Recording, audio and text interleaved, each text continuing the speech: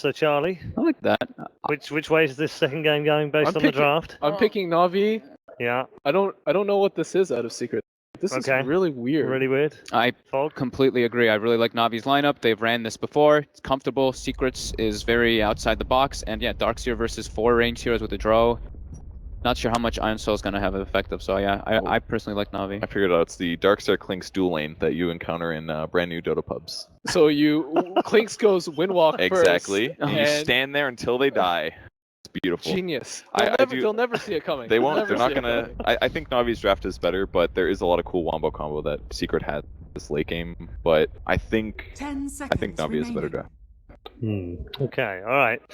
Well, 3 out of 3 suggest that Navi have the better draft. Despite the fact that all of these guys went for Secret for the series, they've all picked Navi to win in Game 2. And if that's the case, they win their opening match in Group B. Let's find out how it goes down with your commentary team, ODPixel and Gods. Prepare for battle. Thank you very much, Red Eye. And indeed, we're here ready to get ourselves to Game 2 of Navi versus Secret. I'm ODPixel, I'm joined by Gods, and well, what a game we're going to have on our hands here. Navi pulling out a bit of a drow strat, and well, Secret with the Arteezy Kunkka. And look at this as we fly ourselves into the game map. But Gods, Artor Kunkarino. I mean, what's the game plan here for Secret? This is looking crazy. Yeah, this is not a hero I knew he had in his repertoire. I don't think he knew. Puppy decided, like, you've got a Kunkka now. He's got some cosmetics though. I mean, I feel like you don't often pimp out your heroes if you don't play it. So which sword has he got? He's got the genuine inverse bayonet. Oh, that's nice.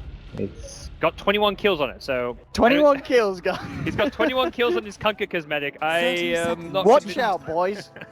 He's probably told Puppy, like, look, I need to add some.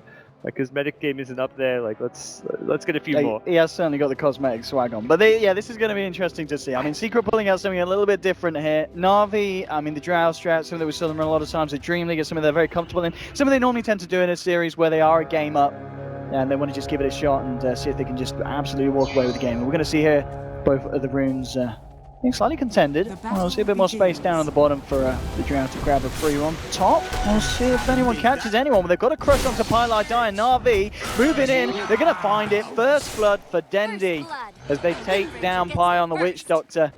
Yeah, he snuck and took the rune, so doesn't hurt Pi, but it helps Navi. When you're a mid player, can get things going with a first blood early on, already fairing himself the salve. This is going to be a very tough mid lane.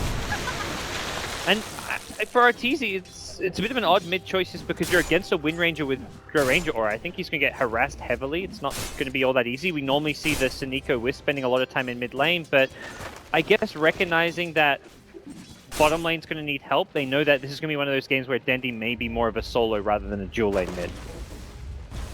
Yeah, absolutely. Talking about the other lanes as well. I mean, the bottom lane, Drow, farming up against the pressure of the Darkseer. You are going to have the backup, the regen from Suneko. I mean, you feel that Ditchara should be fine down here, but at the same time, do you see Universe getting quite a bit on the Darkseer? Yeah, this IO Drow does not have much kill potential onto him, so we'll likely see Universe get, similar to last game, get farm experience and not have to worry too much about the aggression coming out.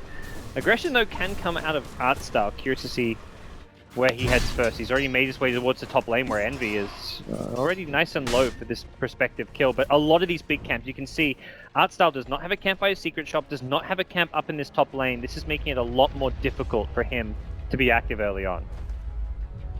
Well, we'll see as well. I mean, at the moment, in terms of the CS in the mid lane, 5 for 1, 4 for 2. It's going fairly evenly, you know, Arteezy with the Stout here, and of course with the early quelling just being able to sure when he can secure this CS. Dendi, I'm aiming for a bit of harassment, kind of force Arteezy back, but I feel at the moment, with it being 1-1, we can, as you said earlier, just expect to see a pretty static lane here. Do you feel? Yeah, from the mid lane, absolutely. Artstyle, though, is getting active. The cast will not bounce. And I see Micro splitting his hero and his creep, and for Secret, Puppy's just trying to keep Artstyle out of his jungle. He wants to just farm away with that Iron Talon, but that's something Artstyle is not going to easily allow. I mean, well, where do you feel that we're going to see the first rotation to come out then? For Navi, there it's purely Artstyle's Enchantress. He's got the smoke. He's, I guess, rotating already, so to speak, forcing just the two supports of Secret to play very reactionary. And even Arteezy is being pulled off the mid lane. If you want to bring your mid out of the lane, you've got to find this kill on Artstyle. But for now, he's managed to avoid getting caught out. They kill off the two neutrals, but Considering they're committing 3 heroes to this, art style still being pesky, this is overall... And Pi, like, yeah, Pi is wandering around on incredibly low health here. Yep. I mean, art style's being a huge pest right now. Pi is just trying to kind of min-max with his low HP. Still has another cast, so he recognizes that he can stay around if art style grabs a creep, he can always cast it for the easy kill, but this to me is very favorable for Navi with what art style is doing here in the early game.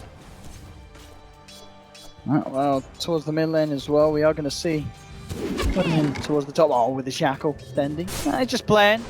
I'm going to have to TPs in. Maybe they could try and find something. Yeah, Snake coming and giving Dendy the boost to General, slithering in, ready to close down the gap. Easy, he's gone.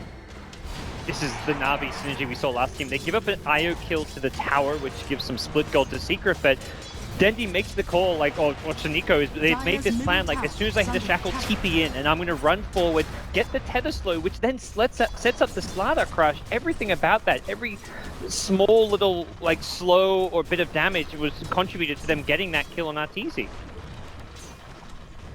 This is another kill going Navi's way as Dendy continues to assert his prowess in this mid lane.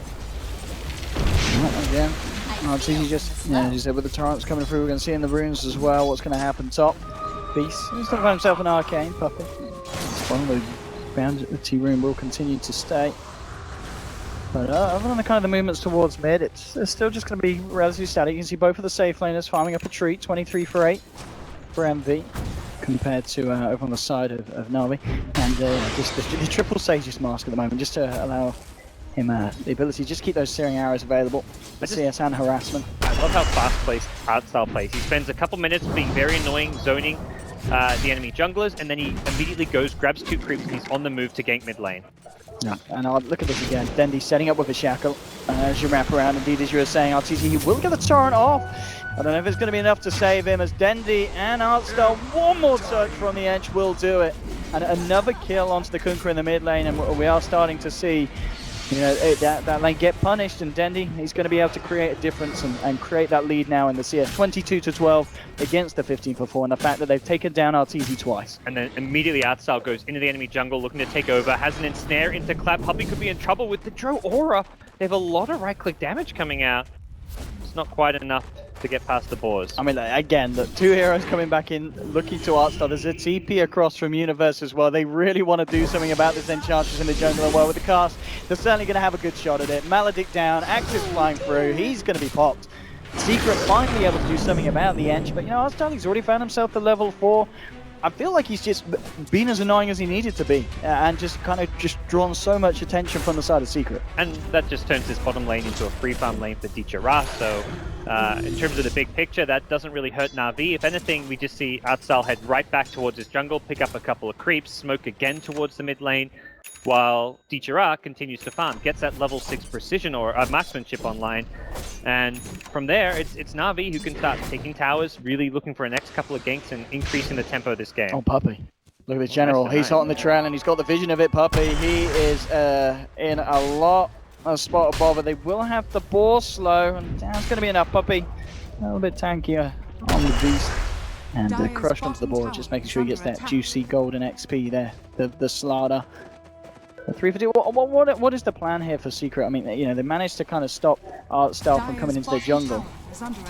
But is it going to be a similar playstyle to last game, where they look to constantly keep up the split and try and get that farm on their cores, or is this more role, you know, draft-oriented or team fighting? And well, again in the mid lane, Arteezy, he will torrent around himself, but General walks out, walks back in, and again, the players so much hate. Yeah, let's see what he can do. But the crush holds him back already. It's going to allow Dendy to get himself out of harm's way. In fact, they'll turn. They'll look for the shackle. Oh, they're going to get it. Oh, they are going to get it. And back in. Oh, Dendy. The wall has been dropped here. But Dendy, he's got the backup of Sinead. But Envy getting taken down. Dendy with the kill. I mean, this is, again, looking to be not necessarily the Game 2 turnaround that Secret fans would have hoped for so far. Yeah, Tendi gets his bottle refilled. He is back to full HP when he was on like 20 HP. You asked about what Secret were going to do. It was very much, okay, you've got this level 7 Clinks. He can get active. He's gone for 3 points in Skeleton Walk, something that Jackie loves to do. So he's got this really high mobility. He grabbed a Death Pact and then wanted to get involved. The other hero that can look to get involved is going to be Puppey when he hits level 6. But that first Clinks rotation, not just failing, but turning into a death on Envy really hurts Secret and gives Navi a very big early game advantage. This is so much damage. Like if you don't get that quick clean kill, and he went for Dendi, problem was General was there for the crush, it backfires very quickly because Navi can punish so hard because of the right click damage that the Precision Aura provides their team. Everyone getting plus 35 damage, and that is something that you just don't have the best answers to. You got to be careful now. So I mean, Dendi, he's got a DD in the bottle. Before we've seen him being able to get those kills in the mid lane with a +1. This time, if he finds you on his own and hits the shackle, you're dying. 4 points on the shackle. He's going to have the time to beat down onto you with the focus fire. And Envy came in quite aggressive with it. Maybe looking for the courier, but the courier actually making the movement around towards the north. So it wasn't going to be a potential to find the pick off. Mainly to try and catch out the IO. If he comes back out, he might find the courier on the retreat. Yeah, it looks like war. No, he doesn't actually quite get the touch on. And now they know where he is. Top lane, though, General's being ganked up and will go down to the first Roar of the game. So Puppey gets level 6, throws out a Roar. But again, this Clinks' ineffectiveness is very concerning for Secret. This is a risky pick in general with the way that Envy plays it because he gets so active and will fall. If he doesn't find the kills, he falls behind on farm, and that's exactly what we're seeing here for Jackie. So, and his rotations being scattered. I love that Navi are so proactive with all the sentry walls. Look at this with the relocate straight away. Looking for Universe. They don't get the shackle. But that's going to mean that Universe will be able to escape the question because Secret try and punish this one. Mako, yeah, he's going to get taken down. Walks into Envy. Envy will find one. If they can find Denny as well, this will be huge for Secret. They'll get the card. The Torrent is on point as well. Follow through control is there. Dendy gets a boat to the face. He'll turn around, shackle up RTs. He might still be able to get himself out of this one, and he will. So Secret, even though they land the spells, it's not enough to control and take down the win range on Envy. Only just getting himself away, nearly got caught out by the Amplifier, and they might have been able to chase that one down and look for another. So Secret, they find the Eye. Just unfortunate for them that they couldn't punish Navi a little bit more heavily for that one. They got the Navi Courier, so that's, I guess, a bit of a small little boost as far as their overall farm and economy, but it's not the big kill onto Dendi that they would have ideally hoped for. Dendi just with an illusion. Nothing too big here. We'll just get it. Some of them pushing down on the bottom. Envy. I mean, he does need to continue his farm pace. We see at the moment, because of the momentum of the game, the net worth of the two top heroes for both sides. There's quite, just about 1,000 between it, just under. So certainly a lead here for Navi's cause. Yeah. And Navi, when they really look to start applying pressure and taking more towers, is going to come with the Slider Blink Dagger. That's where he can initiate in, and you've got to relocate to back up his initiation. It also just helps you push towers, because you've got that threat of initiation, which their lineup has only from a shackle shot, which is not exactly reliable in a lot of these situations right now. Looks like they caught vision of him. They did when he came around, and he came out of Invis and was near Artstar. Artstar spotted him out. Envy's still hanging around. Has been a TP in from the from Drow Ditcher, who's going to look to start stacking up these Ancients. What? What? Huh? Is that a visual bug? I have the same one. Normally when it's a visual bug, you get just on like one spectator, but I've got the same thing. I mean, that... that's a misclick. I mean, no, I guess... Is there literally... That's literally a misclick. Maybe he wants to build one into Helm and one into Vlad's, and then they stack? The ideas... Oh! Well, that's everyone off to Dendi. He's gone. Secret, they're finding, well, can they find themselves anything more here? They're surging RTZ forward. Yeah. He's still working on that one, Gods. I mean, you're the analyst. What's going on there? Radiant's top tower. Come on, there must be something really smart that we just can't. Just shrugging my shoulders here. I mean, is this the ultimate BM victory, defeating Secret with 2 Morbid Masks? Could be. Could be. That's making a statement. That was like the Dagon 5 Cure Invoker back in the day. Or the Febi Wisp where he just had like 3 bit boosters to start stacking items that you don't normally see.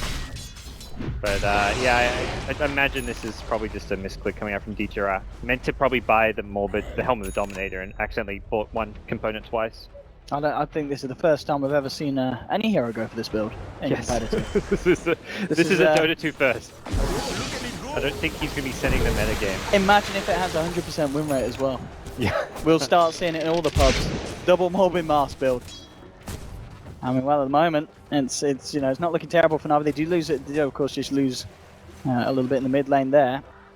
And Envy still trying to find a bit of action around the map. He keeps making these movements, seeing what he can get. But Navi playing relatively safe, keeping grouped up.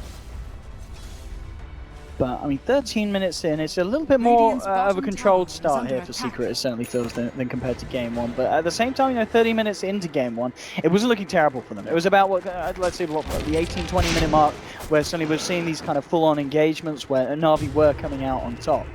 And one of the really cool strategic things about the Kunkka pick that we saw a little bit out there in the mid lane is you can't actually rely on Saniko's relocate saves if the hero is X, because you relocate them out, the X will immediately pull them back in. And that's something that Saniko, more than most IO players, is really well known for, is just making those clutch saves onto Dendi or Dieter around the front line. So it's a kind of cool pick to see in the hands of RTZ for that reason. But it's Navi who are about to get their snowball train choo-chooing along now with the Aegis pickup. They can start looking to take objectives. They push very quickly with their lineup. Radiant's top tower And straight away with the Aegis, I mean, it'll be interesting if they do look to try and fight. You've got 3 towards the bottom. I mean, while space is there for Dark's here, Universe, he's closing in on the mechanism. So just, yeah, he's literally going to have it ready for the next defense. And the team by the Secret's scary. Look at Vacuum into Kunkka, Ghost Ship plus Torrent. Not to mention having the mech advantage as well, so...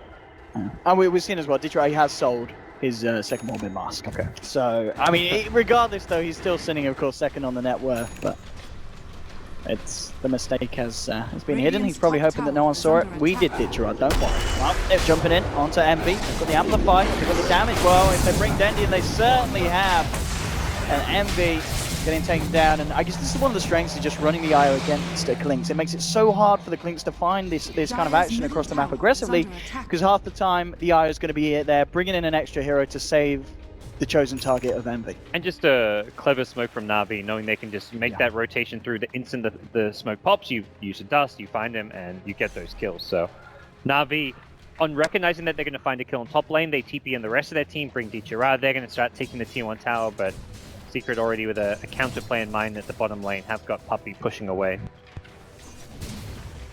Yeah, I mean, this is, you know, it's obviously not the same extent that we saw in Game 1, but as you said, it's just that play where Secret aren't really grouping up and looking to respond as a full 5-man. And the times that they did in Game 1, it didn't go well. Yeah. And it's been a great game from Puppey so far. He's the most farmed Secret hero, impressively. And he's not just farming away, he's been involved in kills. And this as well, so they take the tier 1 top, General's going to head back.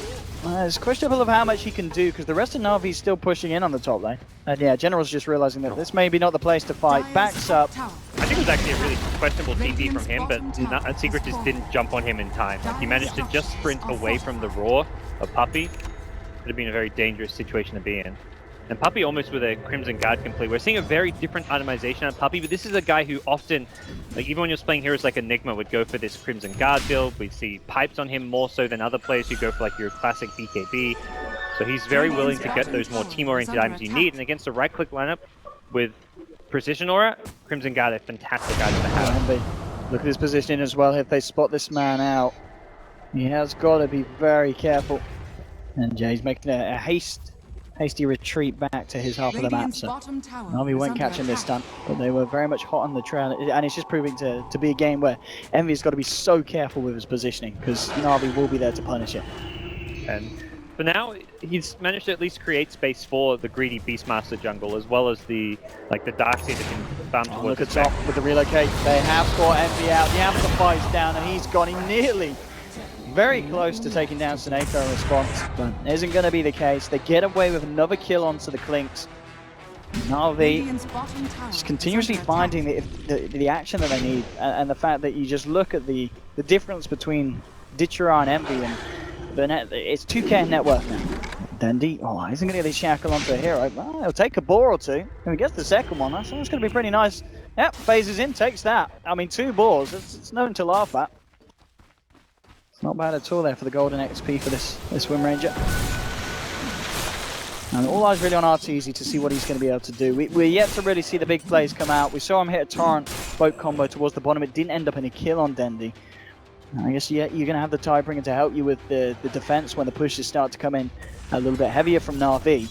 And this game's really going to test like where Secret stand right now. Last game they pushed themselves in a direction where they're going to split push. They don't want to do that this game. Yeah, Envy can do so in his Clinks, but the rest of the team, the Darkseer Kunkka, they've drafted much more towards team fighting. They're itemizing towards team fighting with the Crimson Guard on Puppey as well. And they've caught Envy again. Straight up, he's trying to run. That's all he can do. He certainly can't hide, and this man should be nothing less than a dead one as General. He's got a blink available, jumps up, one more touch to the Clinks and he's gone. General and the boys finding yet another. And I think it's the sentry there on the high ground pretty much spotted Clinks as he came down. With so the they knew he was observer round. too. Yeah. And that's something you see teams like the really kind of proactive teams do, and you can do it more so in your head because it does cost you quite a bit of gold. Is planting sentries with observer wards, less to deward and more to scout the Clinks roaming around. You want to do this on top of having something like a gem because it means that you're always going to be able to read Clinks' movement and find those kills.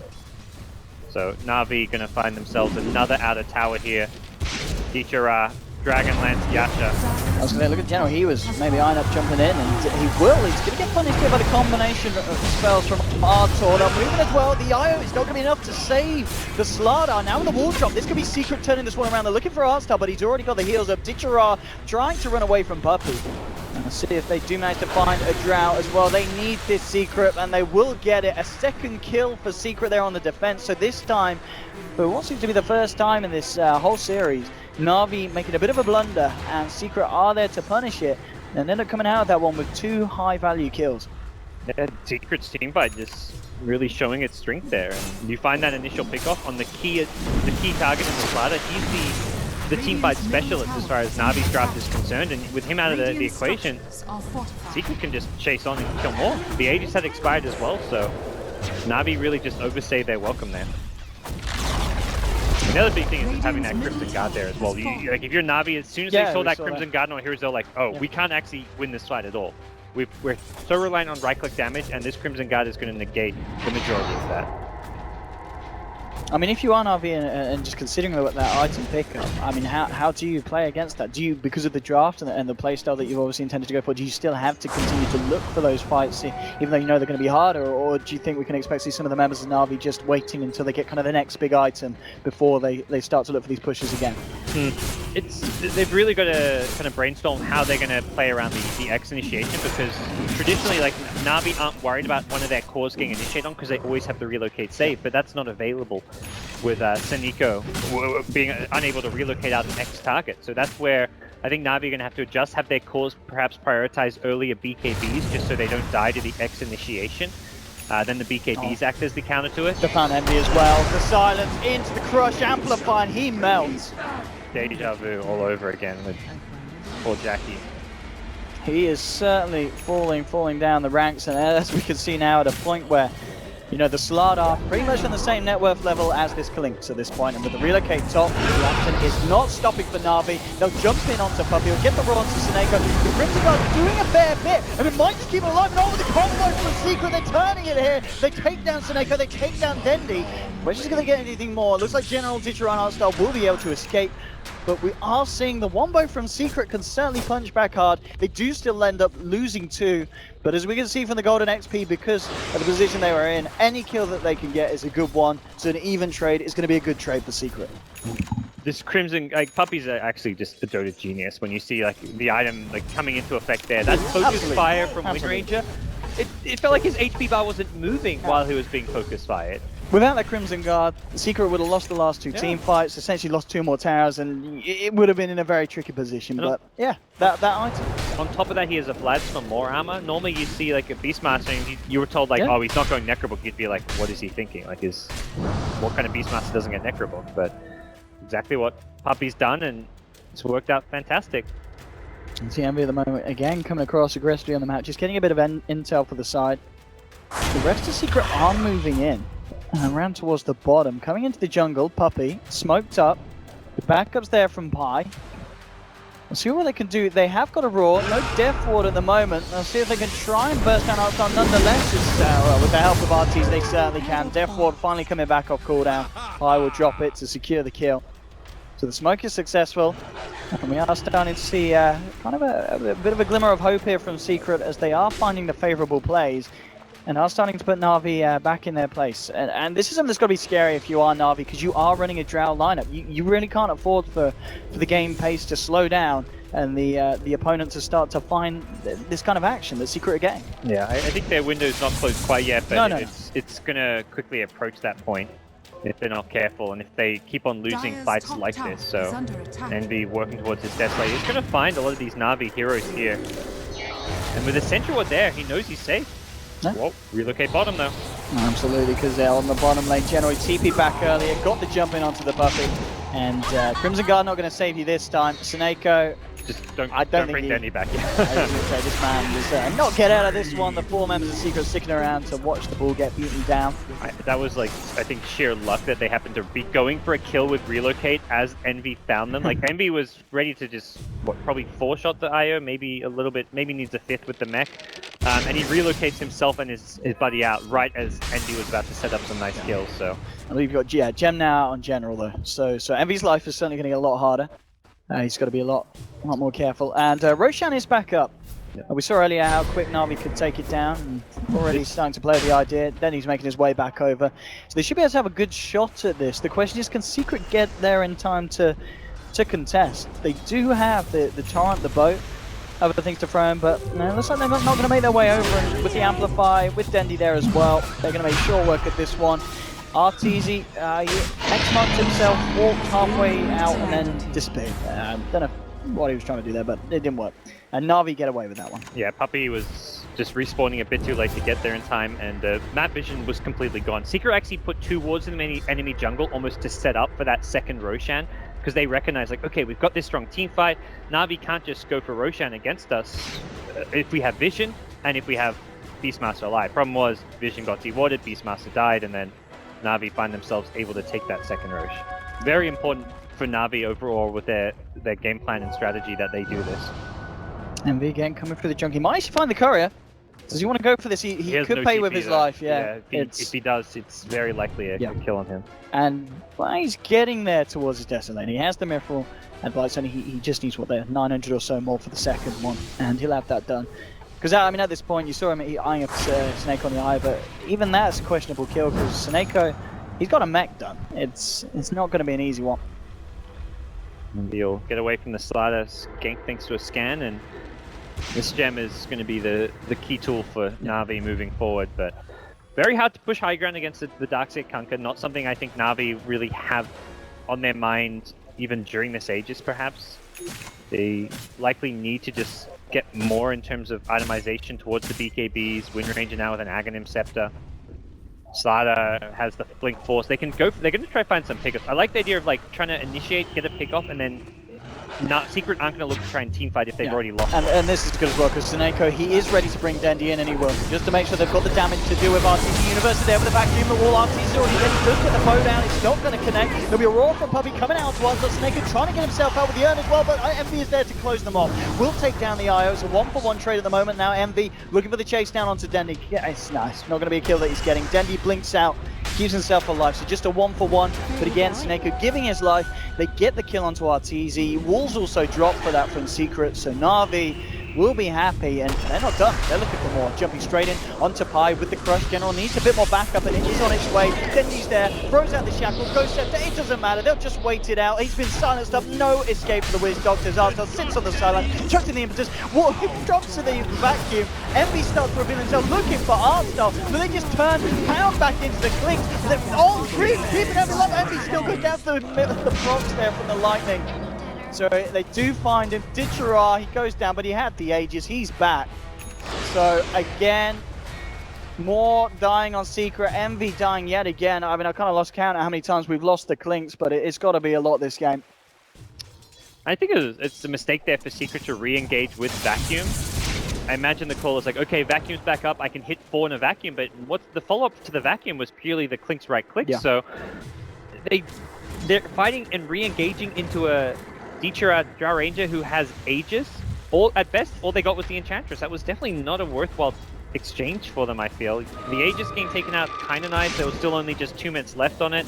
And also, this was not really an Aegis where Navi were threatening to push high ground. If you take a trade like a carry like a Clinks for an Aegis when you're in danger of losing your high ground, yeah, that's kind of nice, but Navi are kind of at that stage where they want to try to find pickoffs and fights and still work on their itemization. It's easy. I mean, this is one thing that he will be able to do, especially when the heat starts to step up. Just X-marks himself and get out and push the waves away. Yeah, so Dendy's got Ogre Club, will be going for the other BKB on the team. I imagine even General Slatter will be heading that direction. Envy's like, yeah, physical damage, but he's just not farmed enough where he's a big threat. The Desolator's online, but we really need more than this as far as DPS goes to really concern the side of Navi when they're BKB'd up. And it almost feels like he's going to have to go for a defensive item after this Desolator. Yeah, definitely. Because as we saw then, you know, he did, well, to be fair to him, he was trying to stand and fight against like 3-4 members of Navi being back into him, but yeah, he just needs to have a little bit more survivability because unlike the side of Navi, you know, he hasn't got that hero like Snake on the IO to kind of help with the save. At the most, they've just got the auras, you know, Universe coming in close, has the Greaves. I mean, yeah, if they can get a nice boat as well over the top of the side of Secret at the start of the fight, the Rum can certainly help out. You know, with the Crimson Guard and the reduction for the duration of the run, that certainly does add up and maybe gives Secret the durability to kind of take, you know, the longer fights and come out on top against Navi. And I think that's where Navi are gearing up more towards the late game. Yeah, you typically look at Drow strats and you think, oh, they want to at least be threatening high ground around 30 minutes, and if the game goes 40, 45 minutes, you've maybe lost. But this feels a bit different because Secret have itemized, not all in on the early game, but very much they're not going to scale as well, like with a Beastmaster going for a Vlad's Crimson Guard. We're not seeing Puppy, now a Blink Dagger, so he doesn't have that Necrobook, isn't going into that late game refresher build. We're not going to see the scary late game Beastmaster. These items are always going to be good, but they're not items you want on your most farmed hero, or one of your most farmed heroes. And on the side of Secret, your 2 most farmed heroes, it's Beastmaster and Darkseer. Neither of these are carries who are dishing out damage in the late game. That's perhaps the slight concern as well. What is good for them is that they've got 4 very farmed heroes. On the side of Navi, it's just really 2. And as we see, Ditcherar's gold, as you said, talking about how farmed the carries are, is just continue to rack up. He's 3-1-2. 12k. Dendy, of course, certainly feeling like the man of the match this time round. His shackles have been incredible. He's 7-2-6. It's, yeah, they've certainly got the high performers at the moment on Navi. The question is how well can Secret drag this one out, continue to maintain these defenses. They are 30 minutes in, they're still holding on to 2 tier 2s as well, so it's certainly a much better position for Secret to be in this game compared to what we saw in game 1. Now, there definitely still is every potential for them to take this game. They just got to be very, very careful around this portion and make sure that they don't give anything more to Navi, because if Navi find a kill, they'll almost certainly, as we've seen, just each and every time, just accelerate it into 2, into 3, then suddenly they're pushing down your lanes. And this was the stage of the game where like Secret really fell apart with all their split push last game, so already that seems they're taking a much different approach, and part of it is their lineup, of course, where they want to be grouped up more with the Darkseer Kunkka, but I think also they recognize their faults from game number 1 and will play a much more kind of team-oriented style of play, and you've got to do that against this Suniko IO. When there's that threat of relocating, you can't have heroes off by themselves. You have to always have the backup and the numbers advantage, or you're going to get relocated on, and fights will not go well for you. Radiant structures Navi, they're going to group up and start to push down the top lane. At the same time, Secret going for a similar play down bottom. Tier 2s on the menu for both sides, and Clinks will take the touch onto that one every finding the goal. Top lane Navi, they should be able to get away with finishing this one off.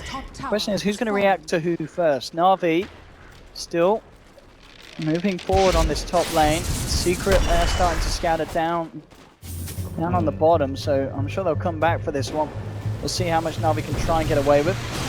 It's easy just coming in, clearing out the way with the Tidebringer. And this is, yeah, it's going to be a little bit of an issue for Navi trying to push in at this stage of the game. And already we can see they just back off. They retreat off. Navi, they know it's going to be hard to push against Secret's lineup. Yeah, the high ground defense is not just the big teamfight wombo combo, it's a Kunkka who can clear the wave without risking his own life because of the X maxes spot. So Navi, if they want to be able to counterplay that, they need to go into a Yule Scepter, or possibly even multiple Yule Scepters as the kind of way to prevent Kunkka just charging in forward, but even that doesn't feel like the best long-term plan. I think some of the key items that we need to see is going to be the Ghost Scepter on Suniko's Io. So many of these fights is just getting right-clicked down by the Clinks as well as other heroes, and having a Ghost Scepter can really make his life a lot easier. Roshan not quite up yet, and General tried to link onto Puppey, but Puppey's reactions are on point, and MV from the high ground. He's actually trying to fight into this one, but there's a hell of a lot of Navi here, and MV's gone. The vacuum ball will be dropped on Suneko, and then they just walk it off. Art style as well, stopping Puppey from being able to follow up. And MV just caught out of place, and Secret, they've got to be careful, make sure that this doesn't get any messier, as they're just on the retreat at the moment. Dendi, he's going to find Pi as well. And I hate to say it, but this feels very reminiscent of some of the fights we saw Secret try and take in Game 1. And it's crazy to see Envy have such a bad game on Quake. This is one of his signature heroes. You go back to like some of his first games as a pro player, MLG Columbus, it's the Clinks where he took down like the All-Star Team DK. Here, in Secret, down 1-0, they give him Clinks, and he is just looking awful in this game. He's had a terrible showing, he's being picked off. He started that fight when Puppey, as soon as he blinks backwards, you shouldn't be engaging, because it means your Beastmaster can't back you up, he doesn't have that blink initiation. Universe was on the way, but he wasn't even close to Envy when he went in there, so it was a big mistake from Envy to try and follow up and take that fight there. So Navi off of that, get a couple of kills, take Roshan, and pull ahead once again. So yeah, and this is the cheese as well. Cheese on Dendi, Aegis on Ditchara. Shadowblade now picked up from General. So a lot of big things coming out. And yeah, with that they caught out RTZ. And oh, that damage. Radiant's top tower is under attack. Well, absolutely brutal. Yeah, I mean, when the damage reduction isn't there, there's no boat, there's where's no your Crimson Guard now? Where's your puppy, Artur? Yeah. He's over there. I mean, Secret, at this point, I mean, it may just be up to them kind of playing for the long game. You know, they do kind of have to go for these splits. They do need to hold from the base, but as we saw, just actively looking for fights down the map, especially at this timing when there's an Aegis and Cheese on Navi. I'll be very surprised if we see Secret try and go for a play like that again. This Grieve's now done on Suneko. 4.5k on Ditchara. I mean, it's just so many things going the way of Navi right now. I'm confident that if Secret get the right initiation and like everything synergizes well in a team fight, they actually win a team fight into Aegis and Cheese, but we haven't seen that from Secret. At this tournament, at previous tournaments, they're yet to kind of figure out that team synergy, and that's really the biggest problem that we're seeing out of them, because this is the stage of the game where if you get that nice Darkseid vacuum wall off with a Kunkka follow-up, you have Beastmaster isolating a hero with a Blink Roar as well, you're going to win team fights. You're not actually that worried about your opponents having Aegis. Look at the smoke up for Navi. They might just catch out Envy again. Envy's coming around. Did they get vision? No, General. He's already got eyes onto RTZ. He's going to go in straight for a crush right in front of Secret. The Shackle shot will be there. The Greaves and the Crimson Guard coming out now with a vacuum. Trying to slow down the aggression of Navi, but then he pops the BKB. Continues to try and forward onto RTZ. He's not going to find it. They just turn towards Envy, take down the Clinks instead. And now with the impetus flying front of Pilot Dive, forcing him back. Navi now getting the space to move up onto the tier 3. With Envy dead for a minute, I mean, do you just let this go, or may we see him buy back in? Next vacuum, they've got vacuum in 5 seconds, which is when they may reinitiate. But it seems like they are going to at least let the tier 3 go down. Now onto the racks, and of course the pushing power from Navi, incredibly strong. Trying not to also General on the backline, jump straight onto Pilot. They should vacuum all onto 2, but the follow-up just isn't there for the time being. Artstyle, he'll survive through it. They'll take down the melee racks. RTZ again looking for the Torrent follow through. General and Artstyle being held close together there by the power lines. You can't start RTZ coming forward. Then knocks himself back out. General will get taken down by the Deathward Pie. Just the Ghost Scepter out in time. They're going to continue to chase this one Navi. They should find it, and they will. A double kill for Dendi, as his Wind Ranger performance is just ripping through the side. And now a second set of ranks going down. He comes forward, Ditchara gets the BKB up, and now he just turns, pushes Puppey back with the Gus. Puppey's going to get taken down as well. It's a triple kill for Dendi. 2 dead on Secret now without buyback. this is looking to be potentially the end of the road here for Secret in this first series. They will be knocked down to the lower stages of this GSL format of the groups, and there we have it. GG is called. Dendi gets a rampage, and What a fitting way I to mean, end it. what?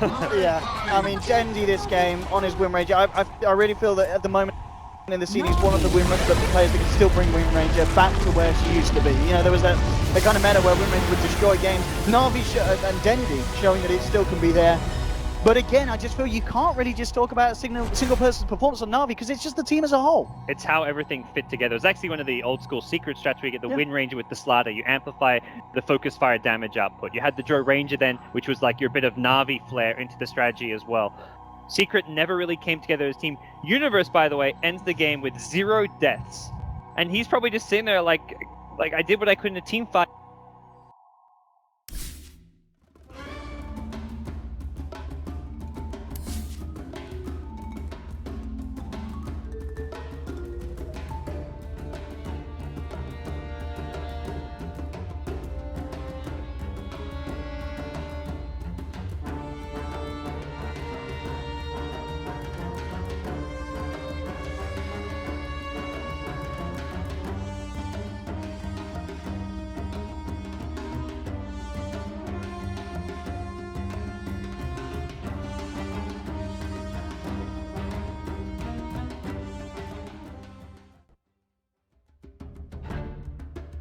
Chat predictions or something. That's why there was only like 4 people that were 10 Navi fans responded basically. That's what it. Maybe.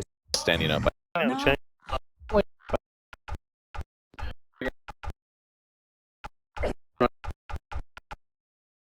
Sven in the pool starts killing people. Must be like something like a Spectre. I don't know. Buy something like a carry that can't really push towers like an Ember, but not really sure where they want to go with that. I like Spectre a lot for DC. Like, Spectre is amazing with their whole lineup for sure. Like as soon as Puck reaches 6, they can make anything happen. Same as Bad Rider. But I'm pretty sure Navi will ban that hero. What do you think Navi needs right now to shore up their lineup? Okay, well, that pretty much counters 3 of the heroes already. that's a great pick. I like that a lot. It counters the 3 of the heroes right off the bat. Especially a new change, or well, not new anymore, that you can Carapace out of Invis, you can really mess up a Puck too. Yeah, you can mix up the Puck, the Bat Rider, and the Phoenix. Yeah, the Phoenix You just Carapace, run into the Sunray. Yeah. Hey, your most imbalanced skill right now is gone. Remaining. Yep. And it's Mana Burn is also great against all of their heroes right now. Navi's turn I mean, to obviously, ban. Bad Rider's gonna jump in, your Carapace, Bad Rider's dead. You probably don't even need to swap him out at that point. You just like kill him. Kill him off right away. They banned the DP. There's so much like minus armor and physical damage coming from Navi though that I'm a little worried about DC's lineup slightly. Yeah, Navi's like the carry turn can't be to like pick. a man fighter. There's no way a man fighter Yeah. would ever work. I mean, it's just something like an Ember would. Like they need something like that. They need an something- elusive carry. It's to be very elusive. That's why I said it. Like if they go Spectre, yes, it combos amazing with Puck, Bat Rider, all these like offensive setup heroes. Yeah. But 10 if it gets to a seconds position where remaining. Weaver's farm is even semi-comparable, Weaver's going to shred a Spectre really I hard. mean, Ember is 5 also not seconds the remaining. greatest against. I agree Nyx as completely. well. Yes, but he can jump around and sleight of fist dodge and I think they Reserve might have time. drafted themselves a little bit in the corner there. DC or Yeah, DC. Well, I think it was less DC drafting themselves in the corner as Navi just made a great pick with Right. Nyx. I gotta Yeah, give him credit, that's good. man. But it's That's really good. Wait. Radiant This is Solomon team Nyx pick. Assassin then. Yeah, that's fine. Yeah, that's completely fine. or mid beast. Yeah, it could be either of the two. I think it'll be a mid Nyx though. I think mid Nyx is really good against Puck. Like you just mana burn him twice. He's completely out of mana. If you he just free orbs, from the lane. if he orbs, you can carapace Yeah. the orb.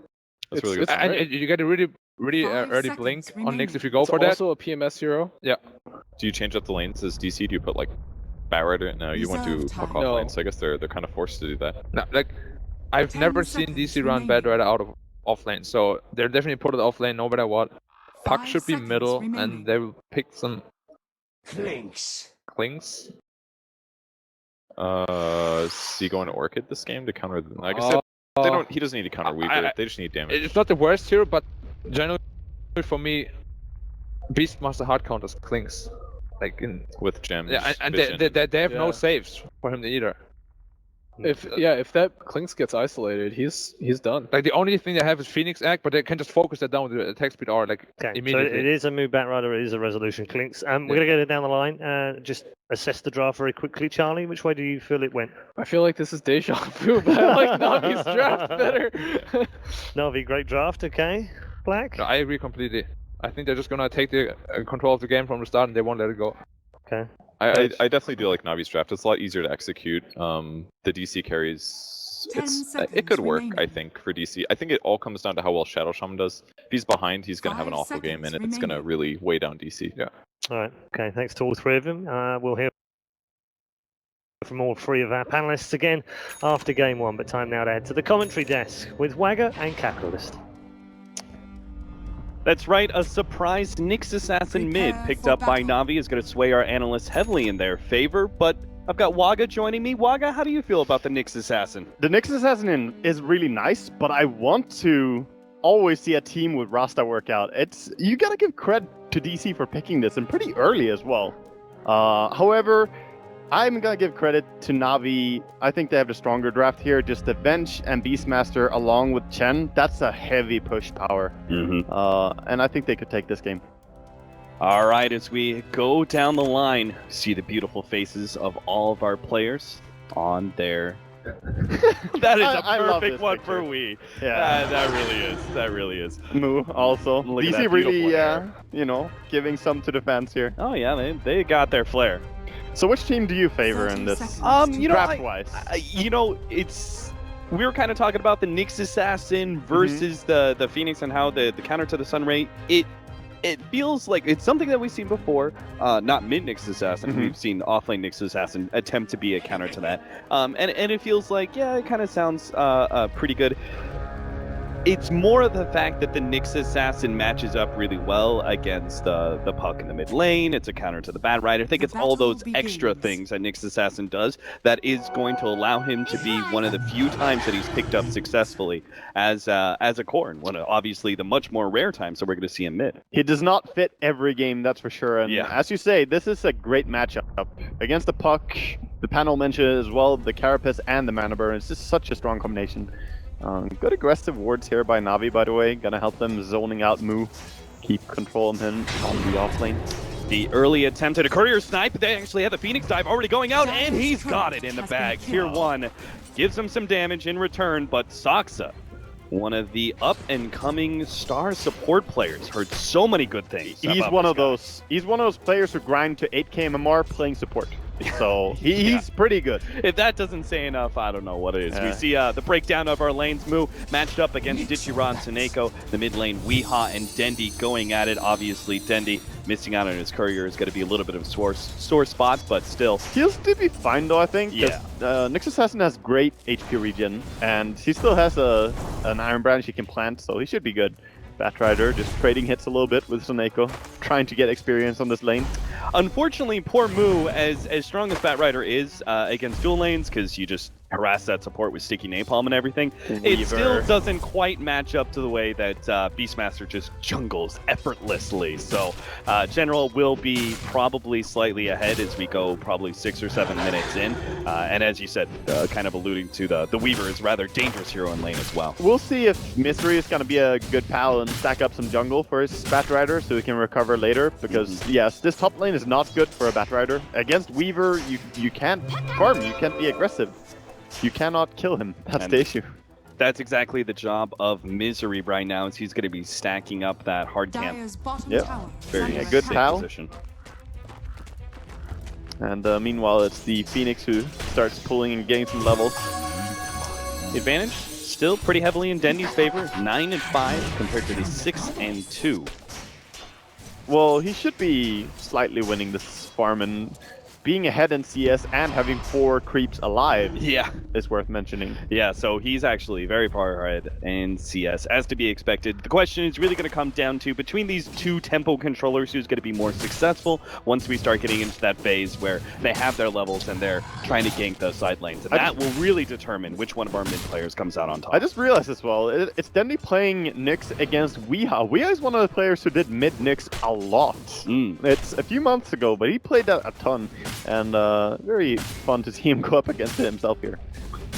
course. That mana burn is making his mid lane quite miserable. Saksa in return. Oh, looks like they may have Mu locked down. They managed to get the missile onto him. Ditchira going in for the dive. Last little bit of extra damage coming out from Ditchira successfully claims our first blood against Mu. Beautiful kill there, and that's gonna put even more momentum to this safe lane Weaver, who has great CS right now as well. I wonder if he's gonna go for the Orchid build here on Klinks just because he's against the Weaver. Sometimes you want to punish that. If you get the Orchid early enough, there's no Lincolns, there's no defensive item yet. You can take control of the game a little bit. Or if he's gonna go the Desolator build, which is safer. Yeah, it's definitely the Desolator build is the build that we're seeing pretty much all the time on Klinks', but I think you're on the money there. I think this is one of the few times that you really gotta consider, at least, that Orchid, just because you know Weaver's going to be such a problematic hero once he's able to get that Lincolns, because at that point in time, then your Bat Rider becomes a little bit more questionable as to how well he's going to be able to shut down that Weaver. It also doesn't matter if he gets the Lincolns eventually, because then you still have one more thing to pop it in a team fight. Right. Oh, bottom. Chen is just coming here to make sure that General can have impact on the lane. Yeah, and he also sees this stack, so This is supposed to be the Bat Riders. He's supposed to be able to work with two different stacks here. Down to Navi are really going to be able to take too much from here. No, I think if he gets the Persuasion on the other Hellcaller, he could do a lot here, or a Tormentor. Oh, yeah. So he could have double blast. Yeah. That would actually be a really good call. There we go. There it is. Unfortunately, he had to lose his other State of Blast, but that's okay. One more comes out. Mu is now here, but he doesn't have his Firefly. Oh, Mystery. They are going to have the wraparound, though. They're going to try and use all four heroes to get the kill onto Artstyle. They're going to be able to lock him in, and General just goes for the TP out. He's like, see you later, Artstyle. I appreciate everything you did for me in this lane.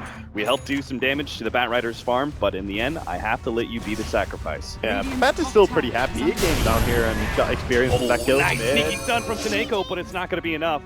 Dendy unable to follow that one up, it seems, as he didn't quite have enough mana at the time. Yeah, with the combo stun. Still good aggression, though. I like Navi's rotations, but DC also responding very well to the bottom rotation by Chen. And this is the power of Weaver, by the way. You can leave him alone. He's going to be fine on his own device here, and there's really not a single hero DC can put against him. That's going to have a fun time. Yeah, as we're seeing, Misery was just attempting to get a little bit of experience, immediately punished by Navi. Yeah.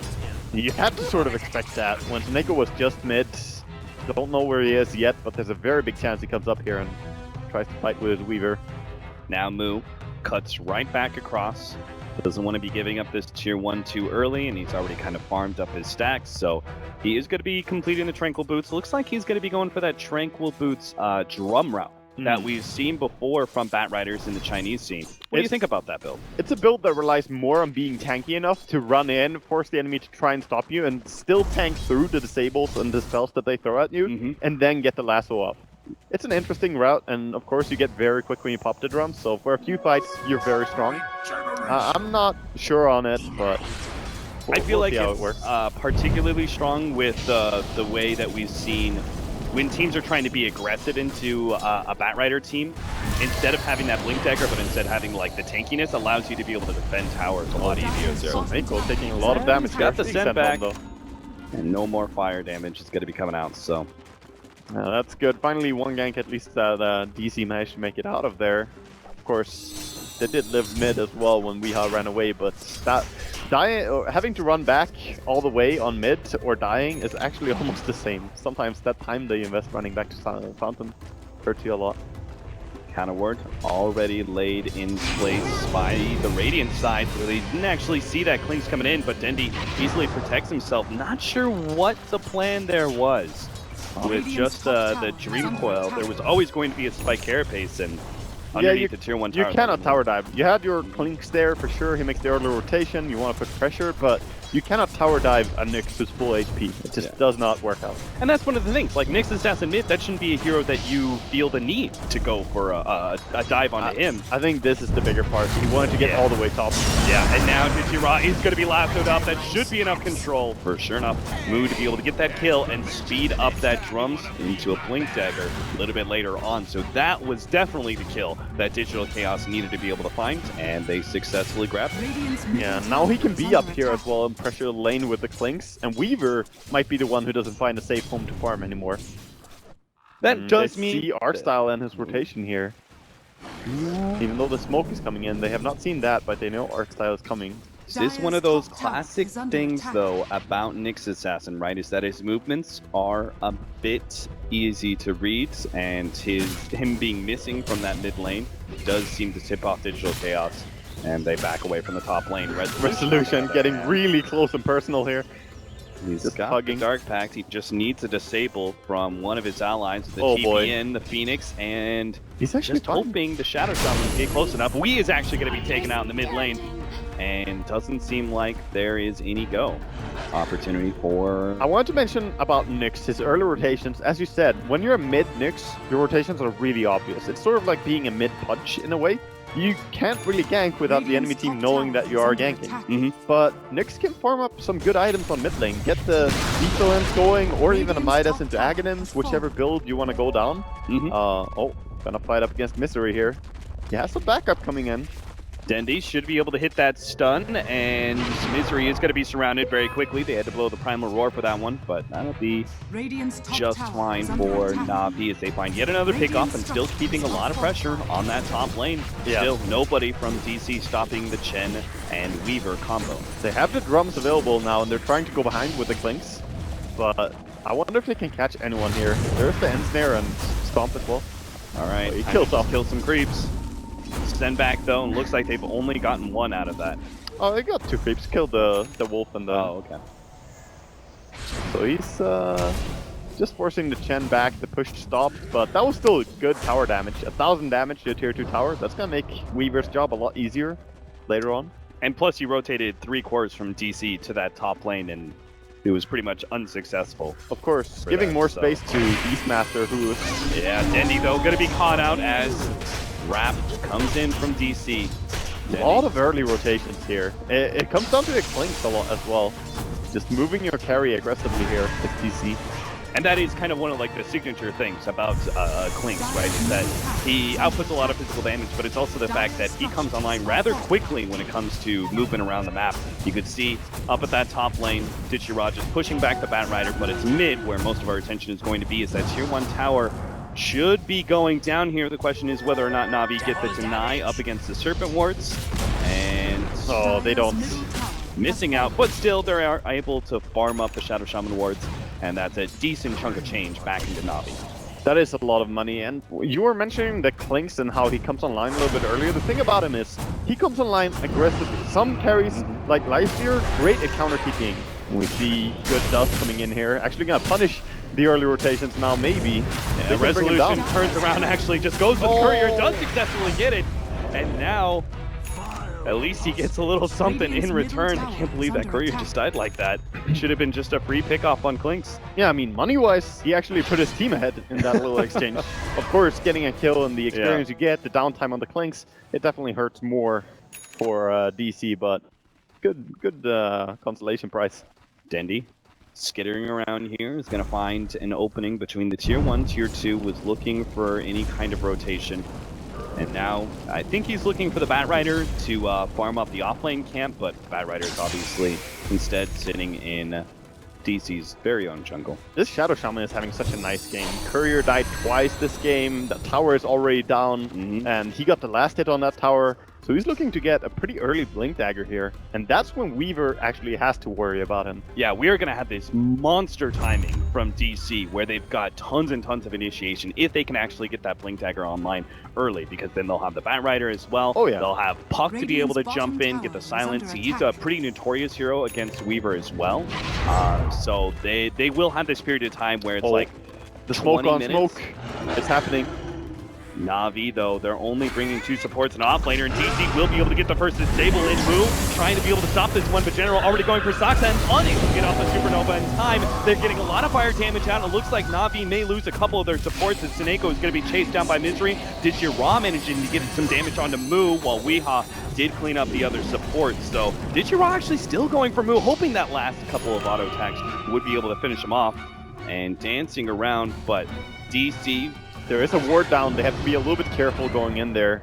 Of course, everyone is down on this bottom lane. General is just walking in like a boss. He does not want to be careful. DC draws back, underneath the cover of their tier 1 tower, and Navi did try and surround that tier 1, and we're considering going for some sort of pickoff, but not going to happen. Ooh, Dendi spots Resolution right next to him. Dendi also very close to his timing here on the blink, which I assume he's going for. If he wanted Ether Lens, he already would have it, so can only assume that's going to be the build from him. Yeah, I think that does make sense. You want to be able to put some pressure. Like, first of all, you need fast responding to both Sunray, right, as well as Batrider. Yes. If he's lassoing somebody back, you want to be able to jump in there with your Spike Carapace. And there's just so many heroes he can counterplay right now. If he has max level Carapace, which is getting closer to, and he blinks in, then Shadow Shaman can't use his nuke. Puck is really easy to counter pretty much everyone, apart from the Porkling. Maybe stop a Shackles from that Shadow Shaman, a little bit faster if it's on someone else. There many opportunities for Dendi to be a counter initiator here. I would love to see General just farm a little bit more, because getting this max level on Necronomicon would be really important for him. Right now, controlling runes a little bit and thinking about rotations. It seems like Navi are trying to hit DC where it hurts just before that timing that we were talking about with the blink daggers and everything else. It seems like they're trying to hit Digital Chaos and slow down that option, because they could just be sitting back and farming more on both General as well as Digiraw.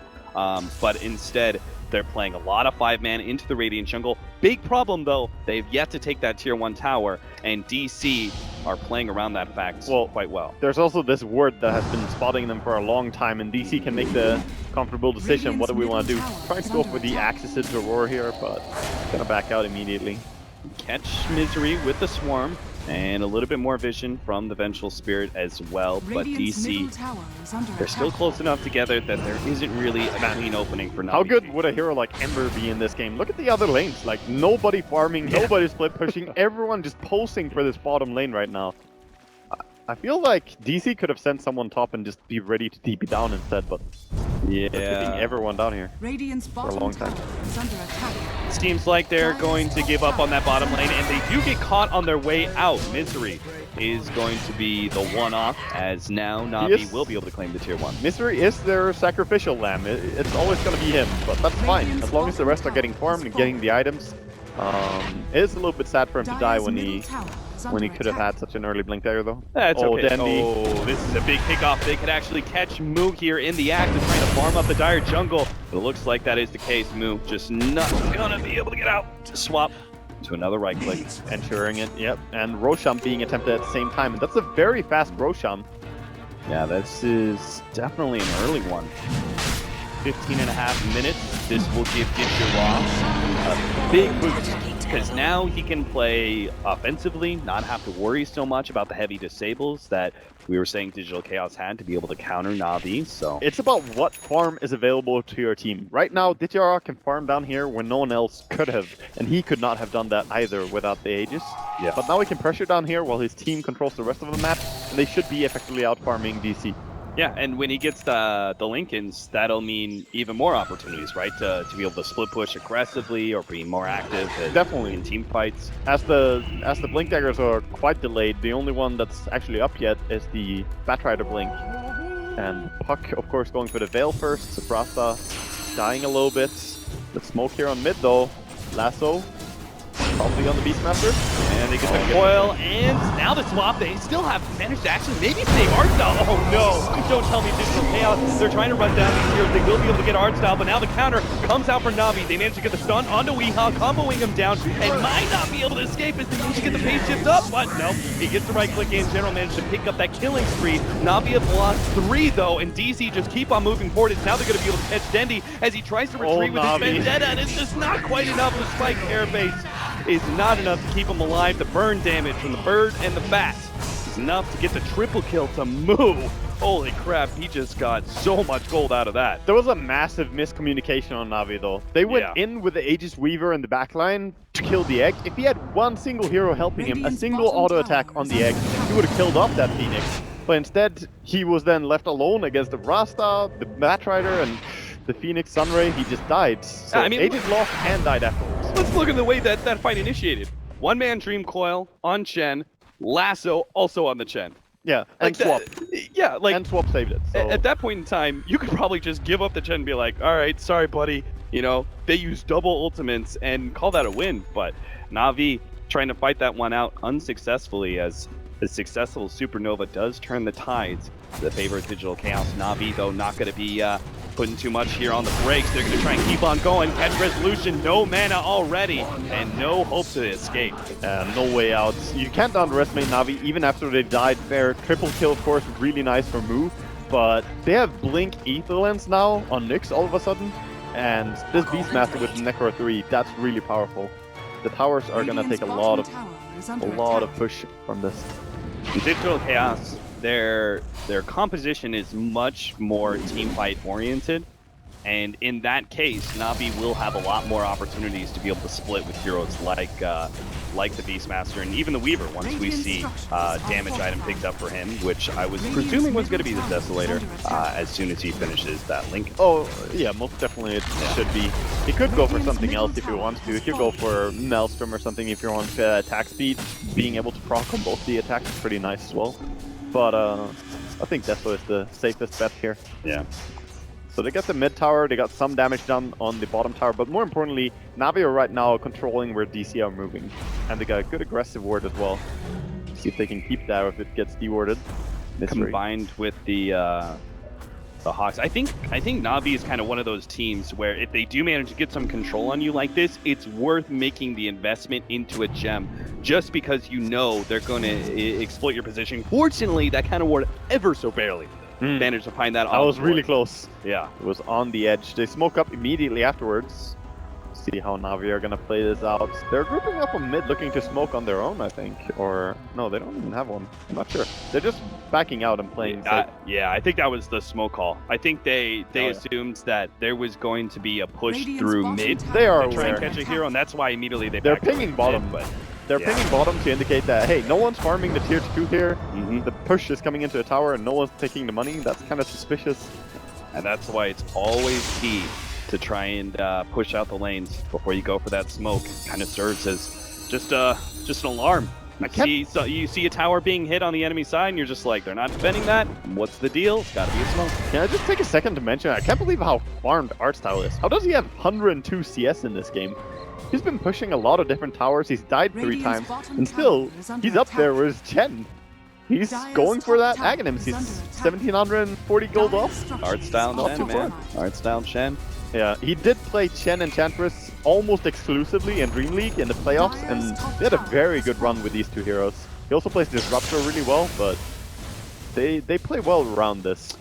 Might be a good idea to go back to the ban both junglers against Navi. We'll see. You just can't do it though. Maybe in the second phase, but when they open Venge Beastmaster, you have to get rid of Drow and Lycan. It's forced by their first picks. So good way of drafting by Navi. Oh, Desharado. He has the Lincoln, so he's a little bit safe, but that Ether Lens on Shadow Shaman can be quite deceptive. Yeah. Those long-range disables. We've got the Force Staff as well on the Bat Riders, so there are opportunities for quick plays. And let's not forget that AoE Silence. Lincoln's not going to do much about that, but the initiation is down from Navi. They blow up Mu. And quick now, plays happening indeed. Capitalist as Dandy goes in.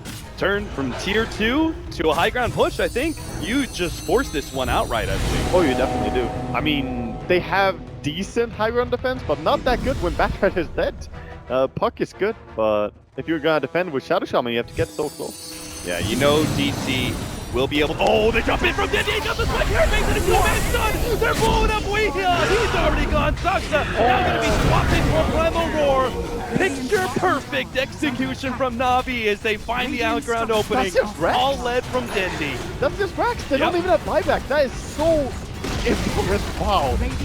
What a nice play. We're talking about how in theory Nyx can work. That was exactly what people dream about doing. Absolutely.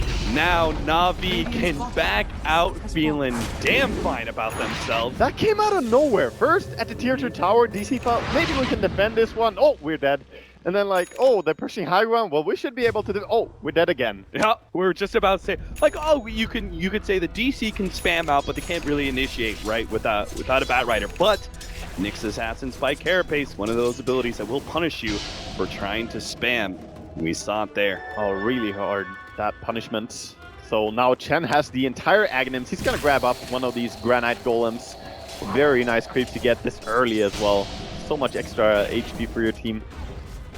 You're looking at Digital Chaos who are, I would say, pretty reliant on being able to pop some heroes before they get anything done. That's what these heavy disables and heroes like Puck are all about. And being able to tank up like that, have that Granite Golem in play, is really going to put a lot of wrenches in Digital Chaos's plans. Yeah, it will. Interesting to see that the Weaver, instead of going for a Desolator, went back for the Dragonlance. The extra range, good stats from it. I mean, it's an extremely effective stat item. Dendy, you already used the Spike Carapace, but unfortunately our Puck is just a bit too far behind to go for a solo kill like that. Very elusive hero to try and kill. Smoke coming in mid from DC. Gonna look for something here. Yeah, they gotta find an opening now, right before Roshan. It's a good timing as well. All the lanes are quite pushed, but they're being pinged. Uh-oh, swap back in. Oh, trouble. Weepop managed to get the silence up, but he also got stunned up by the Spike Carapace. Now the Supernova goes down, but it's immediately blown up as Navi put their attention towards it as a 5-man crew. Resolution, the only one standing in the middle of everyone with his BKB, doling out damage, but he only can kill one. Dendy managed to get the stun onto Misery, will be able to get away with the Spike Carapace active as Digital will take out that support. And just like that, Digital Chaos call it. Navi's initiation at that bottom lane was just too damn good, and Digital Chaos can't even come back. Navi, they're looking really strong in this group stage. First taking down Secret 2-0, and now going into this game, just making it look easy against DC. Oh, very easy indeed, man. Navi back in form as they are just one win away from being able to take top of their group.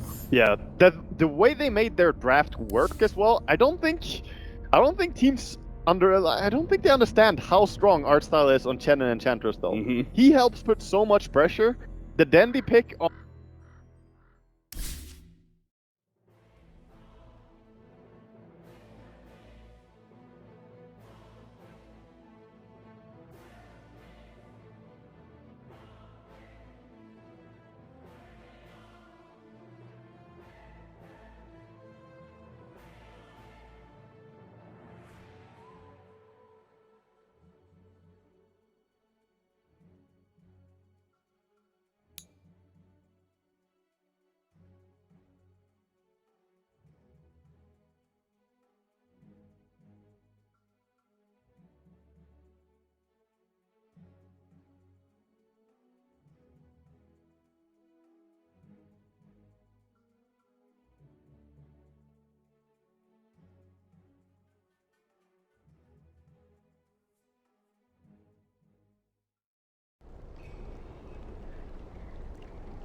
really good Mind Palace right now, where he's everything I do turns.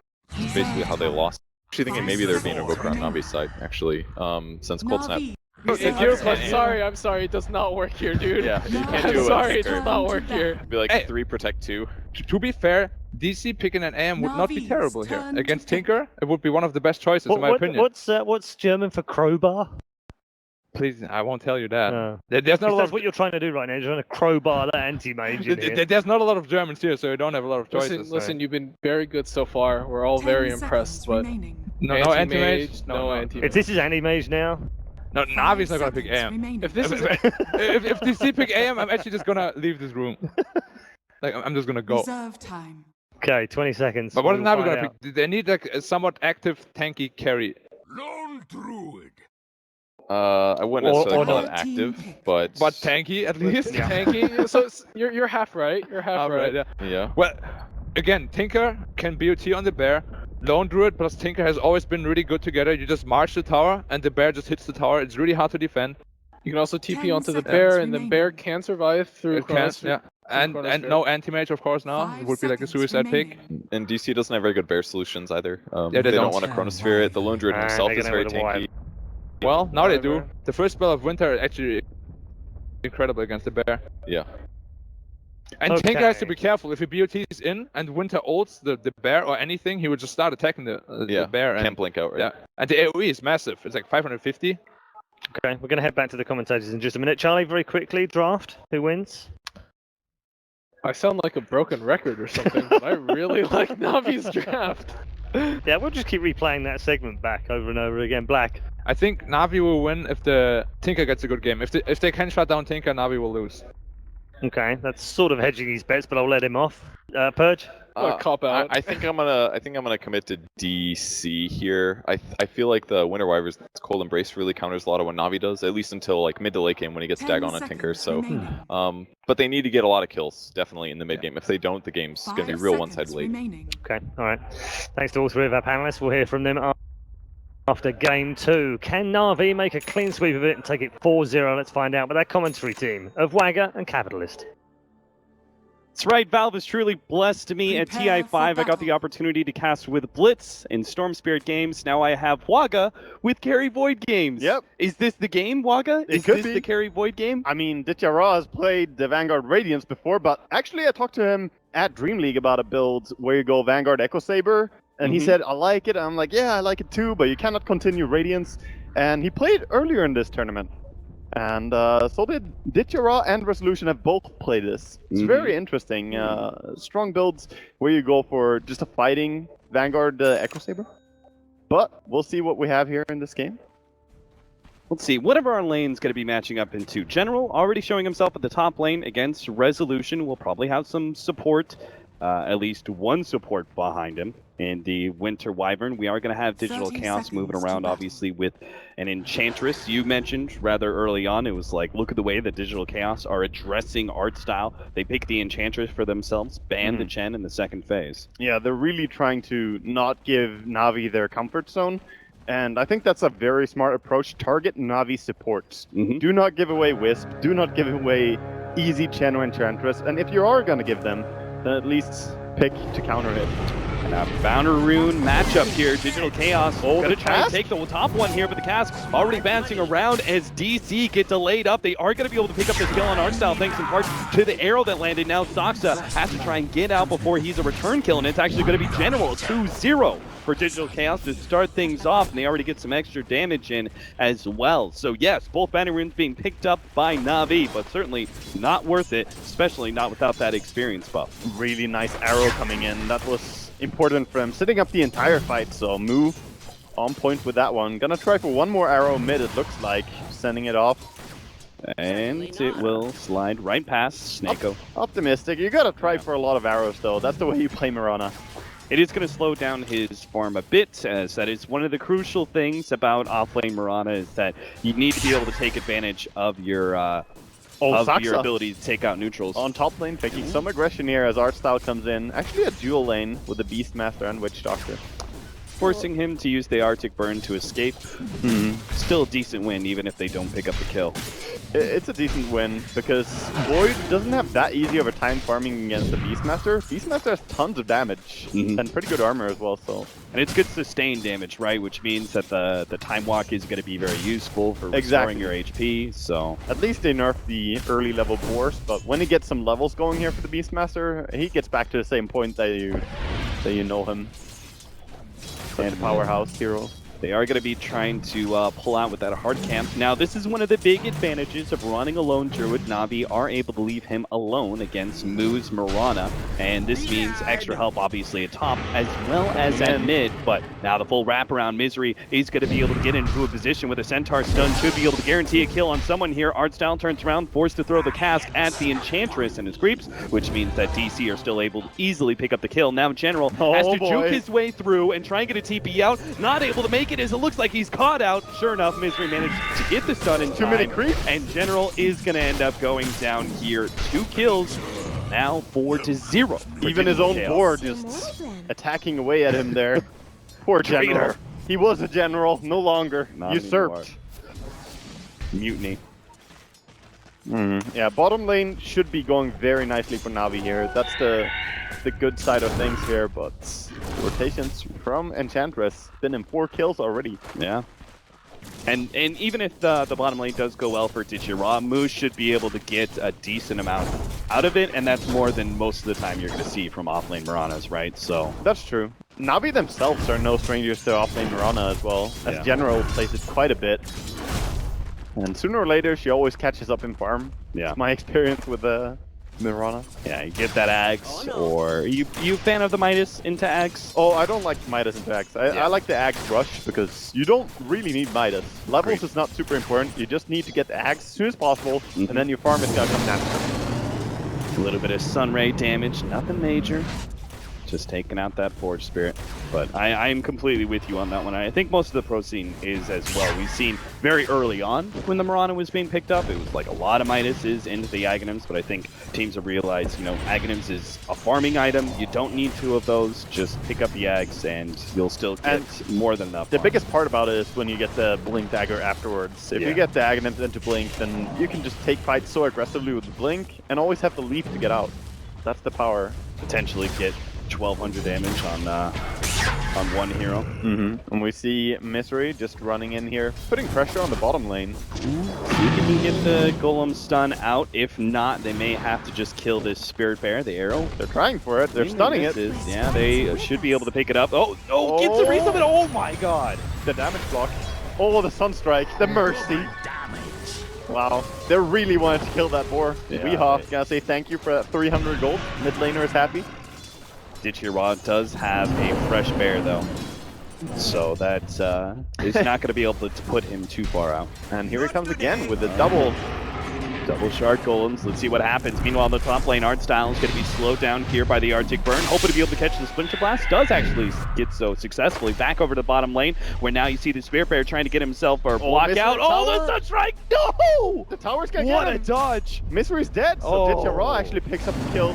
Misery able to get out. Now Moo, he's going to be caught as well. Looks like the Sunray's going to slowly burn him down. The Bear unable to get that entangle and unable to keep going for the dive as Ditchira can't quite catch up, but man, Ditchira, nice sidestep there, realizing that Sunstrike was going to be coming in, because if that was just if he ends up going down there, DC are happy. Trade off of support for a carry. Very good awareness for sure. And I think DC are probably the happier ones in this game though, with the way things are going. They're just getting a lot of momentum with the Enchantress. However, there's the downside that Dendi is farming a lot on mid. He's actually doing really well against Weeha in CS. He's out CSing him by quite a bit, 27, 28 now for 11 against 15 and 3. And that was one of the things that Black obviously hedged his bets on, and I think pretty much every analyst is willing to hedge their bets on. If Tinker does well in the first 20 minutes of the game, then you're going to side with that one. So this is obviously something that Digital Chaos know that they have to address eventually. And what do you think their game plan is going to be? Is it going to be rotating the Faceless Void once you get that level 7 area? Or... Maybe some smoke rotations, just 2-man rotations with a Wind Wyvern +1. Because if you have the Sunstrike always available, and if you just use the Winter's Curse when they TP in, Black brought up a really good point there. You can do this out of a smoke and just surprise the Tinker. Yeah, look at these stacks for Dendi. Just tons of gold to farm up here. Yeah, that is another thing Digital Chaos haven't really addressed at all. And he has the Soul Ring now as well, so he can easily farm this. He always does this, by the way. Some Tinkers, they skip the Soul Ring to go early travels. Every single game that I've seen Dendi play Tinker, which is a lot of games after watching Dream League, he does this in build. Artstyle is going to be caught with a Cold Snap. Arctic Burn guaranteeing a near perma-stun onto him. The Sunray is not going to be enough to be able to stop that kill, but Soxa now has to try and go for the TP out. Fortunately, General is not level 6. Just 200 experience shy of being able to claim that counter kill. It's the downside to running a dual off lane. Sometimes, yes, you can have more impact on the lane, but you're also sharing experience, so he hasn't really gone to that point where he's level 6 yet. So jungle Beastmaster could easily have hit it by now, or just using the jungle a little bit and laning. Ditchira not too far away from the hand of Midas. And Resolution is completing his Vanguard on Void here, as he has 1200 golds whenever you want it. He could go Threads first though. Kill potential is more welcome. Yeah, I'm kind of with you on that one. Threads. There it is. Especially since there's just not much burst damage on the side of Navi really to come up here. Yeah. Sure, maybe when the travels are up on Tinker, he comes in, but Threads can give you HP as well if you just keep them on strength. Yeah, and for me, it's about like what is the Void going to be able to do? Because I do feel like he needs to be able to rotate out. Because I'm not sure. Just this, they're trying to. Oh, That's a hard kill though. Yeah, it really is. with the right Savage Roar, Dichira might be able to get out of this one. They will land the point blank arrow, but now he's going to run into the Sunstrike. Not quite yet dead as the Sunray helps keep him alive. A Splinter Blast from Soxa, though, will be able to get that kill. So much that he has to sidestep. It's the Sunstrike coming in, so he has to shear that tank with his bear, but then when the bear is close to him, he dies because of the Ice Shard or the Splinter Blast. It's just so much. That is painful. Well done. Digital Chaos using their, and they really have to. If they're going to keep that Void up at the top lane, they need to be able to utilize these two supports in the off laner combined together to start shutting down some of these Navi cores as they do get the kill on the lone Druid. The Tinker is still free farming. They want to go with an arrow and Chronosphere on top, TPing up Mirana even though she's really low. See if she can sneak around without getting seen by the Hawk. It doesn't even have enough for a Starstorm. Yeah, all he needs is the arrow after. But General sneaking into jungle right at this moment. Good opportunity for him to farm away that offlane camp. Not sure if that's just good awareness or just a little bit of luck. Could have been a bit of both, I think, because he realized the lane is pushing anyway, so he doesn't have to keep contesting. Yeah, I would just be really impressed if he knew that kind of rotation was coming out, right? Just after the bottom lane was smoked and everything, to have a rapid rotation up to the top lane would usually be unexpected. Sometimes things just work out for your favor, and sometimes you get a gut feeling that you have to back out as well. You're not really sure why. Could be either. Did he have a Hawk up? He did, but not that saw the Mirana rotation. So right now, Mirana is obviously off the map, and now for a long time, you know something is up. So General pulling the wave off of the tower and farming it up with his boars. He's a tanky hero though. They would definitely need the arrow and the Sunstrike to land, else he's not gonna die. That Beastmaster is not an easy pick. Mirana actually gonna TP down bottom again. TP top doesn't get anything sadly, but then a lot of farm coming in bottom. Our two supports from Digital Chaos were spending some time together in the jungle, but they will now show themselves at top lane. I think they're determined to be able to take away that that off-lane tower and get a kill on Joel in the process and turn off the Chrono, leading into the Splinter Blast, and of course the Sunstrike should be a rather easy kill for Digital Chaos. Not trying to counter TP with anyone there, just focusing on their own game, getting Dandy farm. He hasn't traveled in base now though. So he's gonna be ready soon to start taking part of the fights. This tower though, probably gonna fall without contest. And then it's gonna be pretty annoying. Oh, they get the stun on Dendi. He's pretty low. They are gonna be able to get the... No, not quite. Enchantress managed to get the kill there on the tier 1 tower. Resolution undoes all the damage done. The Sunray still keeping up and giving DC a bit of a tan, but still 7-1 Digital Chaos as they now take the first tower of the game. Still though, Dendi with his... Dendi should use the courier and send out his right now. The courier is not being used and could have had it. But he is using that Soul Ring to keep farming for quite a bit actually. Navi, just because they have Tinker and Lone Druid farming away doesn't mean that they can play all defensive. They do need to see some moments of aggression. We're going to see right here. They catch out Wee. Moonlight Shadow goes down. Do they actually have the counter vision? They do not. Wee. And no point in Maledict either, so there's no way he's gonna be going down. Tries for a Sunstrike actually. Ooh. He gets on Echo, but Artstyle was there sharing the tank. But the support of Navi, you mentioned earlier a little bit about the supports. If we look at the net worth right now, they are struggling. Navi are falling behind a little bit in comparison to the Enchantress, who's been getting a lot, running a Midas. And Winter Wyvern is also pulling ahead in farm. He has the Soul Ring, so he can start farming even more so and push out waves. I think DC are setting themselves up nicely here. Yeah, they've got this kind of like fourth core essentially in the Enchantress, while Navi are going to be more dependent on the Tinker and Lone Druid as this game goes later, while their supports are going to be less impactful. Definitely so. At least we'll say one thing. Phoenix is one of those heroes. Yeah, he can have like 10 net worth. He'll be fine. Oh yeah, at the late game stage, he's always going to have a massive impact just by dropping that Sunray. Is this, do you think this is an Etherlens Aghanims game for the Tinker, by the way? You do have a decent number of right clickers on DC. Almost every game is. Yeah. I really like this build.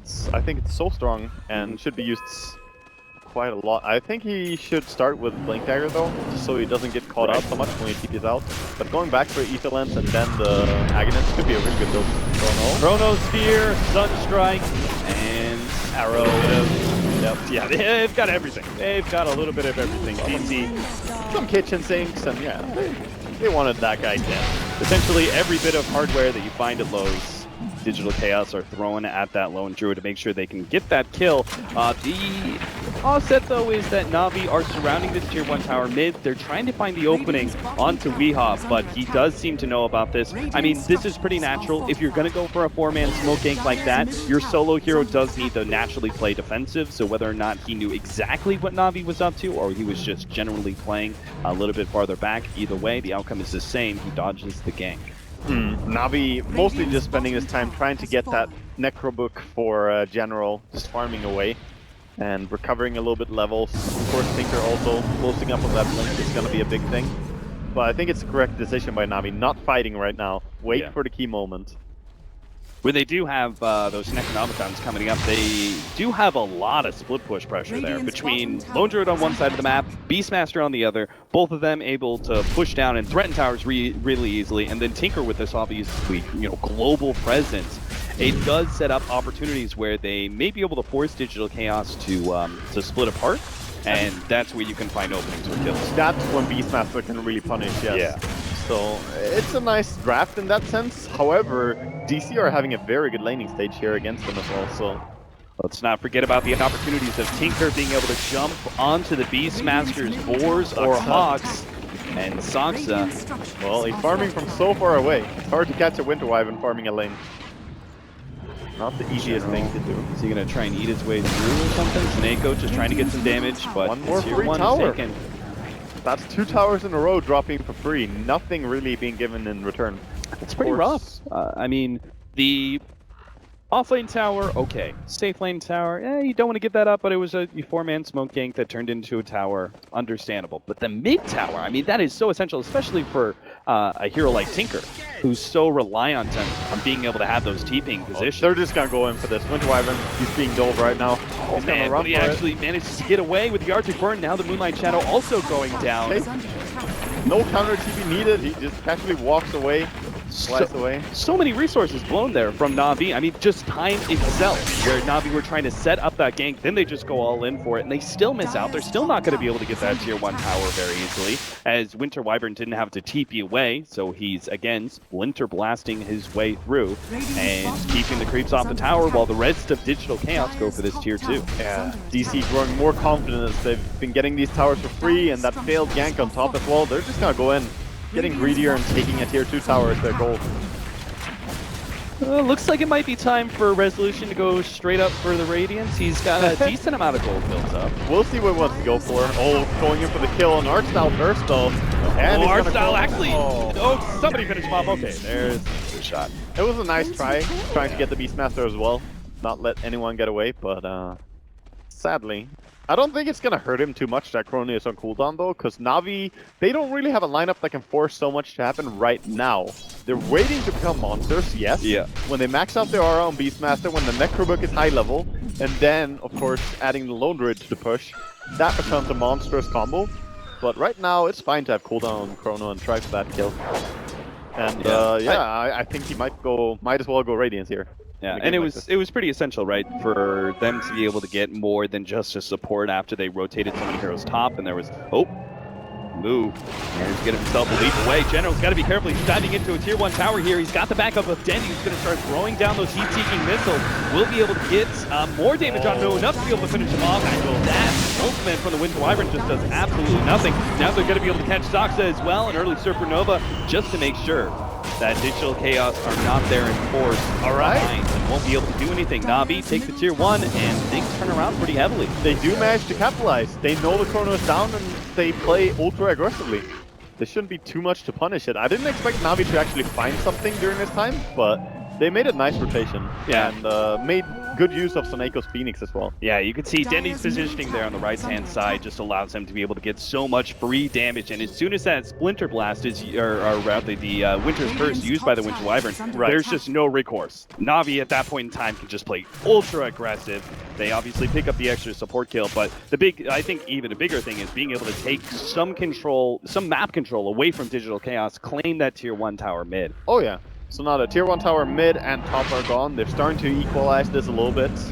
And so Nako, he's a really good player on a ton of different support heroes.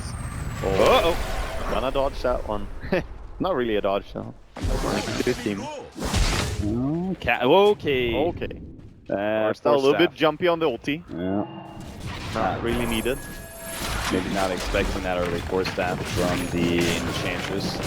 Relative up, and there's 1,000 gold on the Lone Druid right now, so he's very close to this Radiance. And once he gets it, that allows Navi to start putting more fights, really. Just TPing in with a Tinker, running in with Lone Druid Radiance. It's going to be hard for a DC supports. The Mirana and the Void, though, can both jump away, and it's always hard to lock down Invoker. It does seem like DC are playing a lot more heavily for the late game than I kind of expected them to. From about a month ago, it seemed like their playstyle was really early aggressive. But in this series and this game especially, they seem to be playing a lot more for the late game with the Enchantress, spending a lot of time being able to farm away, picking up the hand of Midas. They don't seem to feel overly pressured about trying to stop the Tinker. Do you agree with this approach of the game? Because Tinker is one of the scariest heroes to go up against late game. Tinker can always become a real monster when he chain disables, especially against a Void who relies on getting time walk off, stuff like that. But I think they're just playing to their own power peak. They realize that when they get the Radiance on Void here, he's going to be really strong, a lot stronger than a Radiance Lone Druid. And it's an okay choice to just farm up. You have an X-Word Invoker. And Mirana, of course, once you have Aghanim's on her, that's when she starts becoming useful. So they're very close to hitting that sweet spot when they can start taking fights of their own. It seems like just before the Aghanim's comes in for the Tinker is where DC are going to strike the hardest. Because if I'm a bit scared of the Ags Tinker with so many right clickers, right? You've got the Faceless Void, who at that point is just Radiance damage. Enchantress, a big one. X-Word Invoker outputs a decent amount of right click damage as well. So it's not just that. There's also some targets that you can use to bounce the laser off. Like you can nuke on the Enchantress Creep or on the Forge Spirits, and that's going to bounce onto the heroes. So that's also useful. But I wonder, it's not that easy to play Tinker against stuff like a Mirana once she gets the Blink Dagger, or Invoker even with the Aghanims. This is a very farmed Invoker. Yeah. Pre-20 minutes, he has Midas, Aghanims, Drums, and some gold, just 300 gold. But he's the #1 farmer. Smoke up from Navi. Again, I think the timing that you're talking about, Navi are very aware of that and are going to exploit that as much as possible. Digital Chaos trying to hit them before they manage to get that Radiance. We saw them do it in the mid lane. They're going to try and do it again. Unfortunately, they don't see an opening to get a hero pick, so this Roshan kill is instead just going to be kind of a bum rush, where they just go for it, hope Digital Chaos are not going to be there in time. Doesn't look like they will be anyway, especially with Dendi beginning to set up the March of the Machines. It's not even like that jump would look very profitable. They could run all the way with Void. Didn't have a TP, so they're sitting there a little bit late, but still in time. Rockets start going out. There goes the Moonlight Shadow. They clean up the Necronomicons, and with the Necronomicons gone, I think Navi don't want to fight this.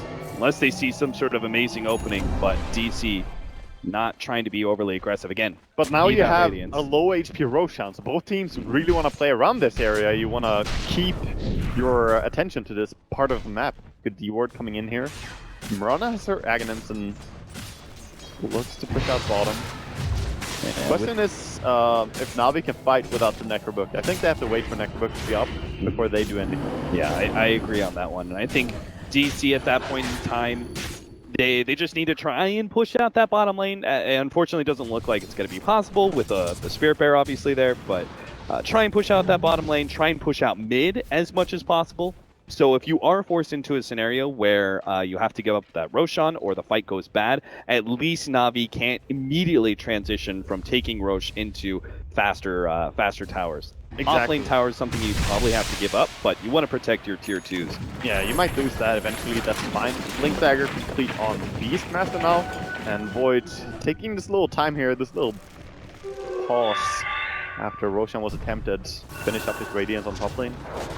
This is a good choice. No move. Good force snap. He's going to be able to buy him a little bit distance. Unfortunately, Sunray's still there. They have the Rockets come in and nice. Winter's Curse. Now the follow-up, beautiful Chronosphere, setting all of this up. They're going to be able to pop Hardstyle inside of the Chronosphere. General, who's already blown everything he had, so it doesn't really matter if he goes down, but it looks like he will end up going down either way against Wii. Now the lone Druid Bear actually burning a lot of these heroes from DC quite low. Unfortunately, there's just enough sustain to be able to keep DC alive, and they're even going to be able to pick up that Spirit Bear, an extra 300 gold on top of the 3 hero kills that they got. And can they do Roshan for themselves? They should be able to. They definitely could. They have so many heals. They're going to back up and heal up in the fountain with some of them, but just controlling the area for now. Probably going to push up mid with the Void and then going for it. Beautiful Chronosphere just catching 3 heroes, and also the counter initiation. Force Staff just saving your teammate, making sure Mirana doesn't get bursted, and then Winter Wyvern turning the heat on. Oh, it's beautiful. I think DC reacted really well, but you could also say that was a pretty bad mistake from Navi. Looking for that opening on Moo, that was good. But at the same time, when they got drawn in, the Force Staff went out, and then they were like, let's keep going into that point. You're going into a Tier 1 tower. You know the Faceless Void. He still had that TP ready to go.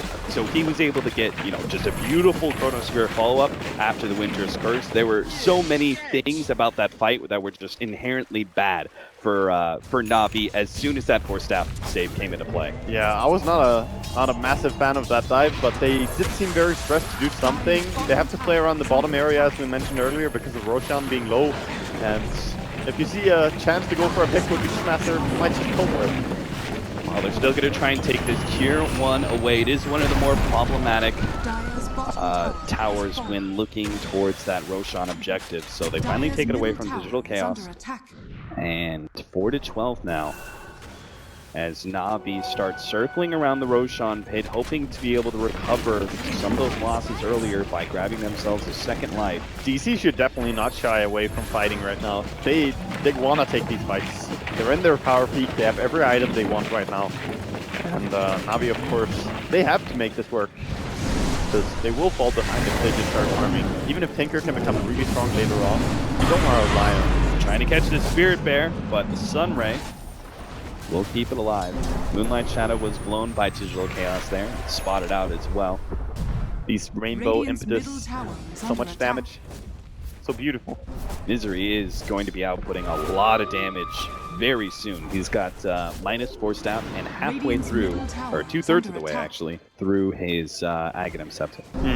Many players on Enchantress will not go for this Force Staff, but I think just against Beastmaster it's a great reaction item pickup. Because a lot of players, even on the opposite team here, seeing our style, will normally go for the Dragonlance, Aghanims, Moonshard build-up, but this is just so good against Navi's draft. The Force Staff really makes this build. Yeah, completely agree with you on that. It helps against Lone Druid and Entangle a little bit. They also have the well. Glimmer capable, so while the Necrobook is being completed level 3 by Beastmaster now, quite late in fact, he opted to go back for the Blink Dagger before he had the full Necrobook. I'm not sure about that decision. Well, it certainly didn't work out, because that Blink Dagger was part of the reason that they went for that fight at the bottom lane, right? He blinked in to try and catch Moo, and obviously that fight did not look real good. It was a gamble. Sometimes you have to hope that you will get a chance to catch the Void or Invoker and disperse. Maybe he feels like, obviously... Oh, they're scanned. They're getting scanned right now. Right outside of Roshan Pit, so Navi probably going to start grouping up and heading towards that Roshan Pit soon. They've got to wait out the smoke first. Yeah, Navi should be expecting them to almost go for Roshan even here, but they have the Hawk, of course. So they know DC, while they were right outside the Roshan Pit, obviously they're still looking for that kill, not going to find it. And as a result, Navi are actually going to be able to get a bit of map control because of this. They've got the mid lane pushing out, top lane's pushing out pretty hard too. Yeah, it's the Tinker effect. You just cannot leave your lanes unattended for long enough. It's very irritating to play against Tinker in some regards. And having that Aghanims and Ether Lens on Tinker, the next team fight, Navi could surprise with the amount of damage they can output. And what's the damage? The HP on Enchantress looking quite good now as he completes the Dragonlance. 1300. Just gotta be wary about your HP pool against the Tinker with Aghanims and Ether Lens, because it's gonna hurt. General, okay! All right. About to throw a word of criticism to General, and he shuts me up real quick. Just about to say, come on, dude, get that Necronomicon. And he just like styles with a quick blink against Resolution. Some jumpy ultis this game. Good try, but again, that's the second time he tries to ulti the Beastmaster, but does not get him. Last time was a TP away, this time a blink away. And now, with the Chronosphere down, seems to be a free Roshan for Navi. Yeah, I think you have to give this Roshan up. Navi are not weak. If you don't have Chronosphere, you don't take that fight. Not against the Marching Machine spam. The Phoenix, great Roshan fighting hero. Even the Rocket, look at Saxon. He has to heal himself up just because he got rocketed twice. Oh, they jump in from Moo, gets a little damage from the Starstorm. Just poking at Navi, but obviously they have that pipe, so it's not that big of a deal. Looks like Winter's Curse is going to be able to come in. Captain Dark style unawares. Will be ripped apart by Nichiraw. And General, the Supernova now goes down. Just as a little bit of zoning. Weehawk may actually be the target. Good short staff by the Vulcan in time. The Clever Cave still not enough. As now the Sunray burning through. Digital Chaos Misery is going to be going down. Resolution will be able to get that time walk away. No problem. And Navi turn their attention right back to Roshan. Saksa. Oh, he's going to be caught. Clever Cave TP out. Oh, actually goes for it, but not able to get the Aegis. Managed to get the leap out. Turns around, throws out the arrow, catches General, making sure that he can't pursue. Good attempt at a big play there from Moo. I like how he blinks in and wants to get it. Normally Moo plays something like Slaughter, and then yes, you can very easily kill up Roche, but as a Mirana with brown boots, your Roshan killing is not that fast. Yeah, he was probably looking at a fight and just being a bit desperate at how bad it went for Digital Chaos. It went really bad, but they're fighting without their biggest teamfight control. They have no teamfight hero apart from the Invoker, but Invoker is very often a reactive hero. You need to set up with a stun or something to lead, and Invoker can work based off that. So, and looking at the rest of the heroes, they really don't have much setup. That was interesting that they chose to take that fight still. I think you have to just accept and give away the Aegis. Farm out the other lanes. That's gonna be what Digital Chaos are gonna be focusing on for now with that Aegis up on Navi. They're pushing out the top lane and a little bit of mid, trying to deal with the Tinker at bottom lane. Navi, in the meanwhile, we've got the Aegis in hand. So what other items do we really need for Navi for them to start being aggressive and looking to take tier 2s, or do they at all? Do you like to play more of just a passive style farming game for Navi at this point? You want to get to tier 2 towers for sure. Right now, I don't think they need more items, in fact. They have the pipe on the Lone Droid, that's going to be really good for them. And at just mitigating all the Radiance damage, just controlling the DC team. And they're pulling pretty far ahead right now in farm.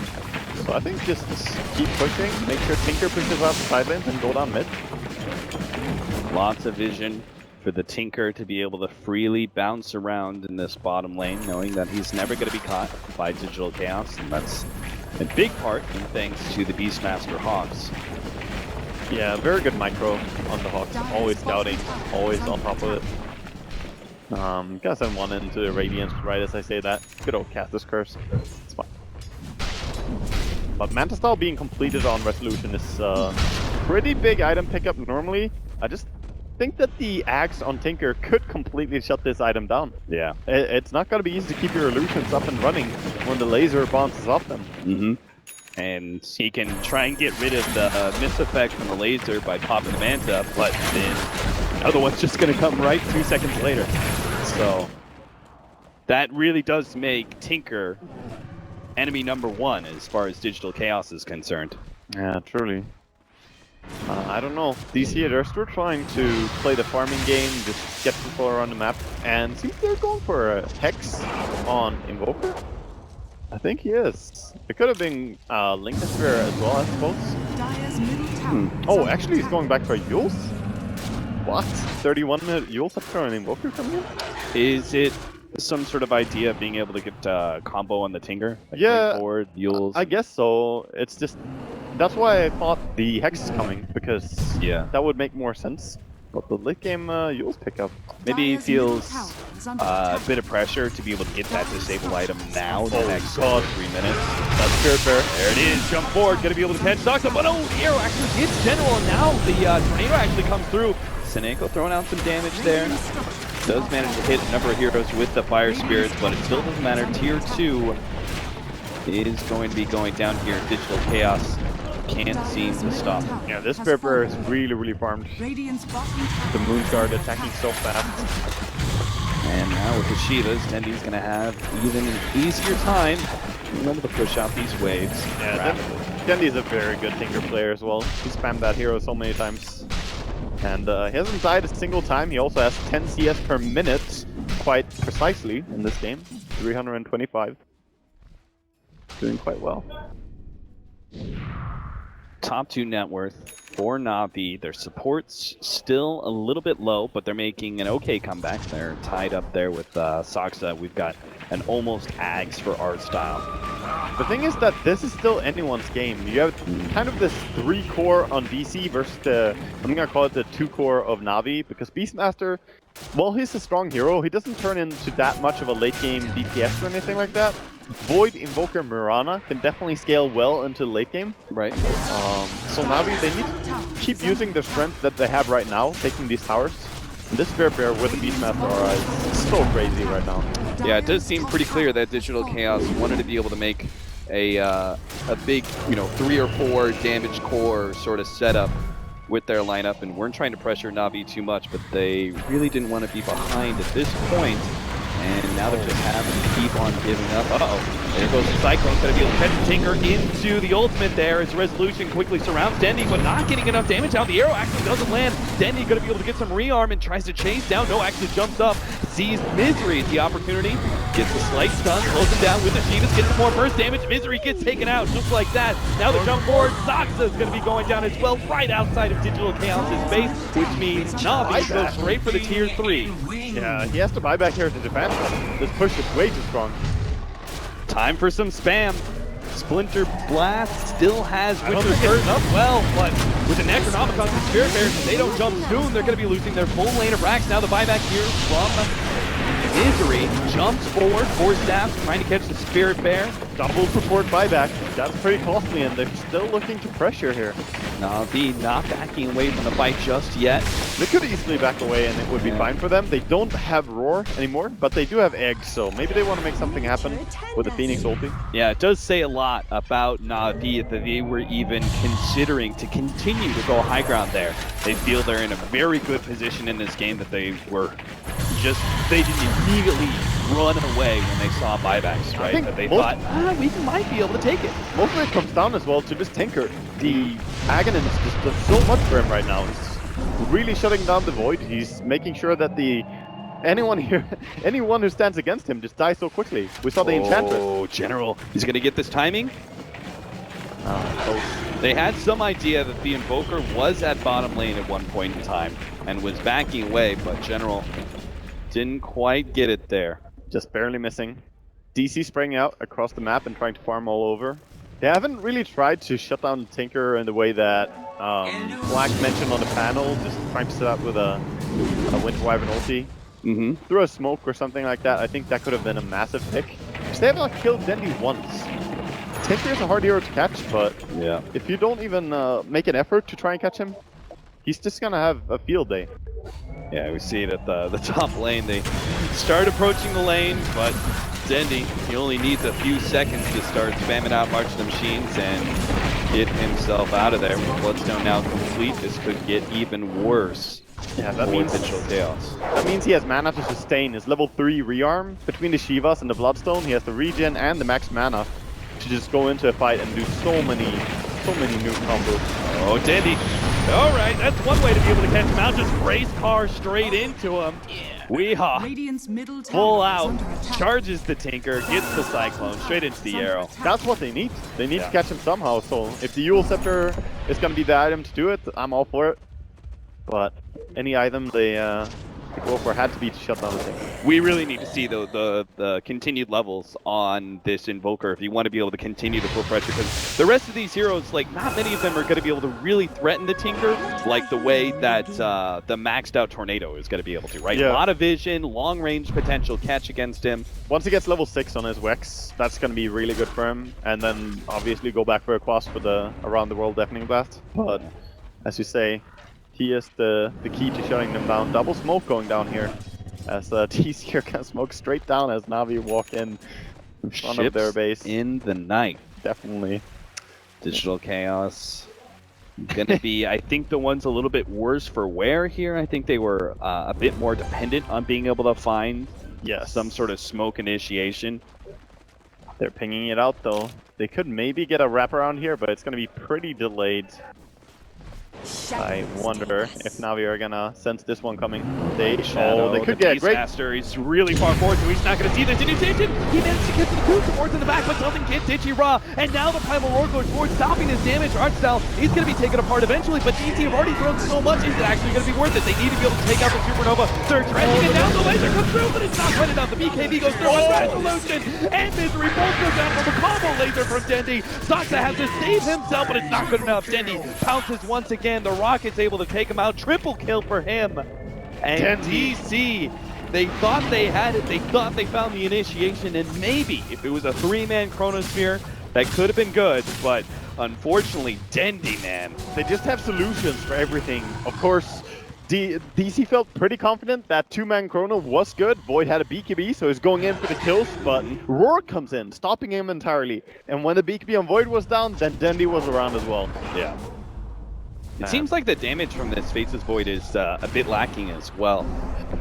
He just... I think Aghanim's Tinker is super great against what he's doing. The Manta style is almost useless this game, and there's nothing to really Manta off, but it seems like a struggle. Whoever invented this build is clearly an idiot.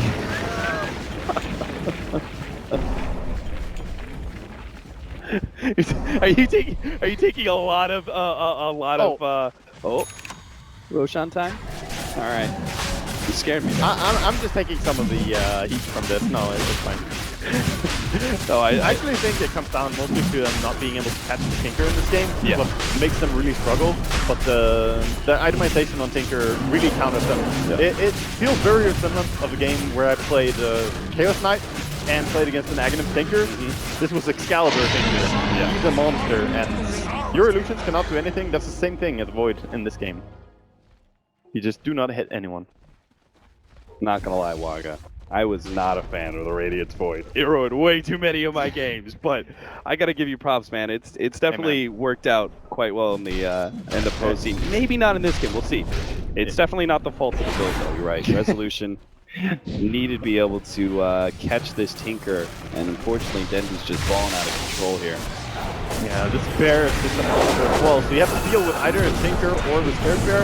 Oh, they're doing a pretty good job of dealing with the Spirit Bear, it seems. They almost finished off. The laser is going to be able to put a stop to things. They actually get a Chronosphere in. They're trying to go for General, trying to take him out before he gets out the Primal Roar, and they can still get the Spirit Bear as well. They actually get a Winter's Curse on top of a Deafening Blast. They're putting out damage, but it's not doing anything just yet. Now the Supernova goes down. Looks like Digital Chaos should be able to dredge it with their 2 supports in the back, dealing the damage. Artstyle's going to go down, and Dendi has abandoned ship. Or maybe not. He's actually coming back in. He's going to go for the Shivas, try and see if he can find somebody to pop. Moo's going to be the target. He doesn't have the pounce away just yet. Catches him ever so barely with the Shivas, and the laser, the follow him up, is able to take that kill. No supporting crew whatsoever from Navi here. It's just Ichira and Dendi by themselves, and as DC starts healing themselves up and coming back into the fold, Navi have to stop their aggression. In fact, they're going to lose their Spirit Bear, and if they're not careful, they may just lose Ichira as well. Yeah, they can definitely catch him here. He has to juke his way through this one. Shiva starts coming in. Dendi puts himself right in the middle of everything. Goes through. Takes him out. Now Misery's going to be open, and Dendi jumps forward once again. You're not going anywhere, Misery. You're slowed down. You're going to be nuked to death here. Doesn't give a damn about those wins. A little bit more as the Bloodstone kicks in. Enough for Dendi to finish off the kill and stops DC's movement forward. And he's filling that stone with DC blood right now. 15 charges, and that's after he died almost immediately when he picked it up. So he's been working his way up from 9 to 15. Look at that. 7 rockets, 5 lasers, 10 rearms. 7,800 damage. Yeah. That was, I mean, we've kind of set this whole entire game up that the way that Navi were playing this, and just naturally with their draft, this was all going to be based around the Tinker and the Lone Druid, and that fight describes it perfectly for us. Puts it on a showcase. 3 heroes instantly dead from Navi. Had no impact whatsoever from the supports or the offlaner. Didn't matter. Yeah, and he's gonna have Hex now as well. He can swap out his Ether Lens for the Hex. Mhm. But there are 3 BKBs on DC. They can still take a good team fight if they get the proper initiation. Yep. They've been struggling to get it a lot because of General and his micro on the Hawk. It's so hard for the Void to get in. And the times they did smoke, chips in the night, as you said. They could not really find the great pickoff. So I feel DC, they have the possibility to take a massive fight. It's just a matter of how do you engage it. It's getting harder and harder too as those BKB charges start wearing down. And the Hex now, the threat of just being chain Hex. Yeah. That's definitely going to be a real thing. Moonlight Shadow Initiation, art style, that's a freebie, but it's also, again, a freebie. Not really worth that much. Whoa, what was that? Oh, he actually caught Dandy. Didn't realize he completed that TP. Now they actually get the Winter's Curse onto the Bear, slowing down the Lone Druid to make sure they can finish off Dendi with 3 versus 1. He commits the Bloodstone Suicide, but DC found the kill. They really wanted. Ditchy still able to get the TP out, though. And I think he's hunting for more. The Tornado goes out, not going to catch anything. Yeah, he sees red right now. He has his Blink Dagger up soon. He's going to back off and kill off the summons, though. They want to go for a push on mid. Tinker, of course, respawning quite soon with that Bloodstone, but so have a moment here. He'll be up to be able to defend their tier 3 as long as nobody else in Navi gets picked off, and that's why Digital Chaos were playing so aggressively. Just a tier 2 tower, though, is still a very good payoff after getting 2 kills. And they're actually going to back out early here. They realize the threat. They don't have Chronosphere. They're not going to make the same mistake again. Yep. We've seen them take fights where they shouldn't. Yeah. Oh, he's still chasing. I don't know. I don't think so. His team is too far back. No. The Hawk TP in, though, with the Hex on Tinker is always a scary thing. Yeah, like the Spirit Bear runs so fast. You have the Tinker able to TP in and slow people down with the Blink Shivas. You really do have to, get out of that tier 2 tower area very early on. Oh, he's going for the rearm Blinks for top lane. He wants to catch out the Invoker. No Lincolns on him. It's Invoker unless he... Good. 6th dance TP's on Weehaw. Just barely in time. A second or 2 later, and maybe Dendi would have been able to catch him out. Speaking of Dendi, I like how he's keeping his Ether Lens and Null Talisman as relics of his old past here. He's not selling them up. I'm not sure. Do you think there's any possibility that he probably won't be going back for an Null Talisman. I mean, maybe Dagon later on in the game, for sure. Yeah, but, and is there... The Ether Lens probably is not going to be used again. Oh, Resolution. General sees him. Chronosphere unfortunately doesn't manage to catch Dendi. Saw a split-second opportunity.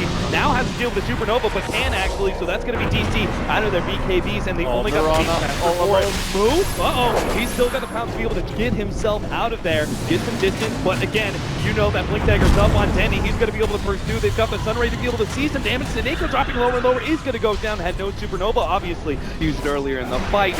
Looks like the Spirit Bear going to be the next target. Should be able to get that extra 300 gold and put that bear on cooldown. So look at DC, the team fights. When they have BKBs up, it's really hard for a Tinker to go into that. Yeah. And there's not any big, apart from the Phoenix ulti, which of course, the egg is really annoying, but when the BKB is up, they ignore this. They don't have any team fight control. Yep. Apart from the egg, and I feel DC can definitely still win this. It's all about the initiation. Yeah, I really like, I gotta give props to Moo there for that. I mean, when we saw Moo surrounded by 4 heroes, like, what the hell is he doing? But it actually made a lot of sense, right? He made the read, hey, we killed the Beastmaster, there's no Supernova, I've got BKB, let me put myself in the middle of all these heroes, slow down their retreat, and we're gonna be able to get some extra. And once his BKB was starting to wear out, he ran out very quickly. So yeah, he made a very good play there. Nice little illusion rune find for the Void. You never know if a play like that is what successfully gets maybe, a Tinker kill or something like that if you could stall the retreat of Navi. Now, we just had a really interesting pick up the Shadow Blade now. For the Beastmaster, initiation is everything for Navi. So, but the same thing happening on the opposite team, Blink Dagger now in Winter Wyvern. Yeah. So that's also going to help him not get caught out and be there to save his teammates. But the Shadow Blade build on Beastmaster, it reminds me a lot of when watching Arise play Magnus, Blink, 4-Staff, Shadow Blade, all these items. It's all just about positioning. Yeah. And I think that's the same scenario here for General and his Beastmaster. looking for that pickoff. He's going to start running himself through the dire jungle, but DC playing very far back here, and we talked about it whole game long. They set themselves up to be able to have a really good shot at being able to contest Navi's late game, despite individually these heroes maybe being stronger, as you know, Tinker, one of the best late game heroes out there, but they have multiple cores on the side of DC, all out putting a lot of damage, and they're not afraid to just stall. If they get to a point where Enchantress gets Moonshard, I think DC are in a great position because they have the quad core going. Yeah. Or MKBs as well, I think, are pretty important. Resolution looks like he's about really to finish close. He's really close to it. He has 4,000 gold, so he could buy it with buyback in 400 more gold. Okay.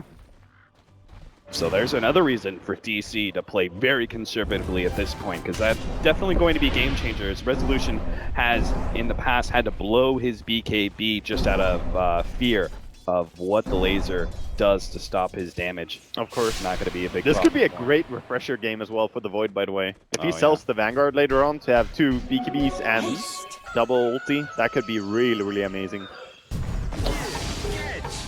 And Navi, they know they want to go high ground. That's why they're playing so aggressive in the enemy woods here, but it's just hard to do against an Invoker and Voids and the spam from a Starfall Mirana with the Aghanims, of course. Yeah. How do you just go high ground? It's not that simple. And we're also at that point where the Spirit Bear can actually be dealt with.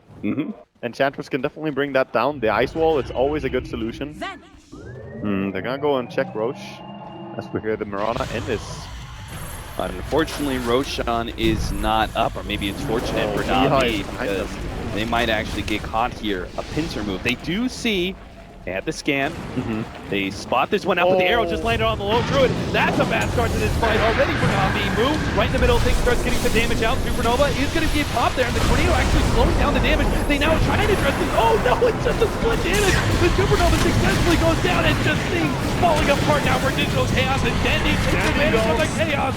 He's able to blink, catch the Weehawk, going to be able to get the side to fight, and chain him down as we unable to be able to get away from this one. Another side, make it 3 with a laser to finish them off. Digital Chaos lose 4. An arrow to start things off on a lone druid. You thought it was going to be good, but it turns out so bad, and that was just a dysfunctional team fight. I think they have to save their Invoker to catch the Tinker. They almost have to do this because, as you said, the Tornado wasn't really helping them over there anyway. Yes, he was controlling the backlines, killing off the Beastmaster as well as the Witch Doctor, but he has to go for a Tinker. Yeah. No one else can really catch him there usually, so this is duty. Oh, Dandy going in. Yeah, Dandy's going to force to see a little bit of replay of that last fight, the way that Tornado interrupted the damage, and then they went back to the Supernova. Didn't really work out whatsoever, and there the fight was obviously lost the moment the Supernova did successfully explode. Yeah, that fight just was over, but they're actually forcing a high ground push here as Navi going for that melee reaction. Oh, Snake, Oh, careful, friends. Oh, very close to going down. 15 HP, long range Tornado. He lives Not gonna catch thanks to his HP regen. Yeah. So he skedaddles out of there. Back to base he goes. Navi know that Roshan should be up, and they're going to check it with the Hawk now. They have 5.6k gold on their Lone Druid as well. We hyped the Dandy Tinker a lot, who also is sitting at, you know, comfortable 6,000 gold. But this Lone Druid, I wonder what item he's going to add up next. Not really sure. Oh, he goes for a Abyssal on his main hero, I guess. Or even eating the Moonshard. It's fair enough. You could use some extra disables. Oh, for sure. A slippery hero like... It's the way to counter like a Void and Invoker. If you ever get close to the Invoker and you chain stun him, Abyssal first and then afterwards Saboteur. Very great way to bring him down. General in the Roach Pit here, getting hit by an arrow, but DC gonna back off. DC, I believe they've already used... Is that another smoke that they just popped? They did, indeed. Okay. They're smoked right now. So this has got to be like their last smoke, right? They used one for the last fight. They blow another one here. They're going to make their way through the Radiant Jungle, try and catch something. They have one more smoke in 2 minutes, in fact, so this one okay. doesn't have to work, but it would be nice for them if it did. I'm surprised they have so many smokes. Navi know exactly where they are. Yeah, it's quite long of a game, actually. 52 minutes in. right now. Yeah, to be Doesn't able to feel blow... like it because they've been fighting non-stop. Mm-hmm. And Soneko, 10 more seconds. Navi can still take this fight. Just want to stall a few more seconds and they can have that Spirit Bear and essentially be at no disadvantage. Jump in on Misery.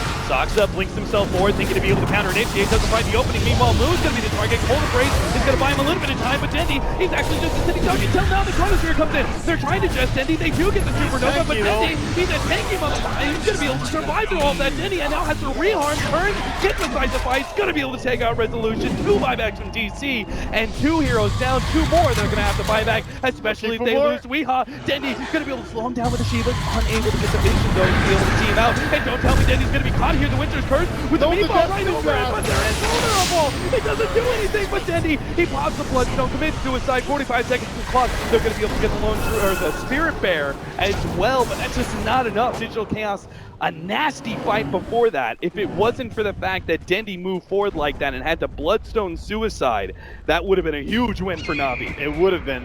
That was very expensive for DC though, buybacking again on both their supports. They've done this before in this game, and this really hurts their economy, but they're keeping themselves in the game.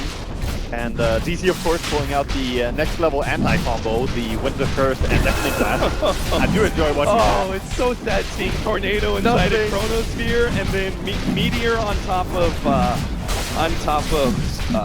Winter's Curse. Oh man. Sometimes you just have to everything a guy. And Dendy is on that hit list right now. You see him everything. All right, so a lot of buybacks blown from Digital Chaos. They are on the verge of losing this game outright, but they do get a momentary reprieve, an Aegis on the Faceless Void. Do they also pick up the cheese from that one? That's on the Enchantress. Yeah, she's gonna make good use of that. She has quite a lot of HP, so if she can get out of the chain hexing for just a second to use that cheese, maybe that could turn around the fight. Yeah. Also, the mana is quite welcome for her. She hasn't gotten to that point at all where she has the Moon Shard, and I think in this game she actually has to go MKB next. Yeah, if I think so any too. item at all. So, not the easiest game for Enchantress here.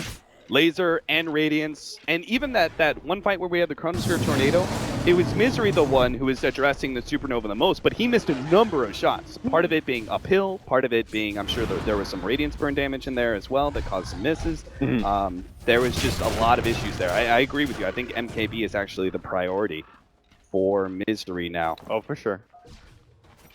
Interesting to see. They have the refresher, of course, on Weehaw. So big plays could be available right now with the Invoker. Gonna keep a close eye on him. See what he's gonna be doing. If they can, it's all about the initiation at this point, right? They need to be able to catch the Tinker, and even then, they get the right kind of Splinter Blast into Refresher combination from the Invoker, or any of that. Like, Digital Chaos can cream the fight. Otherwise, though, Navi, they're going to be preying on Chaos, right? They can actually dodge some of these initiations. Looks like General a bit too far forward. Definitely that arrow lands on him, and even if the damage is all up, they're really gonna fight this one. Oh no! The Chronosphere catching Soneko as well as Ishira, and I'm not sure how much Dendy can really do to stop this one. It looks like the ultimate coming out from the Witch Doctor. She's not really doing enough. The refresher goes out from Weehaw, pops that Deafening Blast again. Ishira will get taken out, but last shot from Misery. Resolution ever so barely keeping his agents just alive. Art style into the trade, but Mo catches him. He snips that one out. Yeah, he finds him. Wow, what a terrible decision. I have no idea why Navi chose to take that one, but that was. You should probably just accept that General died. He had buyback anyway. It doesn't matter at all if he dies. Yeah. But they walk in and Chrono was there, saying hello to him. That was also an Aegis on DC. That's why it blows my mind so hard that Navi went in for that. Maybe they get a little bit too greedy on the back of Dendy and his massive killing sprees in this previous fight. And they've also got some great high ground defenders. Witch Doctor and Phoenix, some of the better supports at it, even if they aren't the greatest Tinker. Yeah, and obviously the big one being Tinker. Yeah. They're in a hard spot right now. They don't have... Yeah. There's not much Dendy can really do here to stop this push. He can't get any marching machines or lasers, because then he would just get too close to DC. So, he'll just start chipping away at them. Spamming out what he can. But they do lose one Rax there, and that's the first Rax of the game actually being taken by DC. And this is a very bad indicator for Navi, because they don't really have the best late game. We even though they are the top farmers by far. Wagons, get him, Cardi. So close. If only those Force Spears were going for the range racks. He'll be back for that. Yeah. Either way, it doesn't really matter too much. The important racks was the melee one. And that range racks will go down, I'm sure. So, in response to all these BKBs on the side of DC, Dendy has actually opted to drop the Aghanims and pick up the Dagon 5. So he's trying to single target more, burst off one guy really quick and go for the next one. Very old school Tinker style. Yeah. And I think that's the correct choice, because he's no longer having that massive impact with the laser, shutting everything down. Yeah. The more the MKBs and BKBs are able to address that miss percentage. And also the HP pools just going up means you need to single down more instead of trying to kill everyone at once. Yeah, we're seeing time and time again Digital Chaos are surviving with less than a quarter HP. And maybe Tinker can actually change all of that. Oh, Mirana Invis going in on mids. Is there still a gem on? I don't think they have any Resolution ready to detection go. at all. General, Okay. All right, they catch him this time around. Navi. Worked last time. Don't charge into him after General gets picked. Yeah. Artstyle barely gets away. That Winter's Curse was ready to go from Saksa. And Faceless Void is up at 6,000 gold as well now. Could be going for the Moonshard next. Yeah, I love this choice by Moo and Weehaw.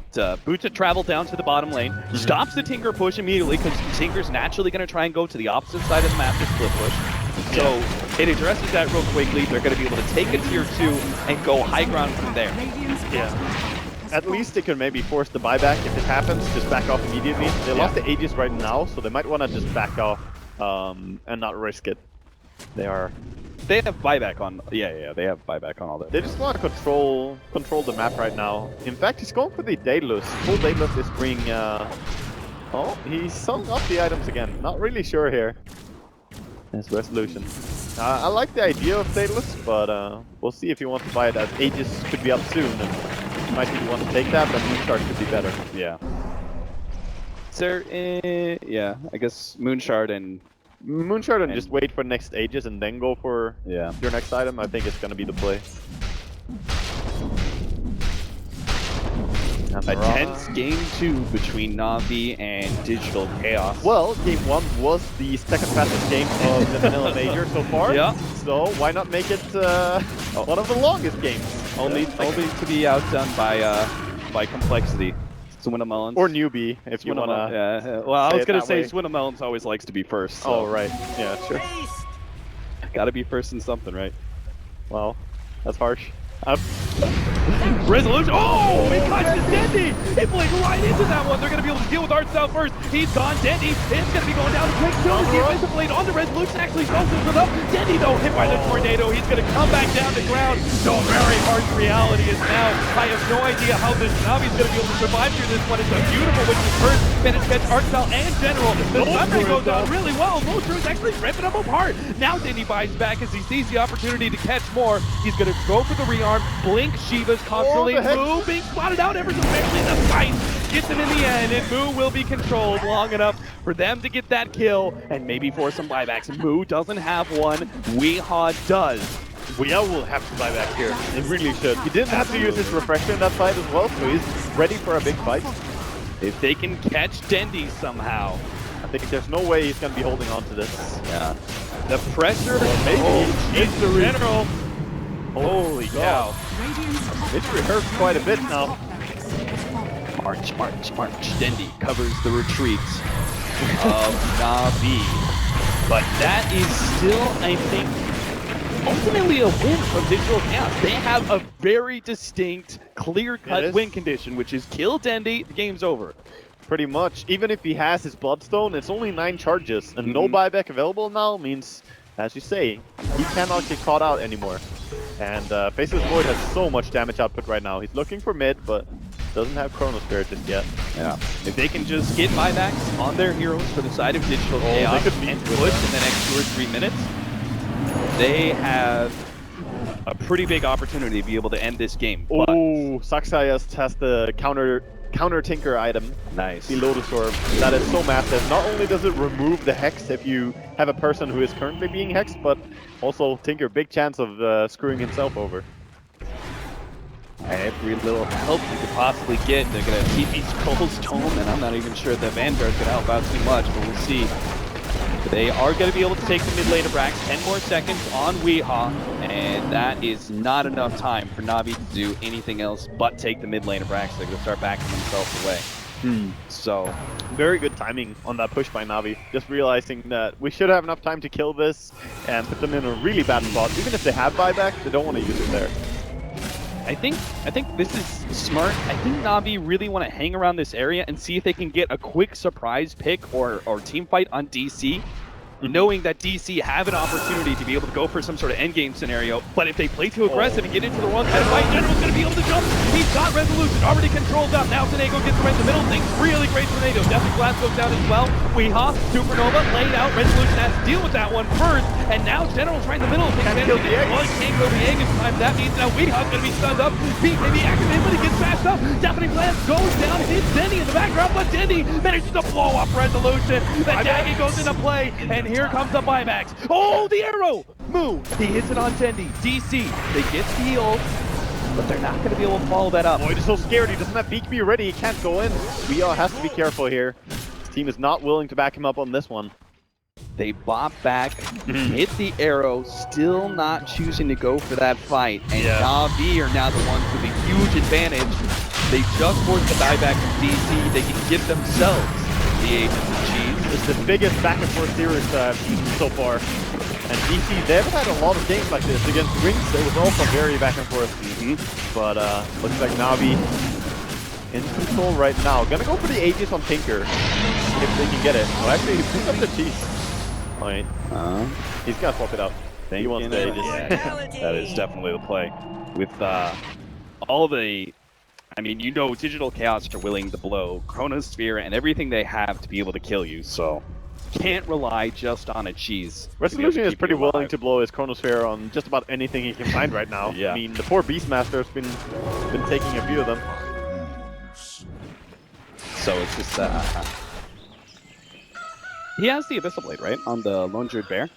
Yes. So he's getting a second Abyssal Blade, right? Yes. Yeah, okay. Yes. It's a pretty, let's go. It's a very standard build. Just going for the multiple. And then you have so much Disable coming in with a possible Root, more Bashes, and then Savage Roar, of course, being a beautiful skill. Yeah, between those two guaranteed Bashes and Leon. Just looking for a Tinker pick if he can find it, but actually he's got a Meatball and split push out a little bit.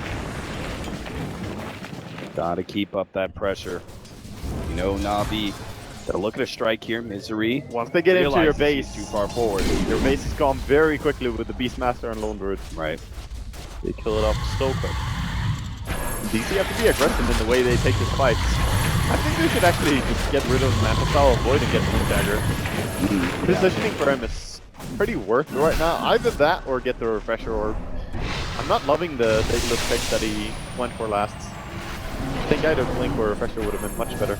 Given how farm Weehaw is, he doesn't necessarily have to be the primary damage dealer, right? He can, like the disables can be everything they need because he's got 3 damage dealers behind him. Even Enchantress can deal. And Top trying to go in, BKB being used for this. Okay, Lone Druid, guaranteed Tier 3, looks like maybe even a melee Rax with this BKB, and they just can't stop it fast enough. Now, here comes the Chronosphere, it's on Digiraw. This isn't big enough, but maybe if they can kill him. Oh, no, there actually goes the Supernova. They managed to be able to buy time to be able to get the save. That's going to be a full refresh. Digiraw heals up the full off of that Supernova, and Digital Chaos have blown their BKB. Mr. Blast onto Artstyle is going to be able to get the one-off kill there, but Digital Chaos still don't have enough guaranteed win this fight. As now Navi start coming forward, Digital Chaos all low. They're going to have to give up their melee racks. There goes that counter item to Tinker. It's all the Disable onto Dendy. DC, they've given up a lane of racks, and now they just need to get back to bounce, but now he gets bashed up. Weehaw managed to get saved there from the cold embrace, but they got the roar on him. He has to go back to the bounce train, heal himself up, actually pushes forward. Definitely Blast takes out the Bear, now going for Digiraw. Digital trying to help out, but he can't just stop it. Dendy comes in, pulls up one, going for another one. Misery, he's going to be target. No, he just smashed him. There goes that Aegis. Misery still down. Digiraw, he has to barely heal himself up with the key. He's still going to go down. Dendy right in the middle of this train arm, trying to stop it, but no! He ends up going down. down, 2 minutes on the clock with no Marona buyback. Chase is going after General as well. Just Move. trying to catch more. He's trying to get it. Shadow 5 more Blade. seconds. Shadow Blade TP out. Point Arrow, blank though. arrows will stop that one, but they don't have the vision. They're trying to be able to catch this. And meanwhile, they bring down the Phoenix as well, chasing with the Winter Wyvern and Invoker. Great kills there. Dire's middle tower Wow, this is under game, it's attack. just so intense. 10 more seconds. We'll have the buyback for the Tinker up in time. But DC with 2 racks down against a Lone Druid, there's no way they can just sit in their base anymore. No, DC have to go. They're definitely on a clock here where they want to push and even out the racks at least. They're in such a dangerous position, having no tier 3 tower bottom. Here we see, of course, that initiation. I like the BKB Lone Druid. It was really, really great, but that Phoenix egg was great. It was such a great save. What really went wrong here for Navi? If you look at just that They fight, ran out of it gas. looks so It's good. just the Tinker, after a long fight like this, starts to go really low on his mana pool, and he could not keep fighting, but they kept going in with the rest of the heroes. Big props to Snako for that beautiful save, giving Navi And, a fighting chance. Tinker and Phoenix did buyback, by the way. Mhm. So they were forced to come back into this. And that is exactly why Digital Chaos are smoked up looking for a pick, because one kill by itself can win the game for them. But it goes both ways. It definitely does. There's not many heroes who have buyback right now. It's only the Witch Doctor, Winter Wyvern, Mirana, and the Lone Druid. Lone Druid, of course, being the biggest hero with the buyback available. But yeah, if he dies right now, he doesn't have a bear anyway. So. So it may not So even. may not. Yeah. It may be all kind of useless heroes that have buyback. I think Mirana can still get quite a lot stronger with her final item, by the way. True. She has one full inventory slot available, and if she gets something like an E-Blade, that could be really good. Just helping out more with the burst potential, also being able to save people from the Lone Druid Bear. You don't think he should continue down the right-click build and go for like MKB? I think he could, but the E-Blade gives quite a bit of right-click, and it can also stop the threat of the bear in many scenarios. Yeah, a saving item for potentially the Invoker But MKB Void. or even the Daedalus could have been fine too in this game. Really just Since the comes Aghanim's down is gone to, now. Comes down to Feudal at this point, right? Yeah, any item is going to be fine because it is BKB duration. He hits quite hard. Maybe in that case, because Digital Chaos, they have been set up for this. They can sit back because the buyback was used on the Tinker. They forced enough. They don't have to continue to be aggressive. Maybe they sit back, spend their time farming, get those next round of super late game finishing items, the finishing touches on these cores, and force Navi to be the ones to attempt to go high ground. But that is still a dangerous proposition. Letting Navi determine the pace of that game by giving them the opportunity to push into you, even if you win that defense, you still may get mega'd and be forced into a situation where you have to all-out push into the enemies. So yeah, and the danger of getting picked off in this game, DC actually have a smoke available in their shop. I feel like they never run out of smokes. I don't really know how. But Navi, they have 3 minutes until their next smoke, so there's a little bit of a timing window here during the buyback being down, where DC could go for a smoke play. maybe they were stockpiling them in the early game. They probably were. I mean, buying one smoke immediately to just start the next cooldown is a thing. Aggressive wards being placed down by Navi. DC still want to keep this map control. Trying to wrap around here. They know the enemy are on the other side. Trying to sunstrike an arrow, find any intel they can. Oh, nice. Tornado actually gonna catch art style, but they're not gonna go in for that. The ward looks like going to be cleaned up. I mean, they've been pinging it, so they know about it. But Snako tried to get himself a really aggressive ward inside the enemy base.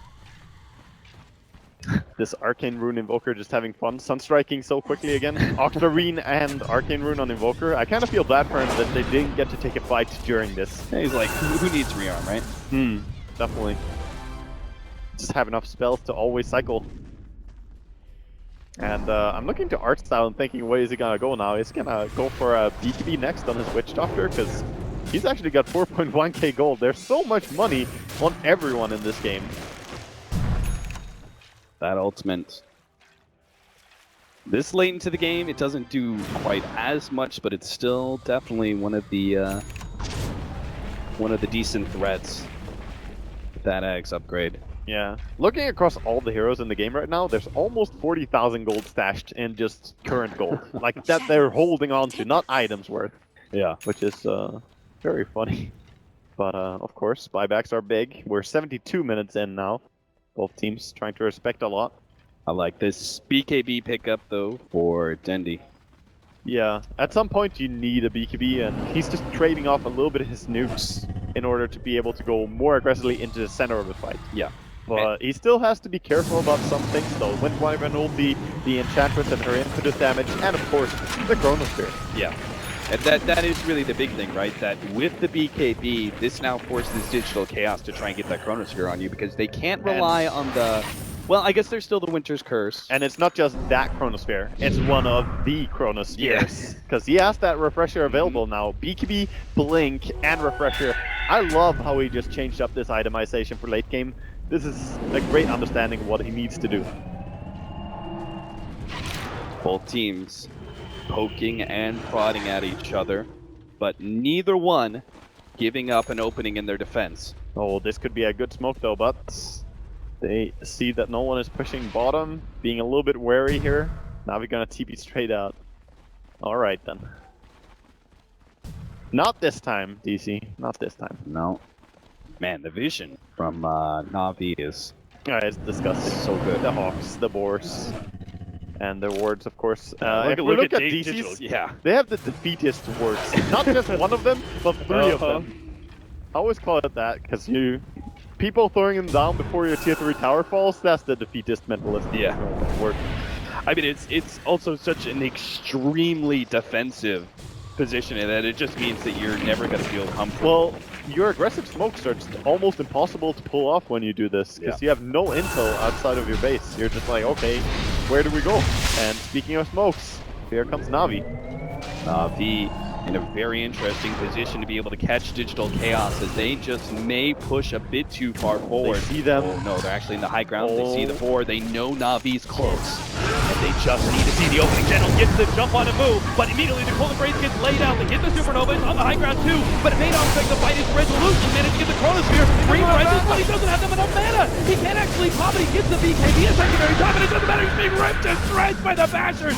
Now the Winter's Curse comes in to save him, but it may not be enough. They manage to get the Tinker. He's down for 2 minutes and a half. Digital Chaos are actually going to be able to win this fight. Here comes the TP in. They're going to try and win this one without. Now they move the Chrono. Resolution stops this jump in. Tinker still has an opportunity to be able to come in and try and wipe out a couple of these heroes. Here comes Denny. He throws, he blows them up. Sucks up next. Bye-bye, Birdie. Next up, General. They're trying to find more. Dendy, he's not going to see anything else. Digital Chaos managed to keep both the Void as well as the Invoker alive, and they still have 2 buybacks. That timing for Dendy's buyback to come off cooldown, he's like, just let me come back into the fight. He's spam clicking. He's like, yeah. buyback, damn you. Definitely, and they get the sweet payoff as well. Aegis and G's just waiting right there after they win the fight. All right, a second life for Dendi. He needs it too. Yeah, at least for DC, they still have buyback on both the Void and Invoker, so that's something that they still have, but they use fewer refreshers in that fight. And if they push right now, Navi are in a great spot to close this game. Digital Chaos hoping to be able to hide on their high ground and keep their buybacks intact, but that's just simply not going to happen. I think Navi, they're going to go down this bottom lane. They're going to force the buyout. There's already one from our Winter Wyvern. He knows it's coming. Might as well do it as soon as possible. If you know that you're going to get forced to buy back, do not hold off on it, because then your cooldown is going to be longer later on, right? Yeah, maybe, just maybe you scare Navi back enough, long enough that Moo can keep his buyback, which is obviously way more important. Maybe the stalling tactics of Splinter Blast, and it looks like it might actually work here. Navi are not in a position to be able to push forward into the base, so they will keep that critical buyback. And these little things that we're talking about here may not seem like so big, keeping one buyback on one of the 4 damage dealers that you have, but when the margins here are so razor thin, every little bit helps in that final clash. And that's where it's just so nerving to play against a hero like Tinker, because you know, he has Aegis now, he's going to be very aggressive, he can look to just initiate on anyone, and the Chain Hex, there's no getting out of that, unless Winter Wyvern is there to save you. So they really have to play close and make sure that they have the low score counter damage. far. Dendy farm, I don't know what you're possibly going to be able to get this late in the game, but he's 9 slotted right now, I guess, but he's farming for wards and stuff, I suppose. It's not like his supports are starving or anything. They're looking pretty good on their end in terms of item progression. Well, Digital Chaos are happy to try and wait out the Aegis. I don't imagine Navi are going to give them that opportunity. I'm sure this high ground push will be coming before the Aegis is down. It's just so risky for Navi as well to force a full 5-man push when there's Refresher, Void, and Invoker. We saw in that last fight, if Void did not run out of mana, that would have been so sad. Actually, he needs to somehow get a little bit more mana into his pool, because he has 900. So, when he goes, he doesn't have enough to use 2 Chronospheres. What do you need to swap out? You need to, like, get a Scotty to swap out for one of those damage items? There's no mana boots on your team or anything. I don't know, maybe he needs, you know, Saksa to pick up a bottle and start bottling him. A mango. Operation. He needs Operation Mango. All right. Yeah, that's what he needs. All right. Let's see. It's quite important. It really is, because normally when you have Refresher on Void like this, you definitely want to use your 2 Chronospheres after each other and chain stun something. You don't want to do it 2 times in a fight, but at different moments. Yeah. Also, this Mjolnir effect looks really crazy on move. I haven't paid attention to it, but the red lightning, kind of cool, dude.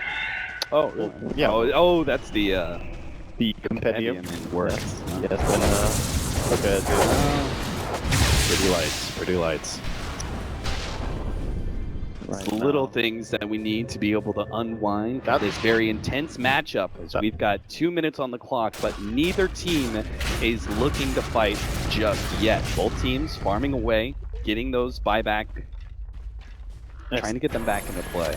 Yeah, it's just so much about positioning right now. I would love to see Moon just get to a point where he can buy up that full Daedalus and increase his DPS so much for the next team fight, but he knows he needs to hold buyback money as well.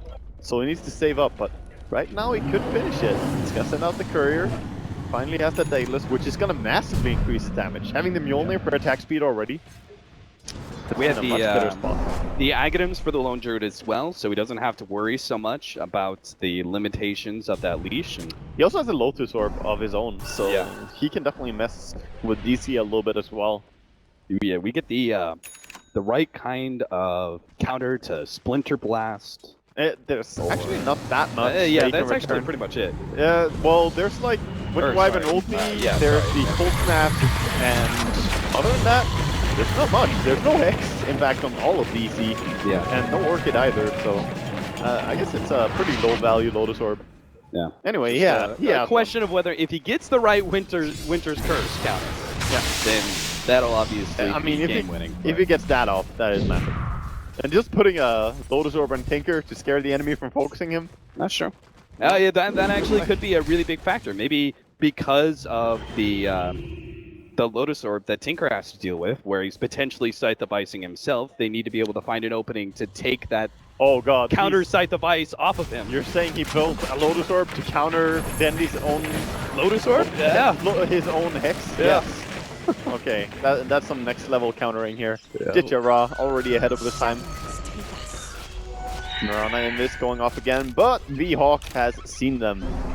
And it's gonna be hard to find anything here for DC. Probably gonna waste their time. Those next round of wards should be coming up though for Digital Chaos. So maybe they can finally get themselves some aggressive vision rather than the 3 wards that they had in base. Obviously, not really giving them too many opportunities. And they're just kind of blind Moonlight shadowing and running out. Support life is looking really good on both teams right now. On one side you have Weehaw buying all the wards for you, and on the other side you have Dendy sponsoring the supports quite heavily as well. So it's never been easier to get your acquiring items is easy now. Move.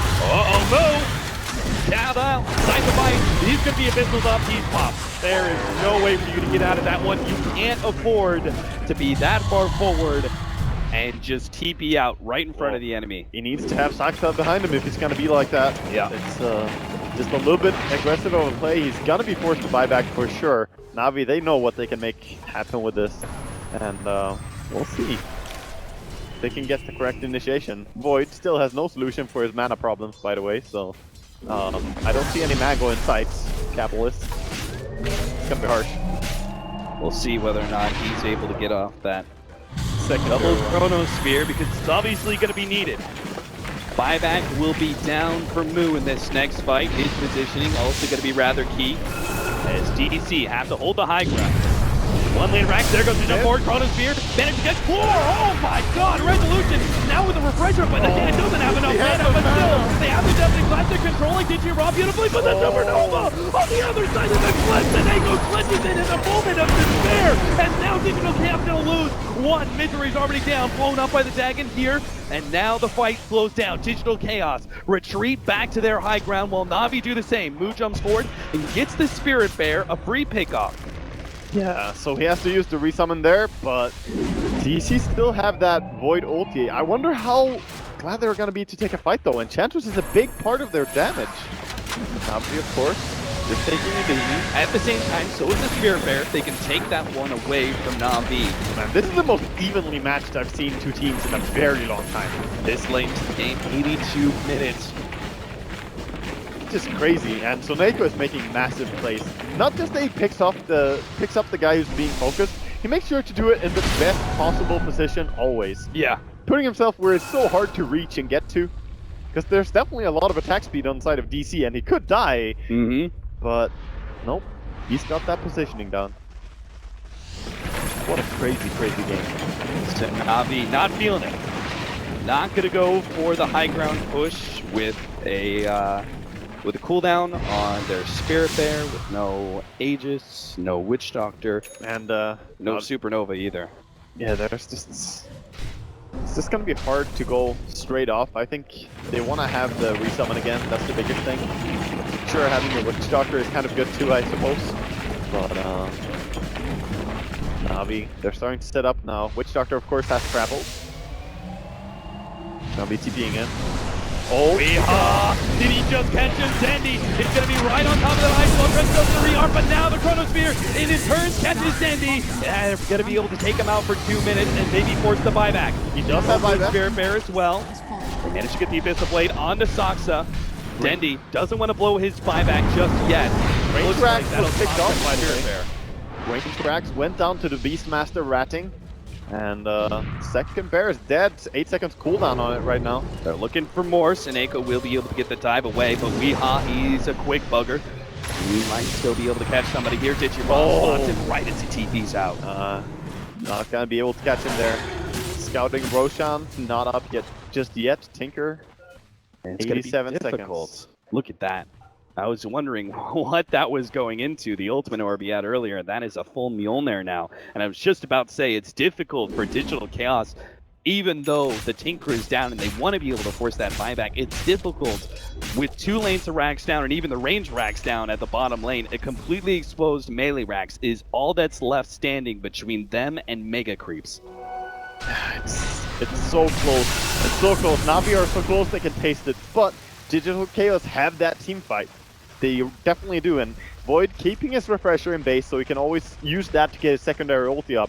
But now with the Mjolnir, he's gonna add tons more damage as well. I feel they're just scaling slightly better than Navi here. So much money put into Lone Druid and Tinker. Are they gonna go for a play here? Go for the play onto the melee racks. The Spirit Bear, it's gonna go for it. Backdoor protects and be damned. It chunks through.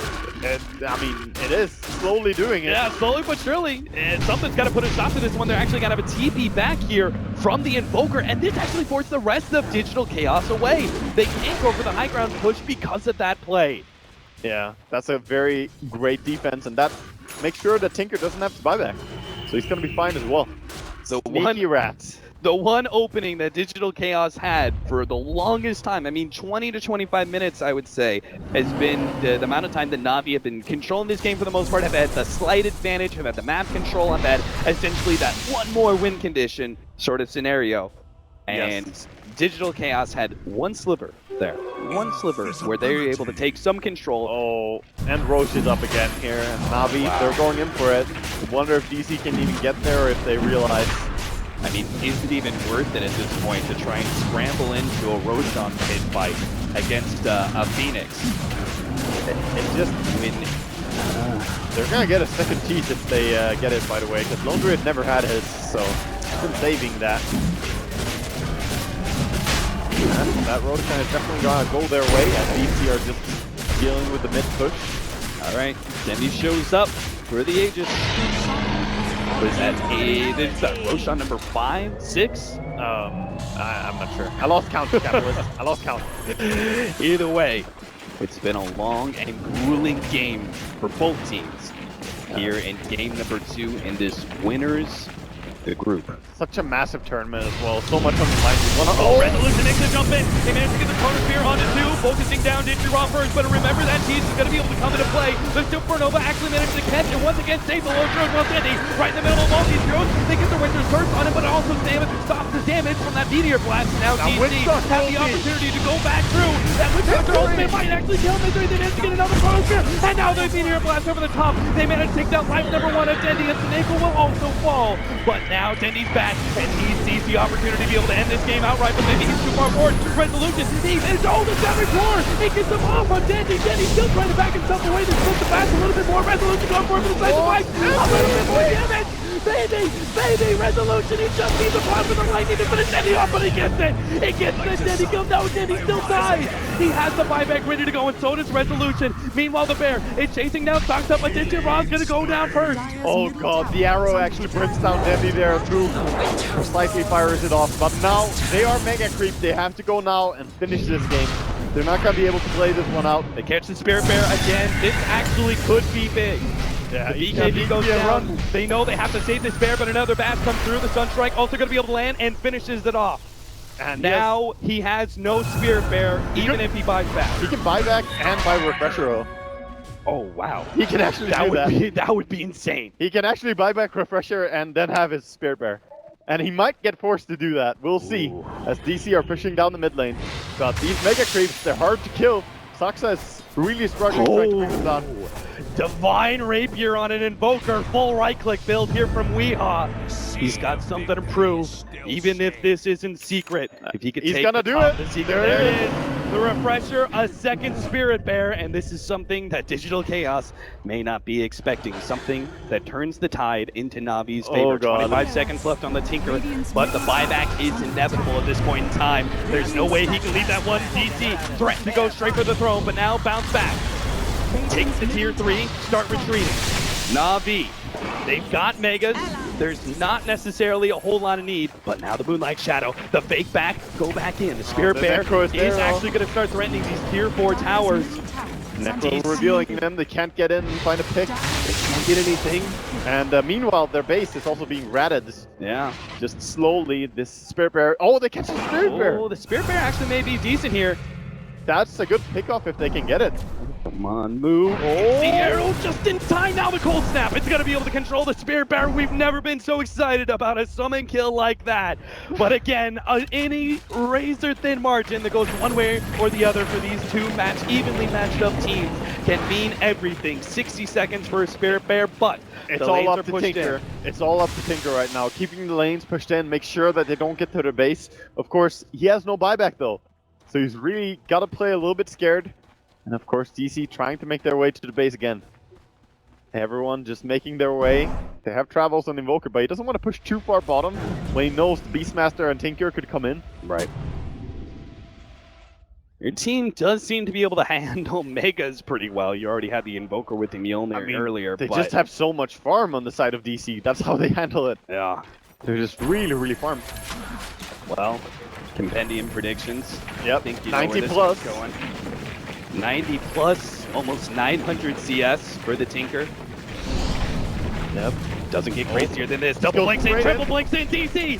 Oh, they're grasping in the dark for anything to be able to seek out Navi. Navi already back in the pound. They're going to go straight for the throne here, trying to threaten Navi as speedily as possible and force them into an air. Here comes the Chrono Spear. They're catching out Taneko, but the Lone Druid's right in the middle of everything. Goes for move first. The Refresher goes out. Primal Roar on the Weehaw. They get the ultimate on him, but they're controlling him well enough. They get the kill. That's going to be the Divine Rapier on the deck. Now mass buybacks. DC threatening to be able to try and get back out of here to be able to save anything here. Resolution He's gonna be the target. Supernova goes down, and now a Crone's here. It wins everything, but the Supernova will go down. Yes, sure, but Navi are still in good control here. The arrow goes out. Marcel, he gets caught, but they're going for the throne. DC, you're in trouble. Navi, they've taken their tier 4s. They're beating on the throne. Oh my God, they're gonna do it. Navi have done it. Navi have claimed the group.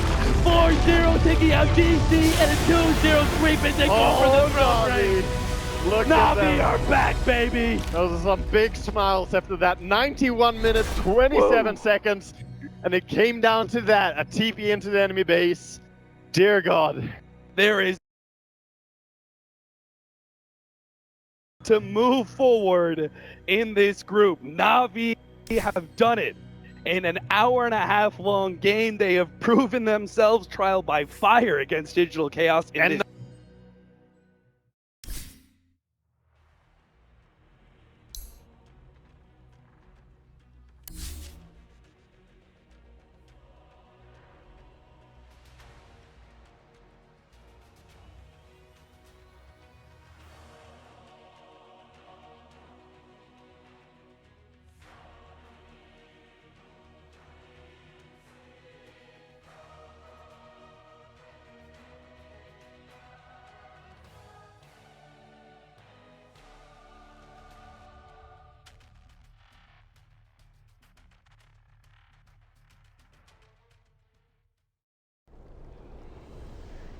From the Philippines and Manila of the Manila Major. It is the third major, of course, of the season. We're headed towards the international next in terms of not banning it. Oh, Phoenix back babysitting the mid or the top lane. This is what do you even get? Now you also know there's like a Slider or Live Stealer. We go for more AoE control from the puck.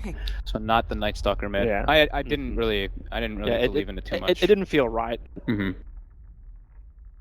a lot of lockdown. They kind of lacking physical damage heavily on Secret though. It's all pretty much magical damage at this point. Yeah, this is feeling more and more like a single core strategy from Secret, and that's just so risky against Wings. It gets it depends on the core. Like, it depends who you get up against. Like, if you actually can play Ember with vision advantage here, that's where my mind first goes here.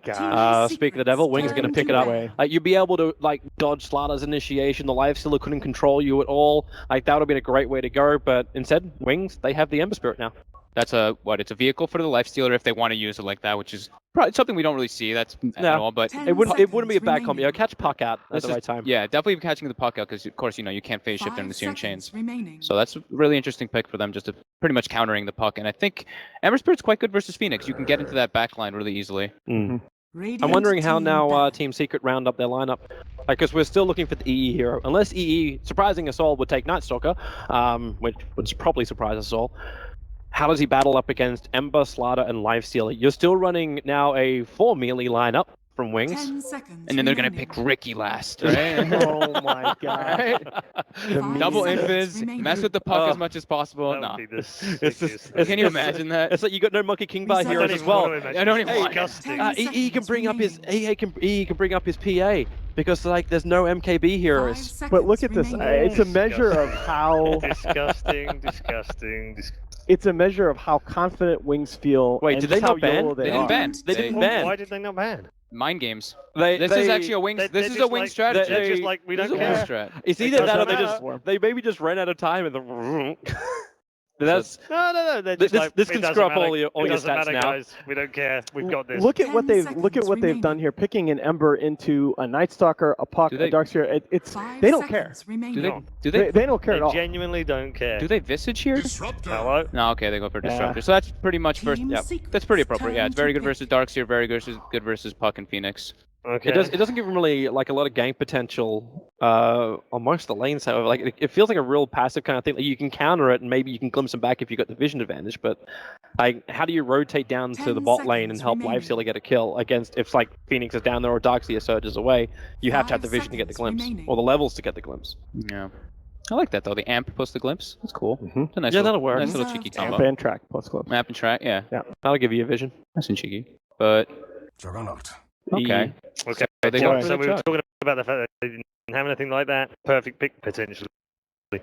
Yeah, I like it. He can kind of be left alone, so that we were talking about is the Phoenix, the best being like kind of like the solo support, you could say, and he can kind of get left alone. But yeah. Okay. Just before we go over to the commentators, very quickly, based on the draft, I'm going to give you the opportunity to predict the entire series. Go, Alan. Basically, predict the entire Based on this series? one draft. Yeah, because you get the draft. Normally, you have to do this before the draft. Quickly, go. I'm going to take Wings here. Okay. I'm actually saying Wings, but 2-1. Okay. Up against Secret. All right. I'm gonna go Secret. Okay. I'm believing in them. Prepare 2 for Wings, 1 for Secret. We gave him a little bit of a chance that time round. Let's head back to the commentary desk for game 1 of game 3. Our loser matchup in group number B. Letter B. Anyway, this matchup between Team Secret and Wings, obviously a lot of hopes riding on both sides. Which one of these two teams is going to end up bottom of their group? Like we're about to see. Game kicks off.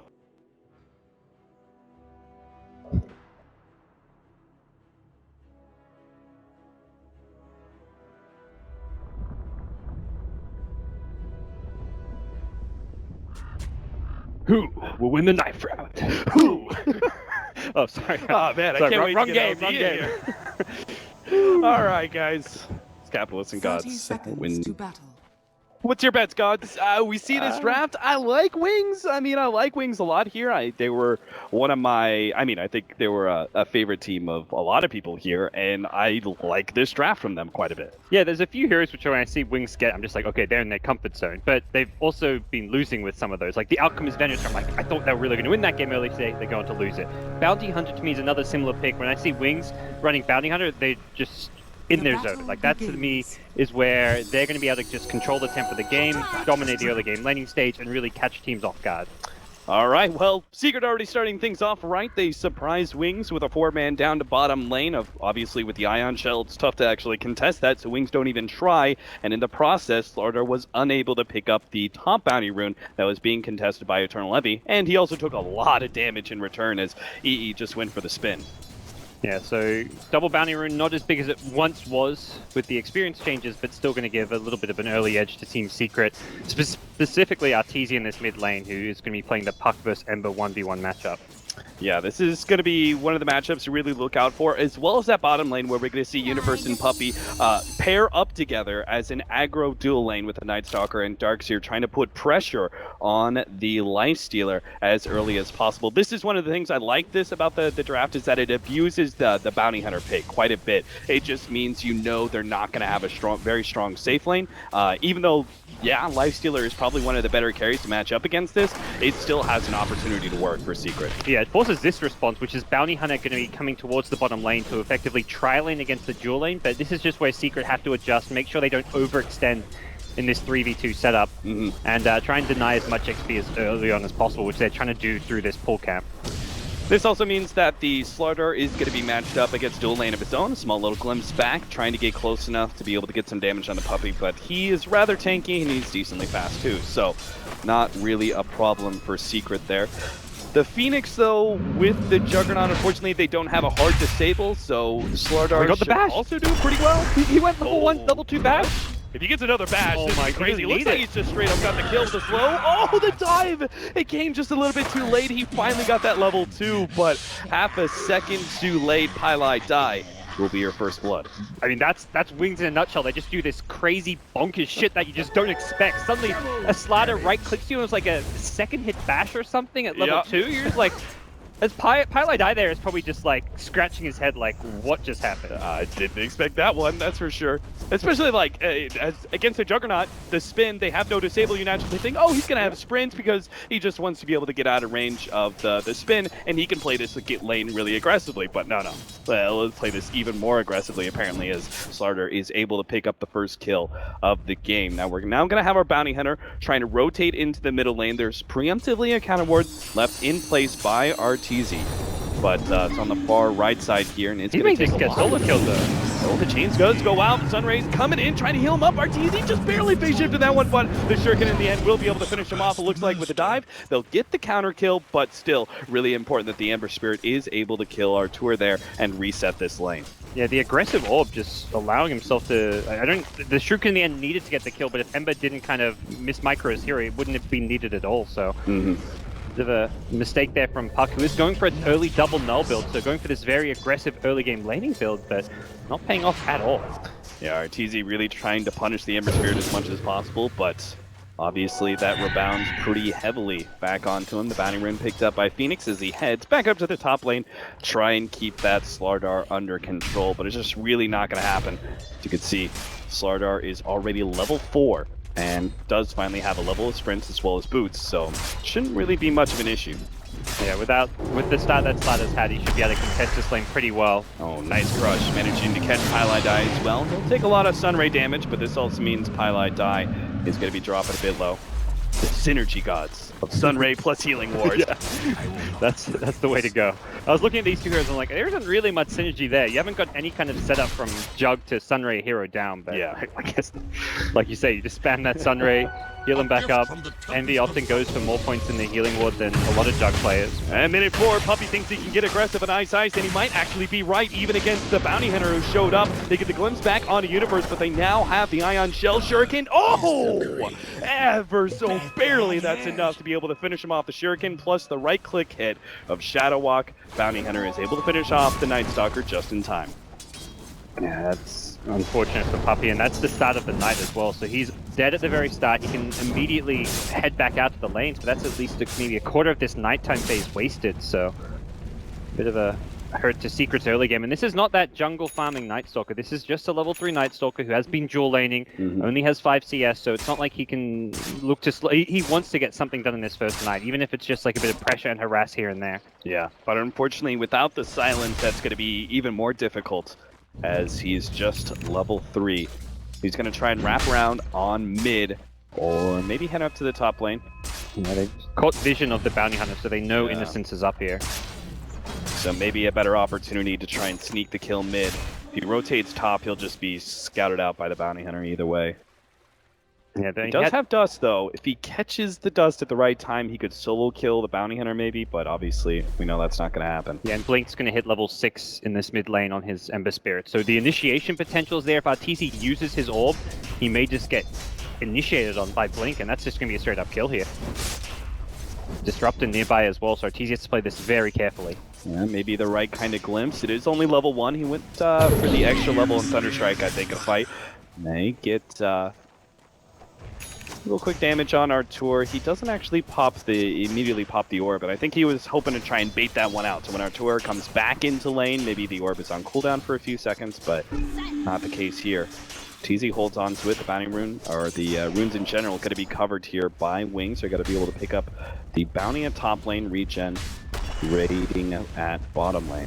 It's definitely not great news that Secret have to spend this entire first nighttime playing passively, but at least they are getting good farm in 2 of the lanes with the Puck and the Juggernaut. The Darkseer's getting a bit out of the off lane plus the jungle, so it's not all bad news for them, but it's a much slower pace than we've come to expect from that 4th position Night Stalker. Normally it's 4 minutes in, roam around the map. You play that like that super bounty hunter almost. And I do think that this, in fact, this is something that Charlie and I were discussing last night over dinner. The fact that we really feel like Secret, in order to succeed, have to be able to put Artur in that space creating role, right? He can't just be more of a farmer, because, you know, Universe can't always be able to create all the space in the world for 2 different cores that are greedy as hell. So Arteezy actually playing the Puck, I think, sets Secret up for at least better opportunities than we saw in the previous series. Yeah, and it's a hero that is also somewhat self-sufficient, at least has a way to get away from ganks, so it's not like the supports have to commit a ton of time to babysitting him in the mid lane, making sure he has a good time.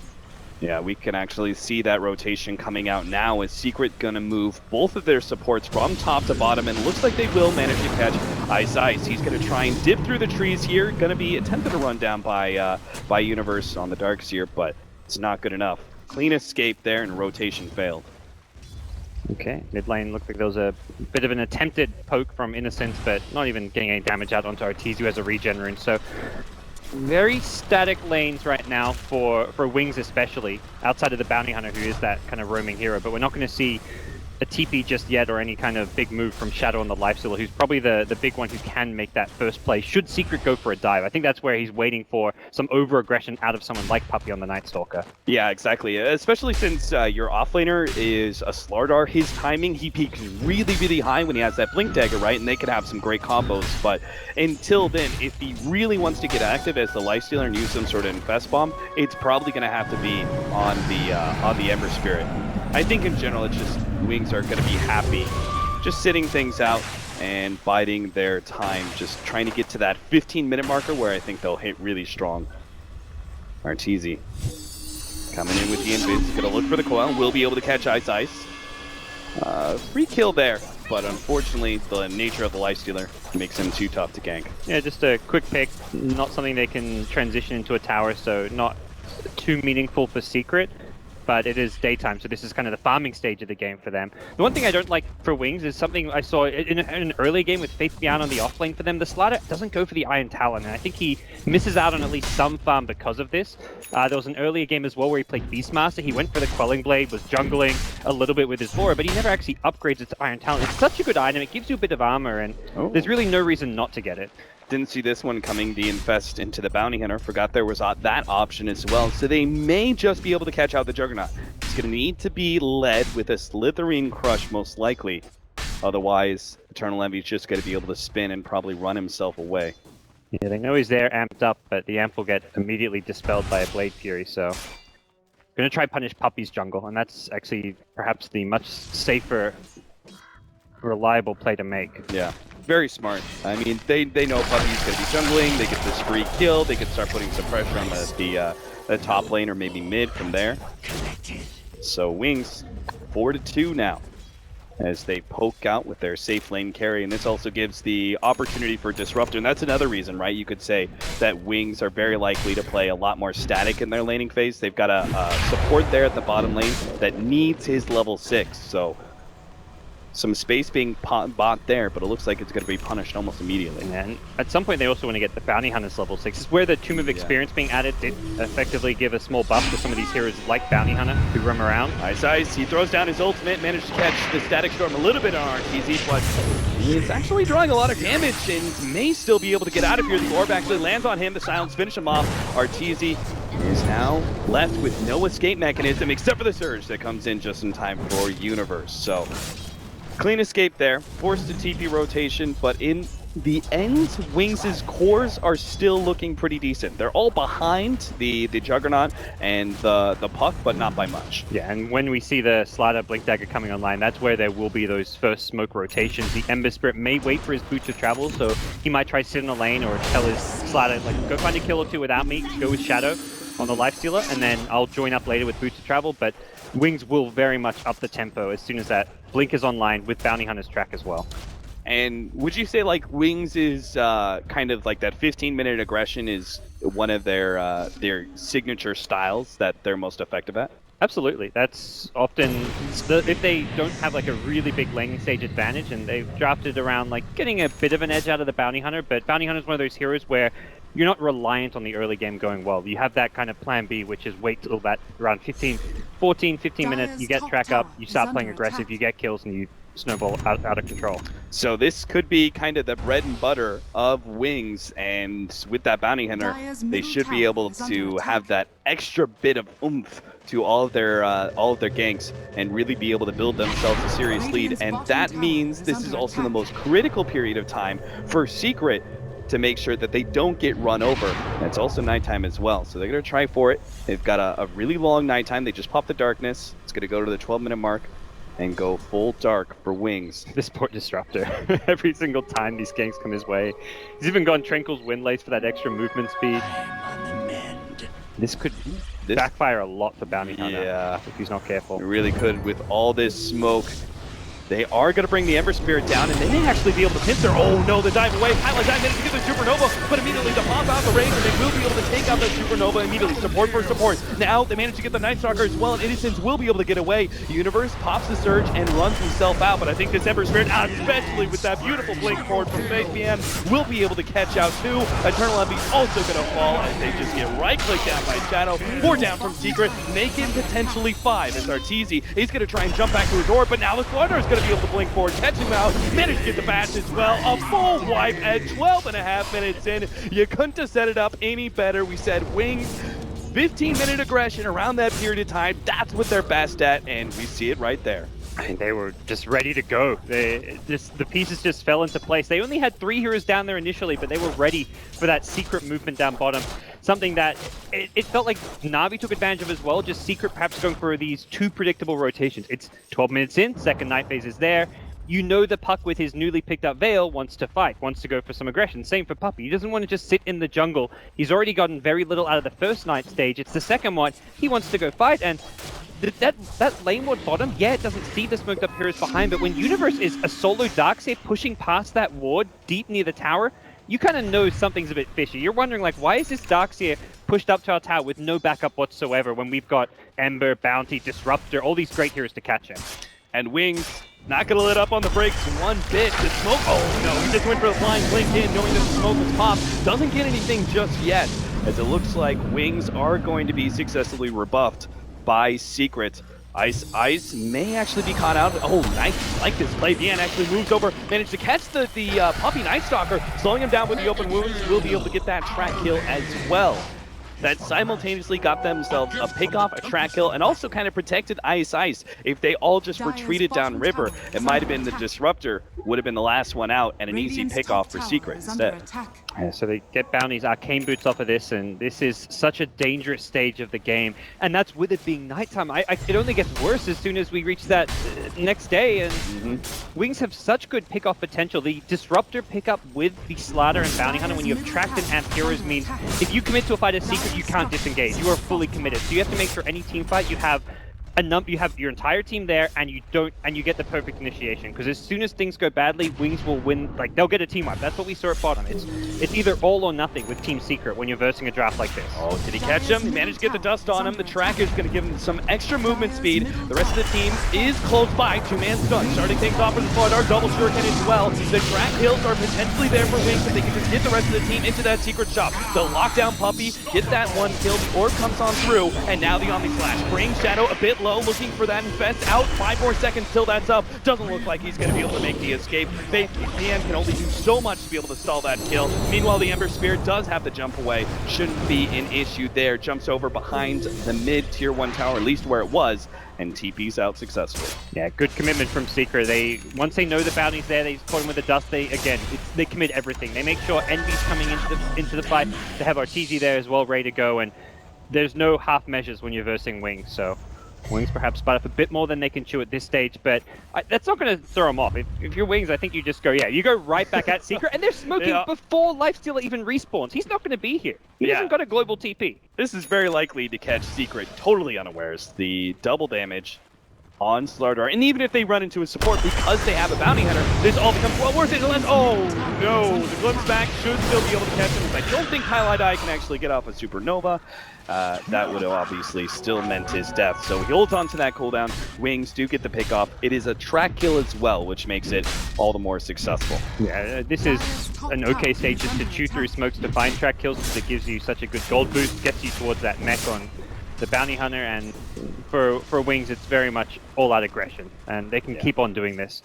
They want to also fight before Arteezy gets the blink dagger where possible, so we'll see how much more they can do. Now that it's daytime once again, I imagine they're going to be looking to use this bounty hunter to try to scout out even more pickups. Yeah, that is one of the things about this new build on the Puck. It does offer some better times going, 25 minutes, you actually hit really hard, you have all this mobility, but in this weird period of time where you have the Veil but you don't have the blink, it's actually something that teams may be able to take advantage of now. Obviously, we saw earlier, they spotted out that ward placement from the bounty hunter, but it's top lane where Secret may be trapped like rats. Puppey does not have a TP out, and he's going to start Iron Taloning his way out to freedom. Teams are just getting so much better at using scans. We see a scan onto the tier 2, basically trying to see, okay, is someone either retreating from the tier 1 or coming to back up to defend this tower? And they did get vision of something, so Innocence is already trying to see exactly what they saw, and Puppey may get caught out as a result. Yeah, he sees it. The sprint is activated. Flutter is going to be able to catch up in another track kill and maybe a forced TP. That's actually going to be completed by Arteezy. He thinks he's going to be able to get the bounty hunter, but I think Phoenix is the vision. Yeah, I'm sure it's going to be coming in. Counter warp laid out, but it's a little bit too late. Now the rest of the Wings are going to be able to jump in, highlight that, take it out before the supernova, and that's big. Even as the orb comes through from Arteezy, and he does a lot of damage, he's now left stranded underneath this tier 2 tower as Wings surrounding, hoping to be able to take out this mid player, and it shouldn't really be an issue. Chain stun, and with that amp damage, with the life stealer as well, who's got an armlet, as well as an echo saber already. The damage is too much for Arteezy to be able to run, and now Eternal Envy might actually be taking too much as he goes for a spin. What is happening? He went greedy for the tower, like, okay, I'm gonna Blade Fury the tower. It gets denied, and then on top of that, Shadow's like, oh, I also got your kill, so this is, like, just a tilt, like, more than anything. Like, I mean, Secret just got 2-0'd by Navi. They're going to go into the next series, and this is the kind of draft which will, like, kind of really just mentally challenge you as well, because it's so aggressive. You give up a couple of kills, you know it's track money, and you know they're going to just keep coming at you and continue to fight. So if you're not playing like perfect polished Dota, this draft will get 1 kill a minute, and we're almost at that point for Wings. Ever since that bottom fight, Secret have always been on the back foot, and I don't think they pretty much after that bottom fight, I don't think they were ever really in a position to be able to 5-man and fight Wings ever again, because you just know even if you kind of do okay in that fight, you're going to trade off track kills. So now it's just left, okay, try and push this game a little bit later, which is something that Secret usually like to be able to do, but they don't even have the Battle Fury yet on Juggernaut, which means he's just inevitably going to fall way too far behind. And I don't think they've got the late game to really fall back on either. Not with like a Dark. They've got the team fight in the late game, but they haven't got the carries to scale in the late game. Yeah, Nightstalker's not close to an Ag Scepter. Jug can kind of scale well, but he's versing like 2 to 3 core heroes when you look at what Slaughter, Ember, and Lifesteal. These are all pretty good late game forwards. Oh, and Eternal Envy not going to be quick enough on the fingers. Slithering Crush locks him down. Lifestealer takes him out. And now it's time for Wings to just enjoy the spoils of victory. They can back out, farm away. As you said, they've got very clearly the cores to be able to take late game with both Ember Spirit and Lifestealer. And we're talking about late game like it's something that we may actually see. But 20 minutes in, this is looking like a game that Wings is just going to roll over Secret and win by 30. That's the thing. You get to 25 minutes in, what's currently a 7.5k gold lead gets to 10k. They're just going to look to keep on increasing this lead. And you're going to get to maybe 30 minutes in where you're ready to end the game because you've got 15k gold lead, you've kept finding more track kills, you've continued to just farm your way to a first Roshan, a second Rosh. They can take Rosh whenever they want. I think more than anything, they're just like, well, taking Rosh is time where we could be pressuring Secret, taking towers, getting kills. So we're just going to wait a little bit and go for Rosh later. Yeah, and this is probably a big part of the reason why Wings were willing to blow smoke after smoke after smoke, right? They knew Secret had to be able to do well in that 15 to 20 minute marker, and if Wings actually rolled over in that period of time, well, there's not much Secret can really do. Eternal Envy isn't farmed enough that he's not going to be a threat at 25 or 30 minutes without a Battle Fury picked up early, and they obviously have the late game to be able to fall back on as well as for Wings. So they throw everything into those periods of time, play ultra aggressive, get the pickoff they need, and now going to be able to look to go all the more. Puppey's going to be the first target here. They managed to get a decent jump there from Arteezy, but it's just not enough. Now bringing it back right into the Static Storm. He's able to get the jump away with the phase shift combination. Beautiful play from Arteezy, but again, it isn't really going to be enough. The Supernova way in the back line, and actually, Secret manages lured Wings into a bad position with the Omnislash going down. They actually do get the Life Stealer. Oh man, Secret punishing now as Arteezy's going to jump in for more, but a two-man crush. Oh no, Secret, are you the ones who went a little bit too far? Phase shift only to last so long, and Arteezy is going to be left out to dry. Another track kill going the way of Wings, just as you think. Secret have a small opening to be able to get something back for themselves. They still feed away another track kill. Yeah, I guess Arteezy did have his blink completed. They're not done yet though.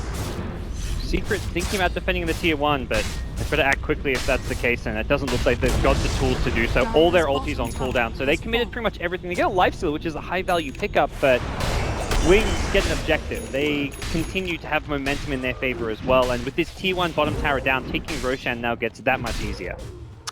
Blink Dagger for Ice, a Disruptor with a 22-minute Blink Dagger. That's definitely a scary thought. And not your everyday disruptor item, but this item gets so much better because they've got the vision tools in Bounty Hunter and Slaughter with their ultimates. So being able to reposition and catch those here, just get that little bit closer to get those glimpses off becomes that much more powerful. Wings. 4-man in mid, 1 at top. Ember's Spirit is free to pretty much do as he likes, just because Secret have been pushed back so far that it's unlikely for them to ever be able to get in an aggressive stance. They're going to be able to go for another smoke, wrap around behind the tier 2 at top, or maybe the tier 2 mid. They cut between the tier 3s. The Slaughter's picked up a Reaver of all items. Second item Reaver. Jesus. I've never seen anything like that. Perhaps Wings have done it before, but if he gets a heart early, how do you even deal with that? Like Secret actually may not have the damage to be able to pop that hero, which normally you can, right? Because Sprint amplifies that damage. You're relying on that mobility. Oh no, it's the Levy. He thinks this is an opportunity to be able to farm this deck. He's gone already. Can't even call it fast enough. The Ember Spirit now with the Battle Fury is going to be able to take that stack, and what little hope there was remaining for Secret, I think, just got extinguished with that stack. That was a crazy good smoke from Wings. They got themselves in position where they could use the Observer Ward, scouting out the Ancient area. They bypassed the Secret vision around the Roshan pit, and they have a pretty good idea that Secret aren't going to... They knew Secret didn't have a ward on top of theirs with their sentry, so there's not going to be any vision over where that tier 1 bottom tower normally is. Oh, crazy play here. Supernova going out on the side, but Arteezy does manage to get silenced up before he can do much there. Great static storm from Ice Ice. And now Pylite Die, refreshed up, does manage... Oh, he's got the glimpse. He's got it to play. Pylite Die is going to be pulled back right into both BM as well as Blink. That's almost like the game right there. They're not going to quite call it with the tier 2 towers still up, but that's that YOLO all in. Let's try and contest Roshan, and you just give them multiple track kills. You lose your mid puck, you lose Aegis, and Wings get even further ahead. Yeah, you know if you're Secret, you had to do something desperate, and that was definitely the desperate play, but it doesn't work out for them. The Blink dagger now up for Blink. We saw that one earlier. And he already has another 1,600 gold. Interesting to see the pipe over the mech, but a very good item against the puck who has built into the Veil. It's going to give some great just self-sustainability, but also more importantly the team fight factor where his whole team can block a lot of that puck damage output. Yeah, and give them opportunities to push high ground a lot earlier. Being able to keep those creeps alive against the Veil spam. Yeah, that's absolutely correct. With the Desolator, they can actually challenge some of these tier 2s and even tier 3s rather early on, just considering how far ahead they really are. Looks like they may have found another one here on the left-hand side. We're going to see Eternal Levy. It's going to be Static Storm immediately. Good combo. Ice Ice, once again, showing off that Blink Dagger with the instant disables on some of these heroes that usually have some great defense mechanisms, the Puck as well as the Juggernaut, but the Disruptor that's this far ahead is punishing them. Yeah, you think of a Jug kind of farming alone there, as long as he can lay through TP away. The one thing that could catch him by surprise is the Slaughter, who's not there, but Blink Static Storm also does the trick, and Wings now should find themselves a free tier 2 tower up top. I don't really feel it's the time for Secret to fight right now. They're against an Aegis. High ground is going to be your best bet, but Wings, if you stay on your high ground, Wings can always just kind of play the slow roll game. Just maintain map control, de-ward the entire map, farm your jungle, farm their side of the map, farm your side of the map, and just get further and further ahead. Yeah, what we're really going to see here in the next few minutes is more about Wings than anything else. It's going to be how patient and how disciplined they really want to be in this kind of match, where they very clearly have a gigantic lead. And they could potentially end the game right here in the next 5 minutes, but it does come at a small risk. Very small, but they could keep that risk even smaller if they just spend more time out farming Secret. And every play Secret's making, it feels like a desperation play. The Roche contest, now they're going to go for a 4-man smoke, sit behind Eternal Envy. It's kind of like these desperation smokes that you're just hoping gets yourself in a good position to take a team fight, but realistically, Wings aren't having any of it. Maybe they can get the Ember Spirit, the Blink forward from Arteezy, leading with a silence. Could have caught out Blink. They may still. Inside the trees? No. Got out in time. Cool. Close, and I believe nighttime... Okay, so we'll be coming back around the 28-minute mark, but it's Wings who are going to cut off the retreat. Yeah, they're going to be able to catch Secret. Secret now running back downwards, maybe realizing that they're trapped on the enemy side of the base. Pylai Die is going to be spotted out here, does have the dive, tries to get away, has track on himself. Just don't think that's going to happen. Not with the Disruptor on the team. Another track kill for Wings. This is starting to add up. The gem is there for Wings, so they can take out all the vision of Team Secret. And it's just one out of tower after the other. So it seems like, I'm about to say mid lane, they've just dived the high ground. I'm about to say, it seems like Wings are taking this slow, but no, they're ready to dive. They take one, make it two, as Puppy's also going to go down. Arteezy can't really stop them with the Dream Coil. They glimpse back Arteezy, phase shift, blink out, he'll be okay, but only for a few minutes it seems, as Wings are just not going to give Secret any room. I mean, this is game number 1. Maybe Wings going for a psychological play, trying to break their spirit as soon as possible in this series by ending the game outright. And the slider with the hut literally just blind linked onto the high ground of a tier 3 tower and found the crush. And he's like, oh sweet, that's a kill, I'll take it. With the heart, you can make those kind of plays fearlessly, knowing that Secret just do not have the damage to eat through you fast enough. The lights you learn inside, they can't challenge you either. There goes the lane of Rax. Wings happy with the pickoff. Start backing up. Phoenix, I think, hoping to be able to draw Wings back inside, as that's really the only way. Oh, Ice jumps in. Okay, not being able to get that kinetic field, forcing out the Supernova. And okay, now let's really call it a day. Wings roll back on yourselves away. Double chain, never mind. Jump back in, Dian. Missing the crush. The pipe is going to be able to keep them protected a little bit. Secret. It's strange because it keeps feeling like, okay, time to back off Wings. Yeah. Like, you just lost your Aegis, you just wasted time. No, another two-man crush. They're just like, we're so far ahead, let's keep on going. Underneath tier 4 towers. I mean, most of the time you waste Static Storm and Aegis, you have to back off, but Icy said too far ahead. And now the jump in, two-man crush once again with the life stealer popping out already. Eternal Heavy's gone. No omni-slash opportunities, that's it. Puppy's calling it. The leader says this is not good. Classic Wings gaming, a kill a minute, aggression. They start off maybe a bit slower in the laning stage, but once they get going, boy do they get going. And this is why the Bounty Hunter is just one of those most banned heroes when you're versing Wings, because their mid-game with Bounty is just scary. I'm not sure what other way to really put it. Secret, an embarrassing defeat here in game number 1 in this best of 3, maybe going out bottom of their group. We can see it here, these guys are just not even talking. They're just like, what has happened today? 2-0'd by Navi. They had a close game 1, game 2 not close at all, and this game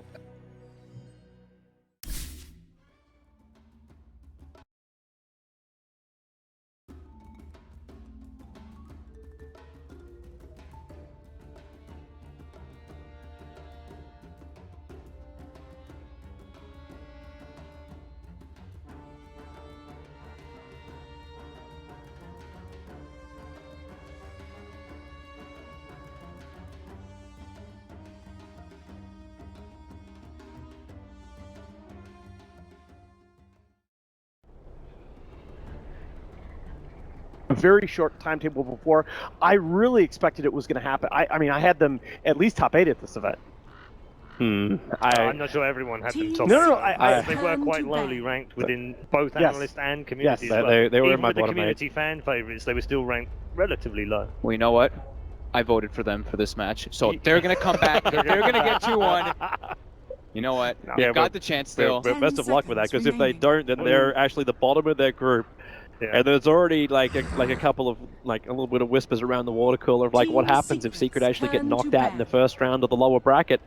If that happens, are they actually going to go through the qualifiers for TI? Do they not get direct invited? I believe in Puppy. Or do they actually? Well, okay, it's very easy to believe in Puppy with every single. I think it's every Valve event he's managed to place in the top 8. Yep. Every single Valve event.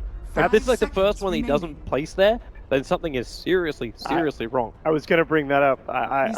This would be the first. I mean, Puppy has been to all the Valve events, all the TIs, and this would be the first time that he's failed to place top 8. I mean, it hasn't happened. Has yet. there actually been any event that he hasn't been invited to? I do want to urge some caution here, gentlemen, because we are getting ahead of ourselves. Hey, Navi's back. This is day Navi is back.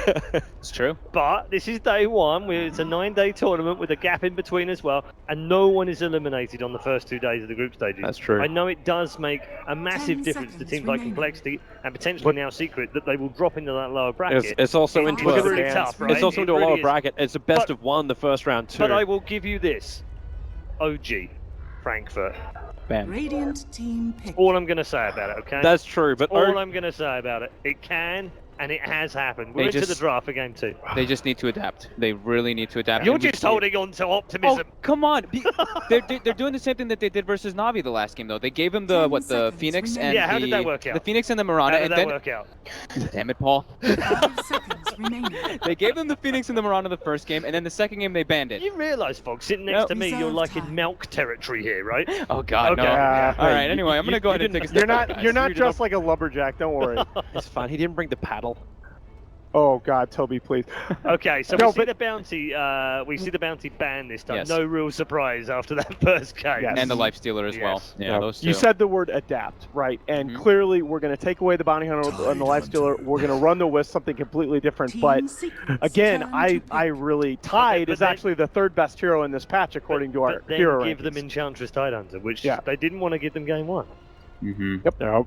So if they You- just you've- walked into the fact you- that Wings wanted those and now they get them, Smack. yeah. You've 10 made seconds Wings remaining. early game and rotation so much stronger. You've given Wings team fight. 5 A Tidehunter seconds that probably remaining. won't get zoned out of that top lane. Like we saw a Blink Dagger early on from the Slaughter. Mhm. This time around, like Team Secret, what are you going to Reserve time. commit to actually push that Tidehunter off that top lane? Can you even stop him from hitting a normal timing on a level 6? Is Ravage going to come in to your fight so early on for Wings that you can even force into towers?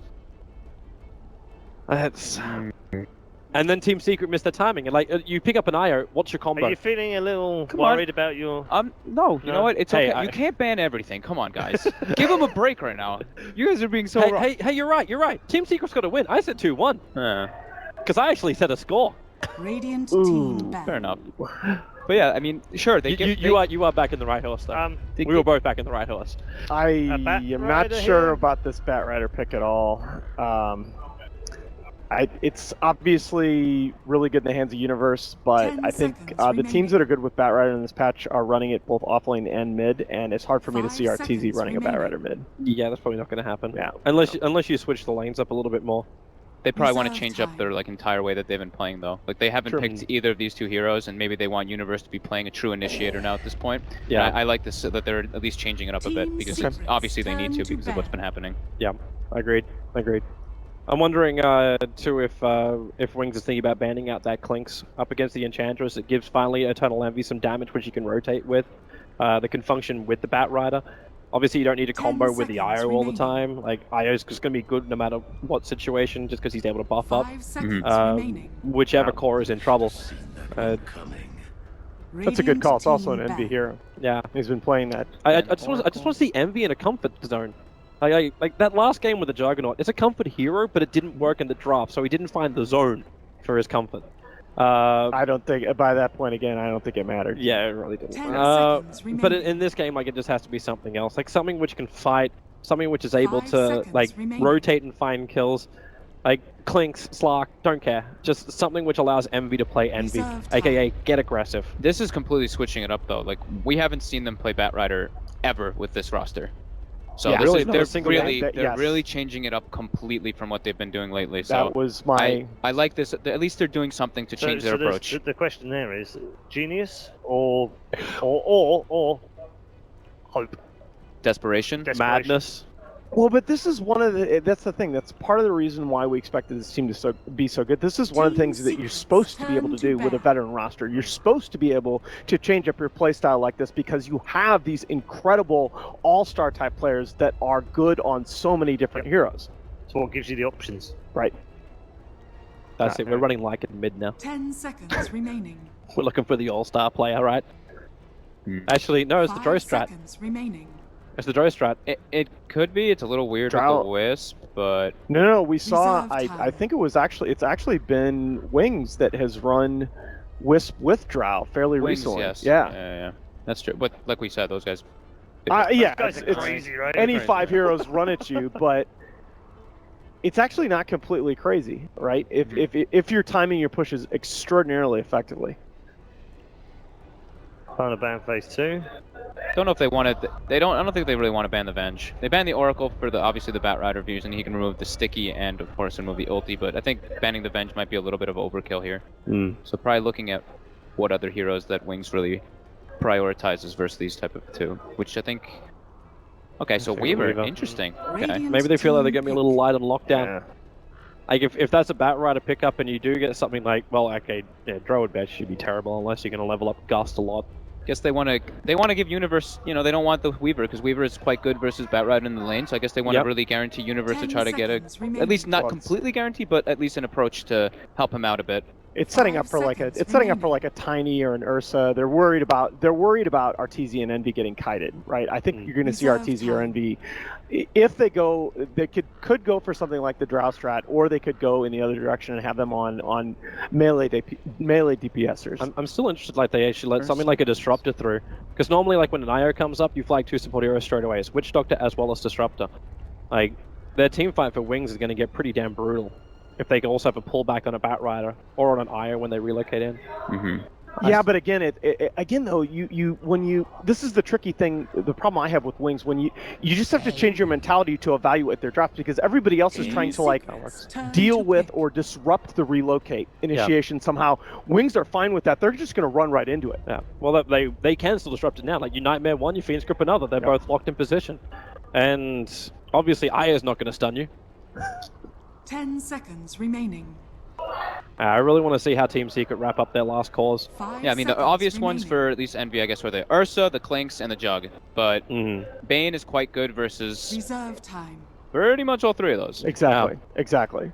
Does Team Secret then just say, you know what, screw it, like let's just start running a jungler here, like get something else? Because I kind of feel like with an IO as well, they can't be too aggressive in their lane. Like unless you start running like a Wisp Tiny in the mid, and you duel it there, and you force rotations from Enchantress into that mid lane. I think the Enchantress from Wings would punish any jungler that you're going to pick Dire Side here so hard. There's still Phoenix. Yeah, but it's not a jungler. It's not a jungler, but Puppy Chen is actually not.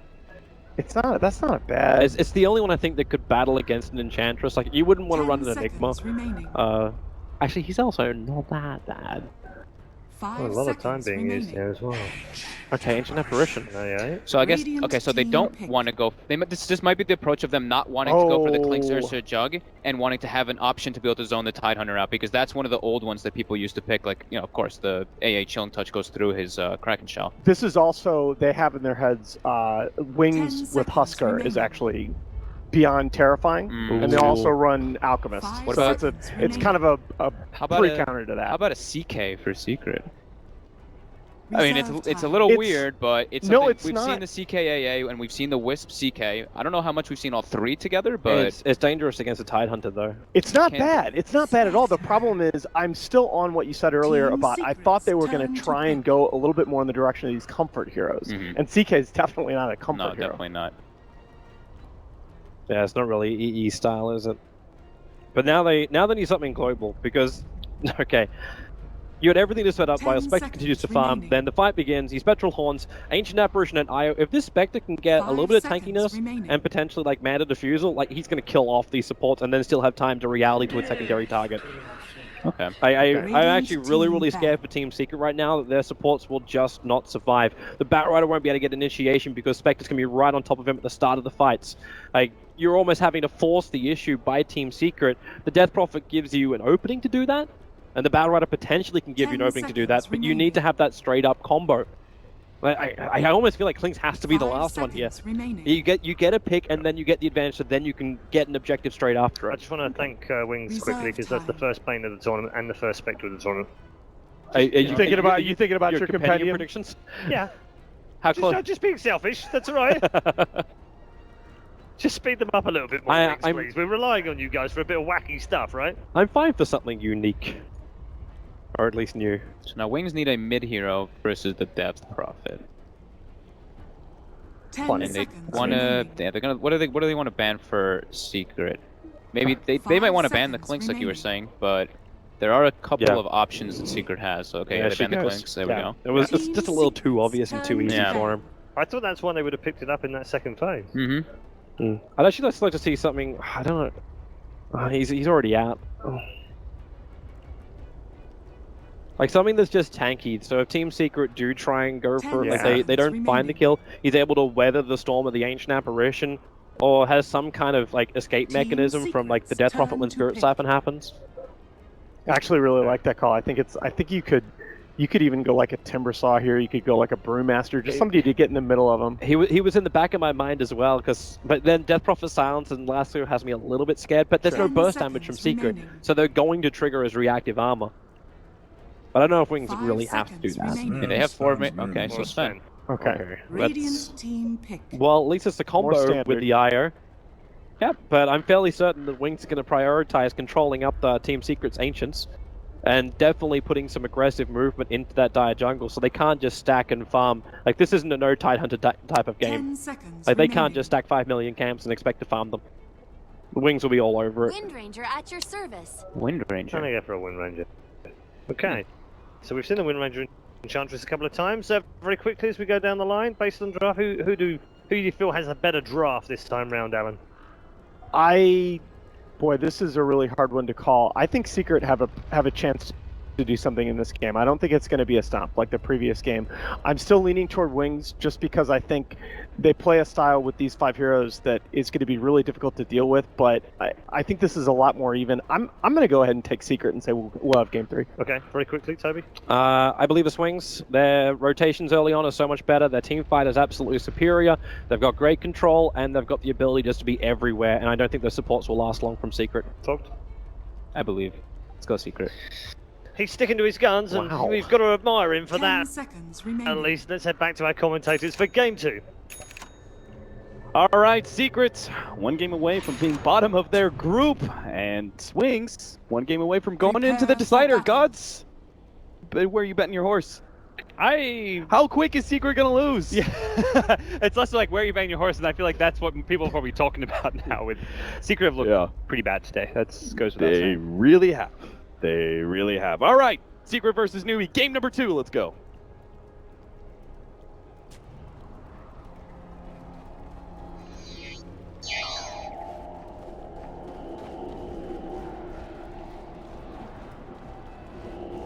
Wow. Made it Secret just in time. Just like that. They need everything they can to be able to 5-man smoke straight into Blink. Might be able to pick up the first blood, as they should be able to run it down to a little bit of extra damage. And sure enough, there it is. Now the question, there it is. All right, Pilot Eye picks up the first blood. Now the question is whether or not they're going to be able to get anything more, as the fight is still going to go on. Looks like Innocence took a little bit of damage. Secret starting off this game number 2 with a very minor advantage in first blood for themselves. I guess after that game 1, you gotta take what you can, Gods. Yeah, they went for the level 1 smoke through mid lane. I really like that play. We see it very rarely, but when I've seen it, it's always been effective. And find a kill, get down a deep ward, and we'll see what Secret can go from this. Rune. Bottom one. Gonna be challenged. Nice. Yeah. Ice swoops in with a nightmare and says, "Thank you very much, Artur." And they leave the top rune for the Wind Ranger. So, Wings recovering a little bit after losing that first blood. Yeah, Universe is in deep, drawing away a creep wave, but Ice doesn't even have mana for a nightmare here, and he loses his clarity. So good play from Universe to cancel that and keep the creep wave coming his way. Yeah.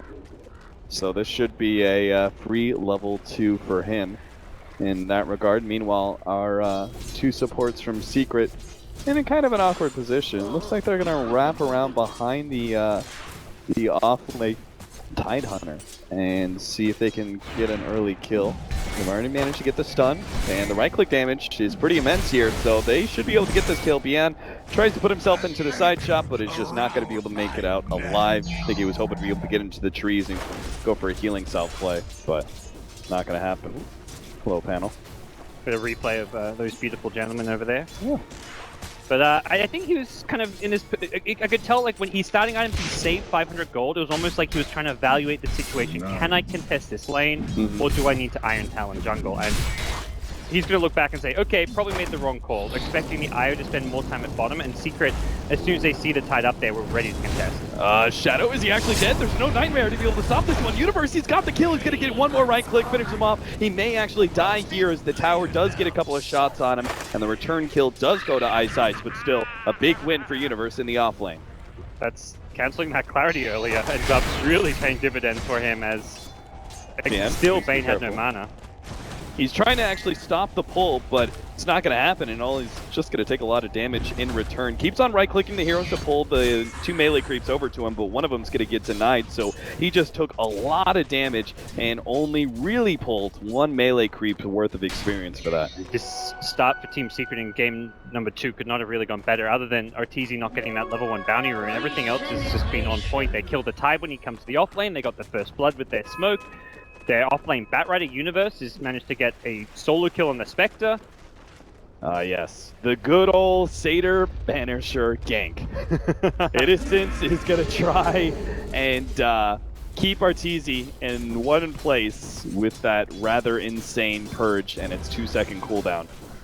Doesn't look like it's going to work, though. The Satyr Tormentor showing itself. Arteezy's just sitting really far back as the creep wave does get into the tower. He's going to try and pull it off, and that is where the Enchantress is going to be, wrapping around behind the Tier 1 tower now, just trying to get in range. Does manage to get the purge, but still, our Wind Ranger is a little distance away. He does manage to start soul siphoning up, and it looks like he's going to be able to survive off of that. Innocence is going to go down in return, not really valuing that Spirit Siphon enough, not respecting it, and Arteezy is able to pick up the turnaround. I mean, Secret just ready for that aggression mid lane. Pi even TPing in with the overcharge, giving that extra survivability. So Wings, it's one of those things where we haven't really seen like what happens when they get contested in the early game, and here it's a bad early game start, and they're just trying to force Universe at it again. He gets the Nightmare just in time. Ice will be able to get himself out from underneath that flame, but still, Universe is destroying this 1v2.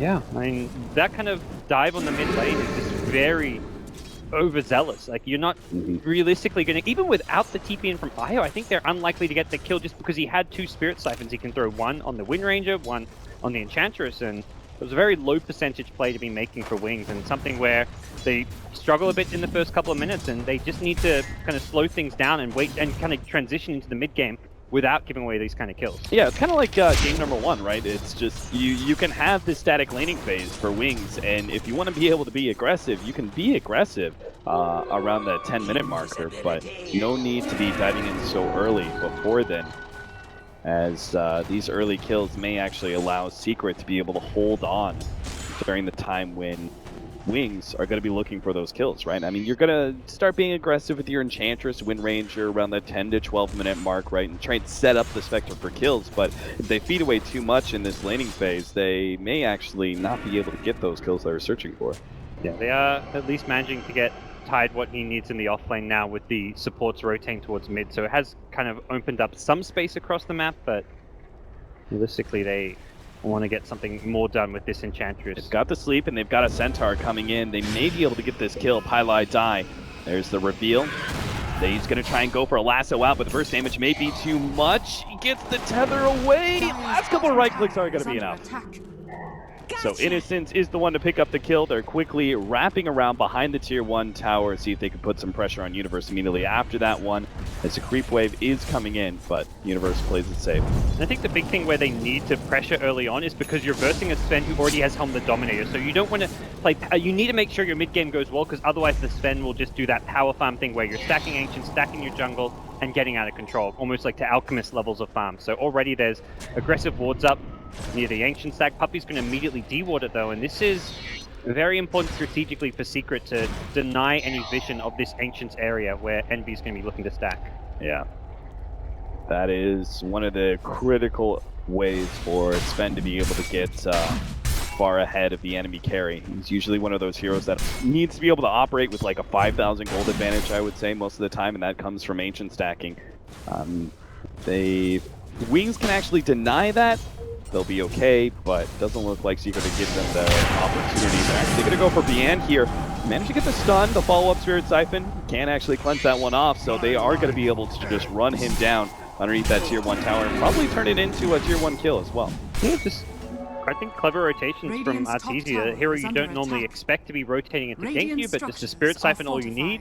They've even got the Exorcism, which they can commit with the God Strength to guarantee a tier 1 tower. Any towers you take means you're going to have more of the map open to farm, and that just power farming Sven play gets that much more viable. Wind Ranger trying to use the illusion to bait something out from Secret. Obviously not going to be the case here. Eternal Envy. Now the Spectre ultimate goes down. They manage to get the Nightmare, but they're not actually controlling any of these heroes very well. He's going for Pylite Eye in the background, but he's very rapidly underneath the tier 1. And just like that, the Wings rotation is completely defeated. That's a Spectre, the first Spectre ultimate, plus a full rotation out from Wings to the top lane. This buys Secret a lot of space in middle as well as bottom. 5-man swing. They're gonna go. I don't even know if they can control get this tower. And even if they do, this is not a very meaningful tower for Team Secret. If they really want, they can just fall back and leave this, but I think they've actually got the tools to defend now as well. Spectre doesn't even have mana for a dagger right now, so. Yeah, sure enough. A TP in from Universe is all it takes, and Universe, his farm isn't even slowed down at all. Obviously, he did a fantastic job at the bottom lane, and he's only another like 600 gold away from being able to get that Blink Dagger. He can just farm the Dire jungle now to finish that off. The scan scouts out the retreat right at the end of the duration there, so just on-point play coming out from Secret. They know that Wings have now backed off from this top lane to go and farm. It gives Envy the kind of freedom to continue farming this lane. He's got stacks which were taken initially by the Batrider, so there was like a quad stack over in his jungle, but he's got stacks now at the Ancients, which will be all his, so Wings need to put themselves in a position where they can really fight around the Ravage plus Haunt. They need to be very careful about how they use those ultimates, because as soon as they're on cooldown, that's where Secret can take objectives. You've got the Sven who can either farm his Ancient stacks, the DP you can push towers with, so Wings have to make sure they capitalize when they go for the Spectre Haunt. Invis Rune picked up for our TZ, but Blink is already putting some pressure on the tier 1. Looks like we heard the sounds of God's Strength. Sven is going to clear through the off-lane camp and maybe rotate over to the Ancients. That is a mediocre stack, but still may be enough. How do you think you continue to play this one as Eternal Envy? Do you get that fast Blink Dagger? I'm not sold on the Blink. Either I may as well upgrade your boots to Tread, but the Echo Saber's become quite popular on the hero, and even still the SMY build, but I think the Echo Saber is perhaps the preferred damage dealing build for this hero. I think being able to play this Sven as the kind of Echo Saber and as use it like an SMY, that kind of like very stat heavy build is the way to go. Artesia uses the Invis to be able to scout out Ice inside the Roshan pit, and he will be taken out. So they save the stack, keep Eternal Envy healthy, happy, and farming away while getting that pick off Wings. No real response from them. Yeah, and the big issue with the lane stage going poorly with like the Tide giving up kills, the Spectre even dying a bat, is that they haven't set themselves up to slow down the Sven whatsoever. The stacks have already been farmed up once. You've got to imagine Envy's going to continue to stack that, look to farm it up multiple times. And at what stage are Wings really ready to fight it? They've got their ultimates, so if they really want to commit all these big teamfight ultimates, they have a chance to, but they're being out-farmed. They're going to have a level 6 Puppy Ancient Apparition soon, so then they're going to be fighting into the Ice Blast as well, and Secret have all the tools to fight around that Ancients area with the Universe Blink, more importantly. There is no laning wards, so Wings' rotation from Ice and Blink might be able to catch out the duo of Wisp and Sven, but if they fail this gank, they may be punished by TP rotations from Secret, or even just a free escape from, say, a relocate out from the Wisp that will still, in the end, punish Wings for their inefficiency. Doesn't look like there's going to be an opening that they feel comfortable with. And Universe just going to go back to farming, and this is where like you have your Blink Dagger. Wings are going to be playing somewhat scared. The first smoke with the Blink didn't work, but you can fall back, farm up the Force Staff a bit, slow things down if you're Secret, recognizing that Envy is going to continue to power farm. Has picked up a Helm, so it looks like we'll see the Armlet build out of him. Armlet, even better when you've got the Io to kind of basically counteract the HP loss when you activate the Armlet and keep you alive, so it is the most cost-effective damage item really to pick up on a Sven. Radiant's middle Wings wasting a lot of time, and maybe it's them that is now the team that is a bit too easy to read with their rotations across the map. Secret seem to have their number here in game 2 for the first 11 minutes or so. You can see our Spectre playing really far back right now, the bottom lane, afraid of being potentially ganked as the rest of his team is searching for that kill opportunity. They're gonna go ahead and pop that smoke on the tier 1 tower, quickly take it down with focus fire, and that is the end of Wings' rotation.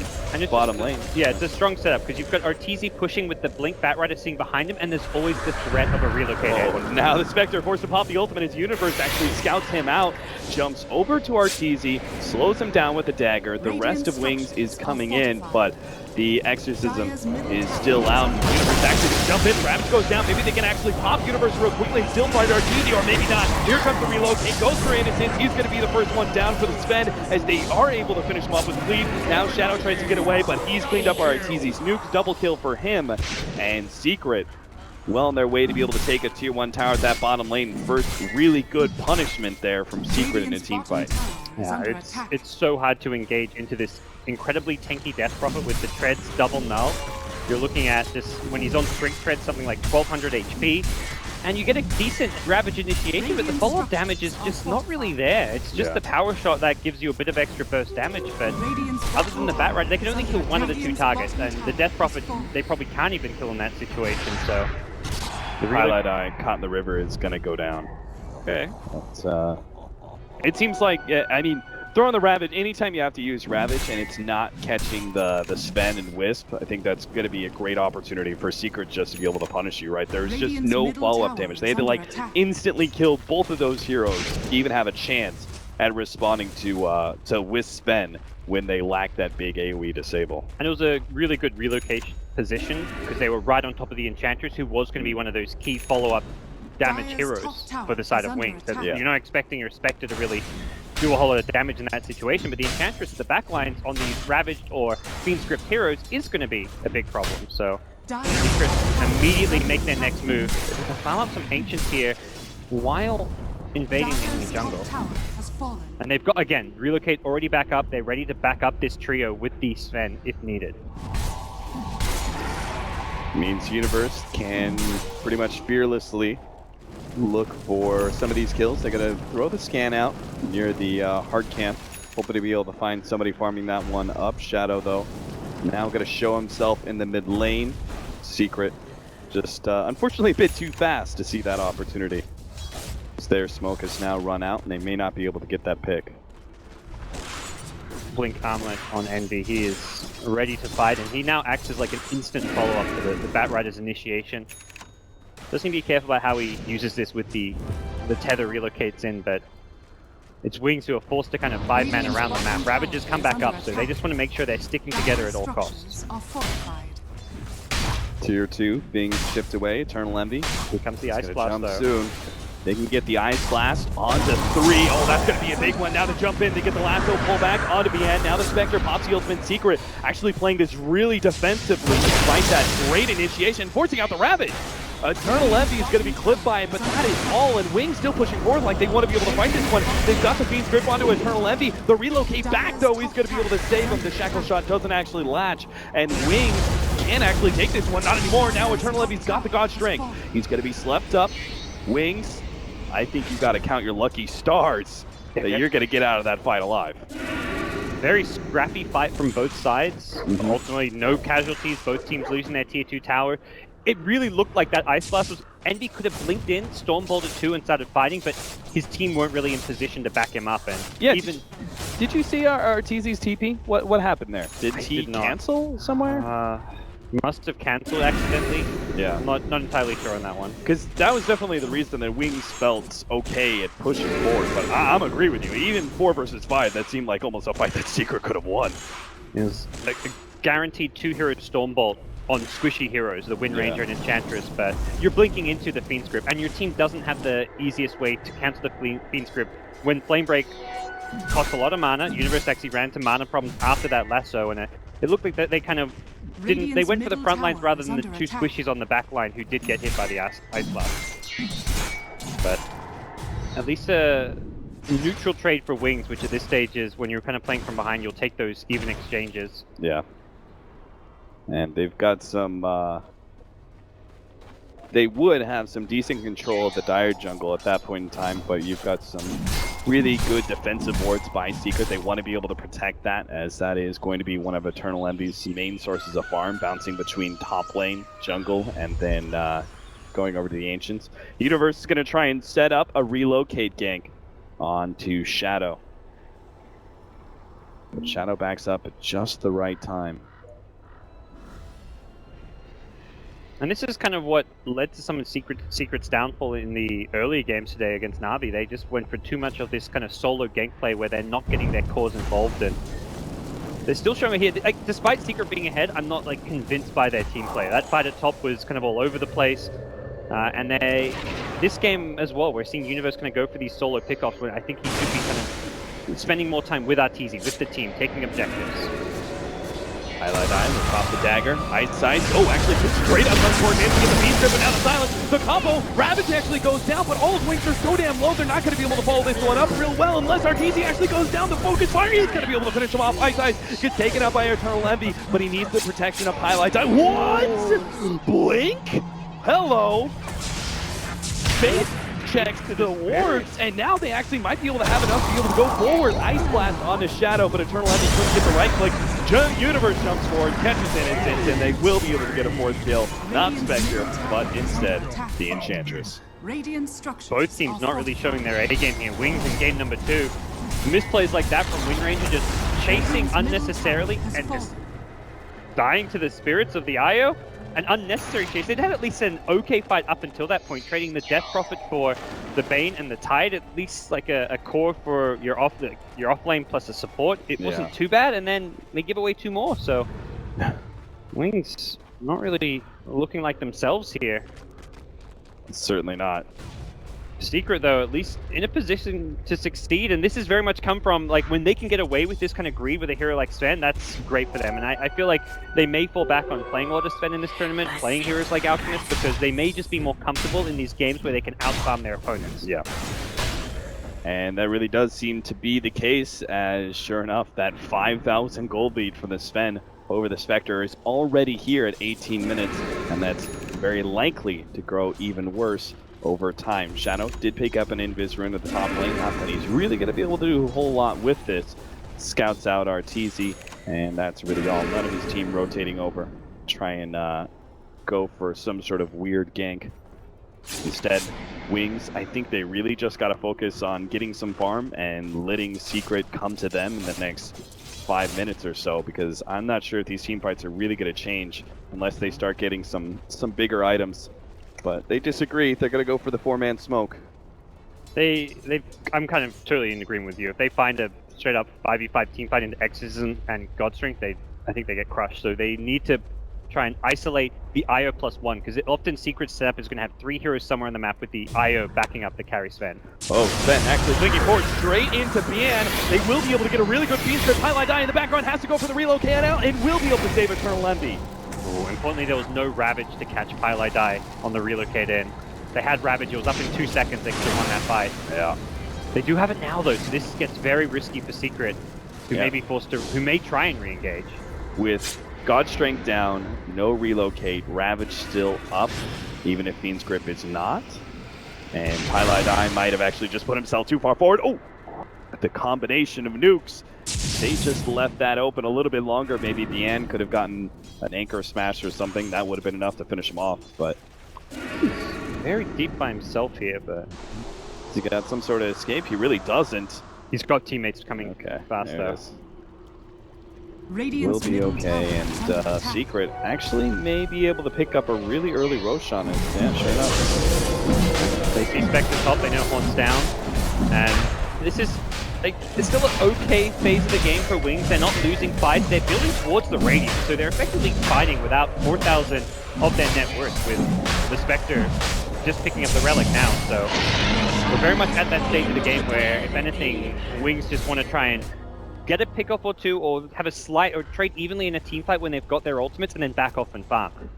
They trade evenly by just not losing anyone, and Secret transition into a Roshan/Aegis, but they need to get more than that if they want to really put Wings down here in game number 2. Yeah. It is kind of interesting. We're going to get to see a different side of Secret. in this tournament, a Secret that's actually ahead, and how they're going to be able to perform with that kind of lead. Because as you said, like, this is a team that does prefer to be able to have more of a farmy, like late game oriented style, and they've already managed to do well in the first 20 minutes. They should be able to build this up even further, barring any major mistakes. And we'll see whether or not those mistakes do come. Puppey is going to be caught out trying to do the counter warding. It looks like maybe just a free one-off to relocate. Also going to be coming down onto Bien. He does have the Ravage. He wants the board to be able to save himself, and he does so. They did get the Ancient Apparition, and Bien will be able to escape. But it looks like they're just going to try and go for the kill on the Pylite Die. He did bring the Sven back, so never mind. Down the bottom lane, so now that he's gone, they're actually going to go for Artur. Managed to get the sleep onto him. Dagger will wake him back up, but they managed to get the Hellfire Smash as well there. Arteezy turns around for the silence, actually now going for the Spirit Timing with Universe jumping in. The ultimate goes down for the Spectre, but it doesn't really seem to be enough. Arteezy, there's just not enough damage to be able to focus him down, and as in starts throwing out their shots, and now Eternal Envy is here. He's going to go straight for Blink, forcing that win run out of him, while Arteezy's right in the middle of two different heroes, should be able to take out both rather easily. Eternal Envy's going to be the focus of this focus fire, and he's actually dropping pretty damn fast. The Ice Blast coming in, not going to be able to land, but Arteezy still looking for the chase. Innocence being slowed down. Looks like Universe should be able to get in front of him with the Bat Rider. And a 1-for-3 exchange there, clearly to the favor of Secret. It's still like, it doesn't feel awful for Wings. Like trading 1-for-3 when they kill the Sven of all heroes. Yeah. They're buying time against the Aegis. It's Secret who come out on top of that one, but it's not like, okay, they're really starting to snowball. I still don't feel like they've done enough to completely keep Wings out of this game. The Radiance timing is at least going to be decent for Wings. The win range has stayed alive. Like, that Sven kill gave them a lot of money. You're looking at 660 gold just for the kill itself, and yeah, the stats actually agreed with you. They were slightly ahead in gold from that exchange. with a 1-for-3. Yeah, but with a 1-for-3. And before that, they'd killed the AA. So yeah, it was kind of a separate fight, but at least Wings, for the most part, are holding their own here in the mid game, despite their gold deficit, despite the fact Spectre didn't have a Radiance until now. Yeah. 7-16, the Radiance is now up for the Spectre, and that can change a lot. For Wings, they're going to have... there is still the problem for Secret that they are operating on two different supports that are very easily focused down by a Spectre, Ancient Apparition, as well as, in some cases, Wisp. As neither one of them has a whole lot of defensive mechanisms, not really a reliable escape nor disable against the Spectre. And Bat Rider is also going to have some issues now that the Radiance is up. I mean, this just feels like all it's going to take is one bad team fight where Wings get off an amazing like Ravage into Shackle, they get the grip onto the Sven, and suddenly the game's going to be dead even and momentum's going to be going Wings' way. So Secret, I think they can kind of tell, like they're one bad team fight against the Spectre Radiance away from just perhaps being 2-0'd. Yeah. And even though they're ahead right now, it can so quickly change versing a Spectre draft. You get the feeling that while you can say they're playing conservatively, it also feels like a little bit scared that Secret are just kind of like, oh man, guys, we're finally up in a game and we can't afford to throw this away. They don't seem to have any confidence whatsoever. They also, like, you can see like small little misplays here and there. The initiation of the top tier 2 tower, Envy kind of going in, like even just that recent fight, I don't feel like Envy exactly just played his hero all that well. He put himself in a position where he was the one who didn't have the Aegis. Aegis was on the Death Prophet. Arteezy getting caught out by 3 heroes wasn't an issue because he had the backup. And then Envy blinks in to try and fight without Exorcism behind him and he just dies. So things like that, I just feel like Secret aren't all on the same page, but more than anything, yeah, just they're kind of playing scared / without confidence. The sleep at bottom lane on the Death Prophet did actually force 2 rotations from Secret, and they might be able to catch, yeah, they're going to be able to catch Ice. So they're going to pull him back in for Arteezy to be able to munch on, and the Universe will be the one to pick up the kill. They're committing to the high ground. They're going to force Wings to respond. This is smart. He still has the Aegis as well as 16 Bloodstone charges. Arteezy very happily challenged this tier 3 nice and early. We still have the relocate play ready to go. Waiting until after Bien. Oh, but he's lost Aegis, his Ravage, but I'm not sure they can fully commit to a Raxia. I think if you're Wings, you're okay losing a tier 3 tower here. You don't want to force a really bad fight. And now the Exorcism is going to run out, and Arteezy will be healed up. So Secret, go ahead and call it a day. Back out. take it to tier 3 and not risking anything else. Yeah. And again, Secret playing at a very safe pace here. They are going to continue to kind of extend their lead. They're out farming their opponents for the most part. They're putting themselves in a position to just secure the next Roshan. Envy can farm up a BKB, which will solve a lot of its problems as far as fighting into Ravage, Shackle Shot, Radiance on the Spectre. Yeah. Negate a lot of the damage output. It means that it's just like the Fiend script to worry about, but nice scan there from the Dire. Will be able to catch Wings as they smoked up and running through the river. They even draw the exact path that Wings is going to be heading into. They cut across into the Dire jungle. And Secret looks like they're going to be grouping up on the top side and might be able to catch something here. The Radiant now using their scan in the mid. I think they were hoping that that little bit of red meant that somebody was coming out of middle and into the lanes, but rather quite the opposite. yeah, Envy kind of trying to bait here, knowing he has the relocate to back him up, but gonna see much come from this. And now the wards will scout out Wings' exact position in the jungle. So Secret likely to try and take a teamfight again pretty soon. They've got another Exorcism. They are in good fighting shape with the Shivers Guard up soon on Arteezy. Got a lot of farm ready to go. It's just really Envy's Sven who's maybe missing that next big item. What is this farm at? 3,600? What do you think he's waiting on? I think it really has to be the BKB, or at least that to me makes the most sense.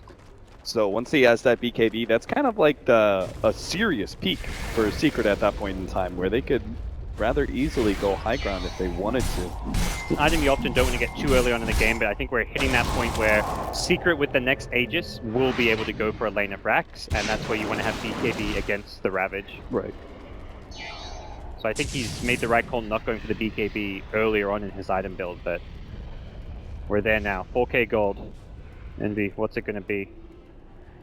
And Wings themselves just grouped up around mid. They want to stick as 5 for the most part. Maybe they go as 4 and have the Haunt to back them up, but...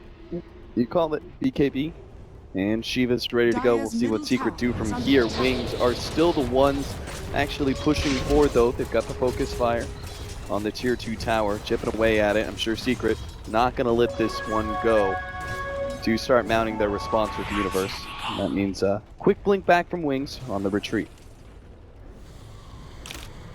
And this is still a fairly squishy Spectre, so in these fights, if Sven gets on top of Spectre with a Stormbolt in Godstring form with BKB, Spectre will melt very quickly. Yeah, this definitely seems like a game where Shadow's going to have to play much more of a guerrilla-style hit and run. In Dream scenario is he finds the IO in the backlines, kills him off to start things. Yeah. Then tries to clean up heroes like Ancient Apparition, even Batrider. And kiting the 2 other cores, because those 2 others seem to be too tanky to actually force down even Arteezy. That many Bloodstone charges and that much armor now, thanks to the Chivas as well as the Veil. It's gonna be tough to rip through with physical damage at least.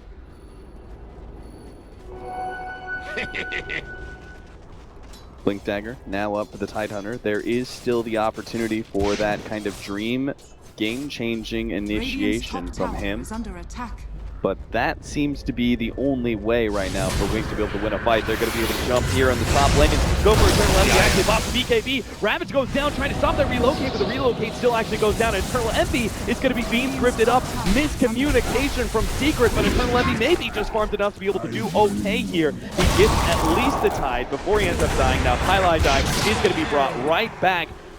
What was that, gods?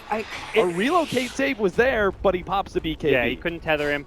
And also, like, it looked like Io was actually going to die before the relocate, because Spectre did a really good job of finding, and he gets vision of the Io, and he actually jumps on the Io over the Sven just to try and go for that kill. But like you say, you don't pop your BKB there if you're a Sven. You're up against the Bane. You're not going to be able to BKB your way out of that situation. You don't even have a TP, so the BKB definitely not the play. And Envy gives away a big kill to the side of Wings.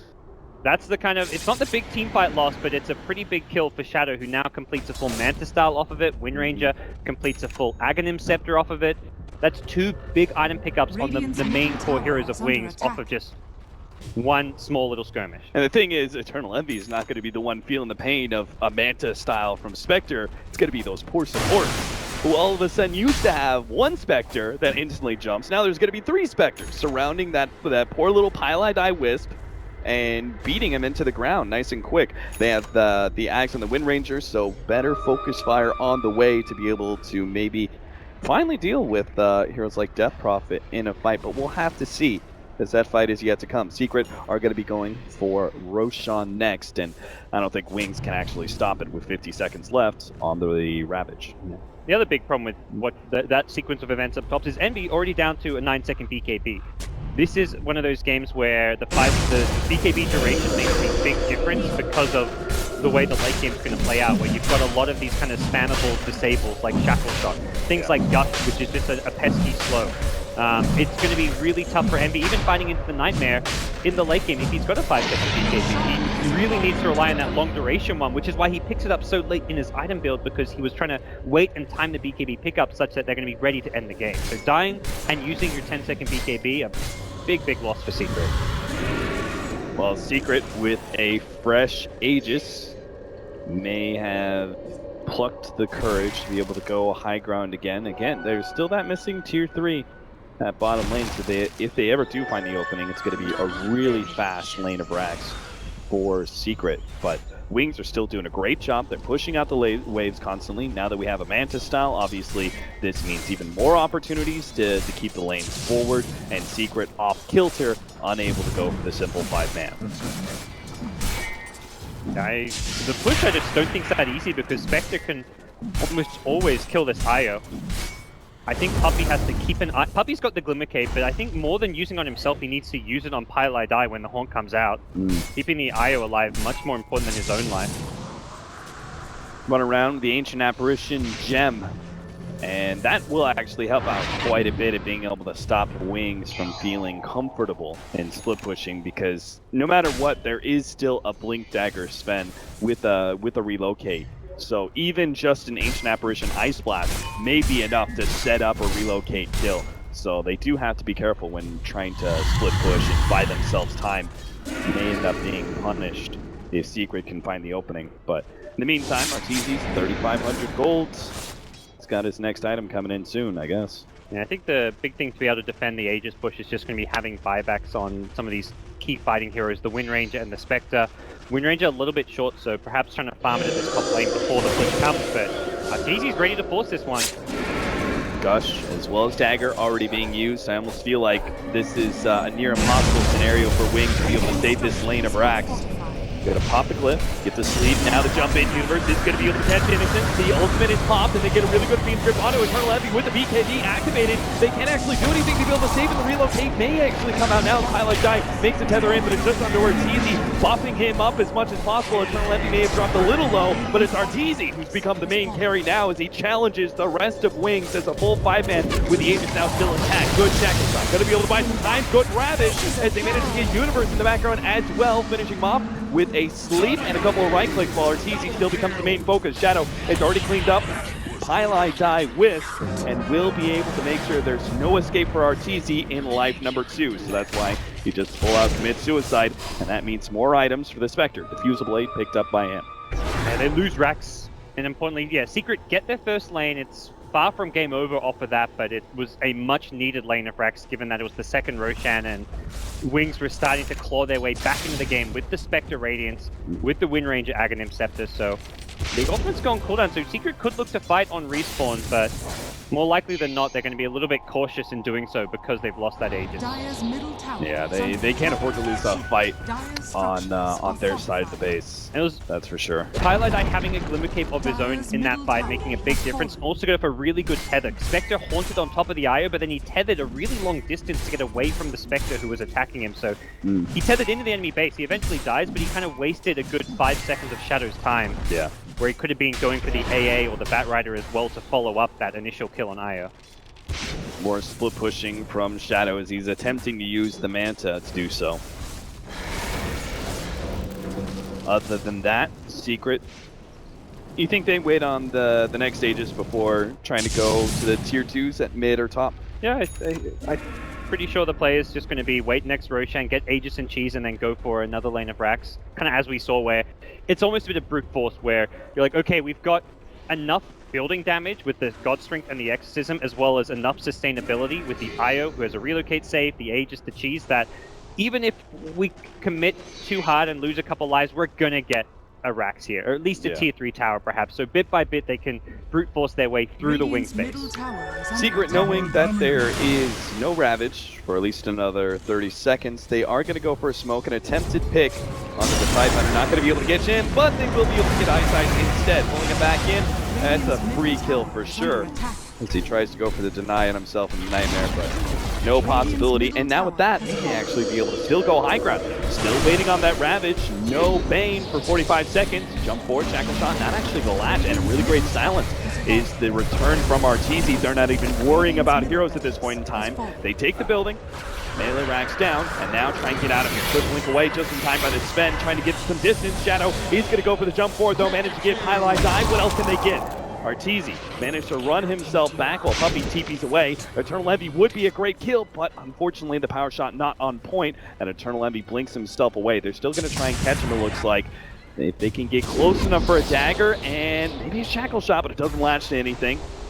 Force Staff comes out. Dagger is going to slow down Eternal Envy even further. They follow the dagger to where it's going. Eternal Envy gets the blink out, though. And I think that spells the end. Wings were desperate for some kills after losing their second melee rack, but all they got was a wisp from that.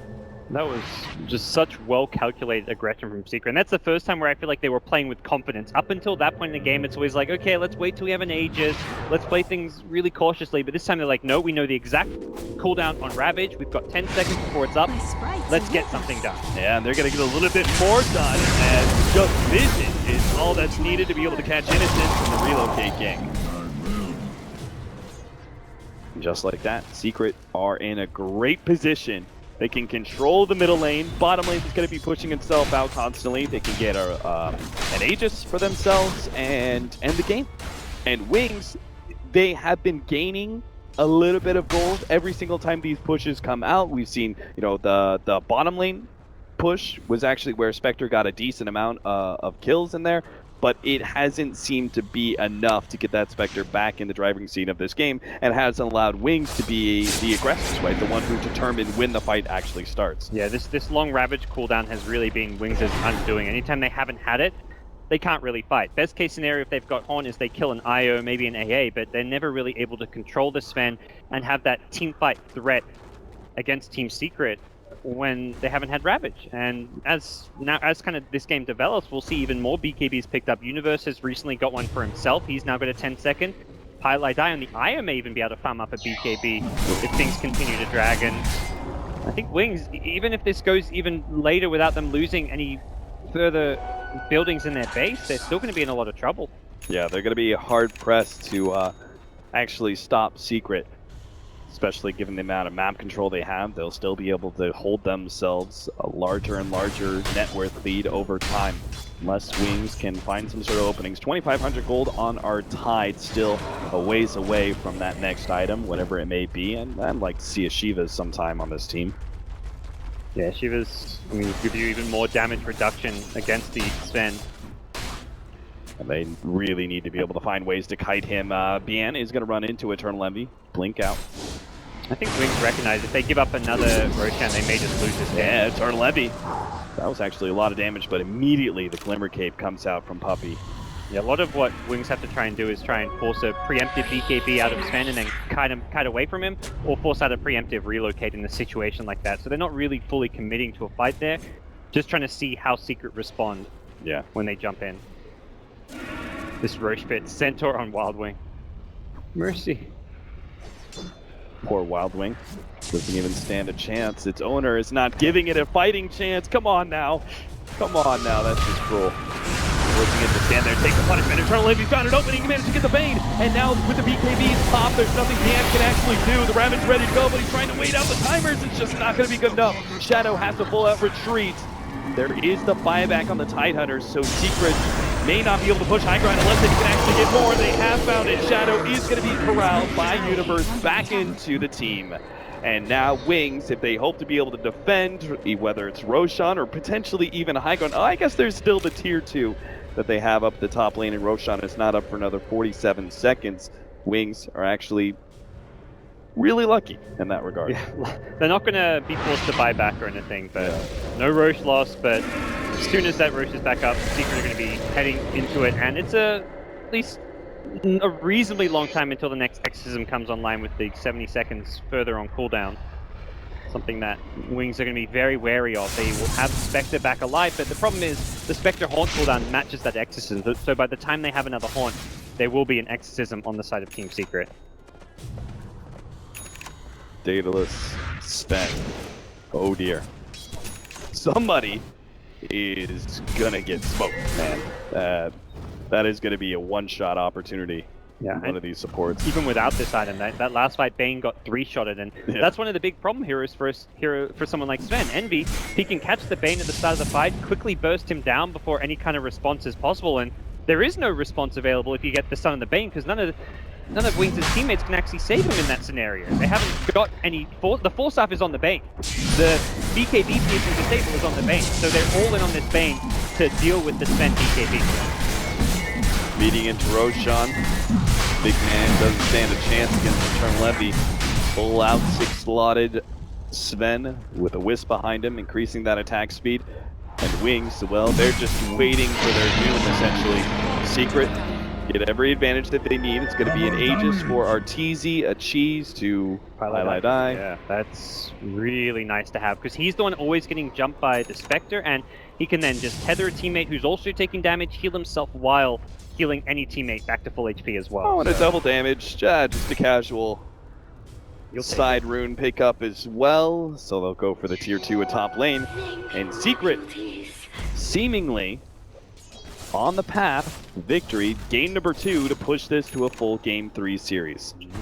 He beat the Spectre. I'm not sure this is the item that saved the game for you. We'll see how it works. Tier 2 now down. The top lane is exposed. The scan from Secret. They're actually anticipating this play, but they use the smoke a little bit, the scan a little bit too early. But hey, guess what? No one's defending the high ground. Yeah. I wonder what that's about. And Spectre, when he defends, it's going to pop out of smoke, so this gets even more obvious. Oh dear. Oh, Arteezy. Oh, the smoke actually pops now. The BKB activated. They're going to go for innocence here. Easy. 1,300 damage, critical. Sleep goes down from eyesight. I have no idea what Wings are planning now with their 2 supports already down. The Ravage ready to go. The BKBs are down, so this will be a successful stun on many of these heroes. But are they actually ever going to have the damage? The God Strength is going to be running out soon, but now the Exorcism comes out from Arteezy. He's going to be challenging Shadow immediately. Eternal Levy is going to be taking some focus fire damage, but really it's just not enough as Arteezy is challenging anybody to fight him. Now to go for the back line. They will maybe be able to get to Eternal Levy's highlight. I barely managed to keep him alive as EE just doesn't care. He's going for the racks, and there they get it. Forcing out the GG call from Wings. Secrets will push this to a game 3 and keep their hopes alive in this group. Some really good IO play this game coming out from Highlight Eye, just finding numerous saves. Even at the end there, got to the tether with the Cheese to keep Envy alive a bit longer, but I think the big problem for Wings was the laning stage going as badly as it did. They tried to force a few ganks. It's like they were diving the Death Prophet mid and just feeding him extra kills when Pilot eye TP'd in. And on top of that, they were entirely dependent on the Tide Ravage to fight, and that just really was their undoing here. Anytime it was on cooldown, were falling, so... That's what I like to see. That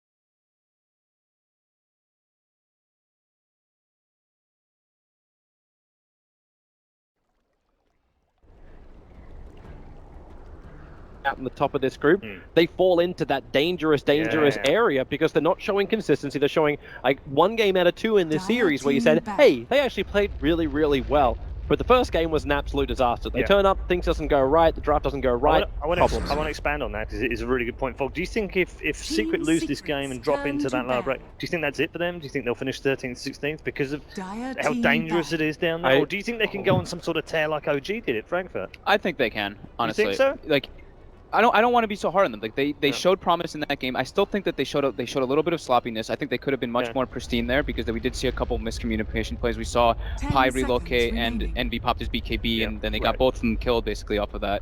But I do think that they can still bring it back. Do you not think it puts more pressure on them for this final game? Because they have to win this now, surely. It does, and especially considering like how unpredictable these groups have been. Like some teams dropping down, you're like, wait, this shouldn't happen. Like, what happens if OG drops down and you get like OG versus Secret coming through? I don't know how the grids are made, but like if that matchup ends up happening, you won't know by the way until the main event. Right. Okay, we don't. That's a big deal. So it's not clear cut. No, it's not being revealed. The pairings after the upper bracket versus lower bracket are determined, the pairings are randomized. And obviously this is to stop teams that from getting the matchups they want. Exactly. They don't want anybody throwing matches during the group phase, and the matchups matter a huge deal. I forget which one you're right. I mean, if it carries on the way it is right now, and Empire wins, there's the AA first phase. And this is where your predictions just go completely like. This is a great open by Secret here. The AA open against the Whisper. Oh, hello. What? So we had the IO Drow. They have played it before. But first phase Drow with a Wisp. They have played this before. They did.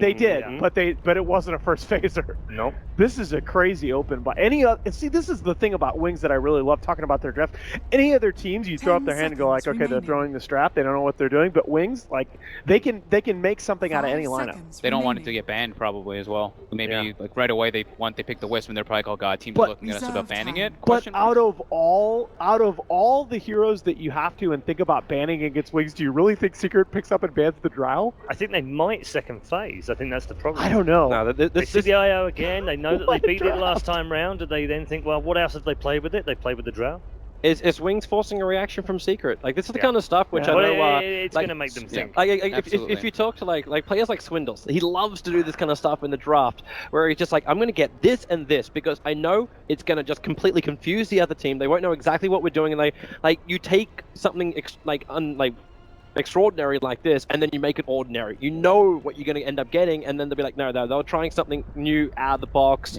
Like it's Axe-Wife and jungle. It's unconventional, but it's not unusual. No, not at all. It also instills fear, like in a matter, because now you're looking, you're like, oh god, we got to ban Visage, we got to ban like these weird heroes, Venge, like these weird heroes. You got to ban the Venge is the number one thing, and then it's down to like the Visage, the Wind Ranger, or. So, see, the funny thing is too, like you don't even need the Puck. Like you don't even need to start banning out these heroes because you also understand that Drow Ranger by itself can just function. Like if you have like a range hero in the lane, obviously you get a little bit more, but like Drow still adds a nice little bit of early push, and you can make it work anywhere. like I still actually really enjoyed the old Arteezy thing. Like when Arteezy died 3 times in the mid lane as Conqueror, I'm like, hey, it would have been really great if he was a Drow Ranger then, because then it would still work. I want to add one thing though. Go ahead. I think that Wings is going to do something that they did recently and go for this Oracle, because they are playing versus Beastmaster. So I think Secret should really ban the Oracle here, because it's extremely good versus the Beastmaster. However, AA is really strong. Did they not ban it game 1?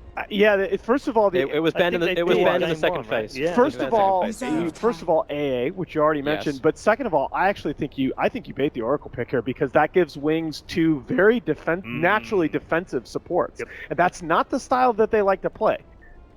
But it depends how you play, because Oracle also gives you a lot of burst damage early on. I'm just saying what they've used recently and what is good. Sure. Of course, it's very good versus Beastmaster in general. You know, you remove the roar right away. It gives them a lot more laning pressure. Of course, not the rotation pressure, but then they just pick stronger lanes in the other heroes in the other lanes. Like in the one that they did, they had Queen of Pain, Puck, Wisp, Drow, and Oracle. So they had these self-sufficient other laners, and then they had the Oracle just sticking with the Drow. Yeah, which is why it's odd that they've. That's really good. I'm not sure I'm on board with it, but they're probably worried about like who's going to be the initiation, because if Drow is one of the callers on the middle of the safe lane, like you look towards the offlane initiation, and Batrider is still fantastic for that. They might just be completely deterred from it though by the AA, because we do know the AA blast, of course, is amazing versus Oracle, but removing roar instantly, if you're able to do that and get him out of the way of that AA blast, See, it's just so as an analyst, it's so hard to analyze Wings because most other teams have a fairly structured set of early rotations It's okay. based on their support pairing. It's fine now, Alan. Wings is just going to do whatever the hell they want. It's fine, Alan. None of their players know what their captain's doing right now either. Absolutely fine. It's just Wings things. That's all it is. But they're such a fun team to analyze and talk about precisely for that reason. Team Secret. It was that conversation we were having this morning with Seb. Exactly. Where we're just like, hey, Wings is really good. It's like, they are the biggest headache to draft against because you just don't know. Yeah, we talked about the fact that coaches will really help teams playing against Wings, but I'm not so sure anymore. I think they're actually screwing with their minds worse than they would do if they didn't have a coach. It's perfect. I love it. No, I tried the exercise actually before because there were a couple people who I speak to in Dota that I respect that said, okay, well, Wings is going to get figured out. And so I tried this exercise before this tournament. I said, okay, well, if I'm scouting them, if I'm putting together a dossier on them for another team, what do I write up? What are the main points? And the dossier would have been like 60 pages long. Like it's either 60 pages or 2 pages. They run at you, or here's all the different things that they've done with these different hero sets because they're very diverse in what they do. There's a puck on Secret. Well, this does also feel like a that's actually also a pick deny as well. pick. Yes, Toby. We're on it. We're on it, man. We're on it. Like we were saying, the self-sufficient solo laners and puck is one of those. So that's but I like that pick. But this now also means that Team Secret are revealed 2 of their lanes. Like that's Arteezy mid and that's a Beastmaster off. Like Wings can just go for something a little bit more stable. You can go into something like an Invoker for that mid lane, something you feel really confident with. They're not 100% committed to that. You still can't go puck off lane Beast, but yeah, given what their players do and what they like to run, it's very you could push the Beastmaster into a 4 position, but I'd be a little bit concerned doing that as well as having the AA. Does Wings go back to like their crazy Veno thing here too? It wouldn't be bad for fights, but I prefer to see something which is a little bit more direct push. No, I don't think you can. And that is direct. Boy, okay. Is it actually going to be what we talked about earlier today? Is it the double dragon lance? Double dragon? Oh, maybe. Is it the push up high ground? Maybe. I mean, they're one of the teams that would probably do something like that. That's very out of the box. Oh. So you get double Dragon Lance on Prophet as well as Straight Ranger, and you can attack tier 3 towns to around 15, 16 minutes in because you just take so much already. And like, it's not even a sieging high ground. You actually assault the high ground by doing it. Yeah, but that's all like it's all well and good on paper, but then you have a team in Secret that already has multiple ways to initiate into you while you're doing that. Like that's not. That's pretty scary. I'm not saying it's a flawless strat. I also think that they could just be prepping for taking a game to the late stages because they see the puck picked up, they see the Beastmaster picked up. They know it's probably going to be a single core draft. I hate it, so they have Drow, and then they have Furin, and then if they go for another core. No, yes, like I hate that idea just because. So Furion, I believe in this patch, it's similar stat 2 in the last patch, but in this patch I believe he's 2-11 in 50+ minute games. Yes. Drow falls off precipitously past about 45 minutes. This is early push. You give yourself a window by doing that. Yeah, it's got to be early push. You just use your army. Like you bring in a whole bunch of Treants, they back up when you're pushing. This the Ember is really Spirit from Secret, I like this is nice for Secret. They invest a lot into their late game. They know if they can make it past this early push of Wings, they're going to be in a real solid position. But Wings have really good push themselves. They can burn through these buildings. This is why I wanted them to ban the Wind Ranger over the Bat Rider, because we all know Envy likes to go toward that Ember Spirit. It's one of his go-to comfort heroes, but at the same time, the Wind Ranger is a bit of a natural counter to the Ember Spirit, and you've got the Drow Aura, of course, on top of that in this game.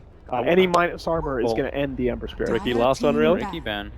That's actually not that bad.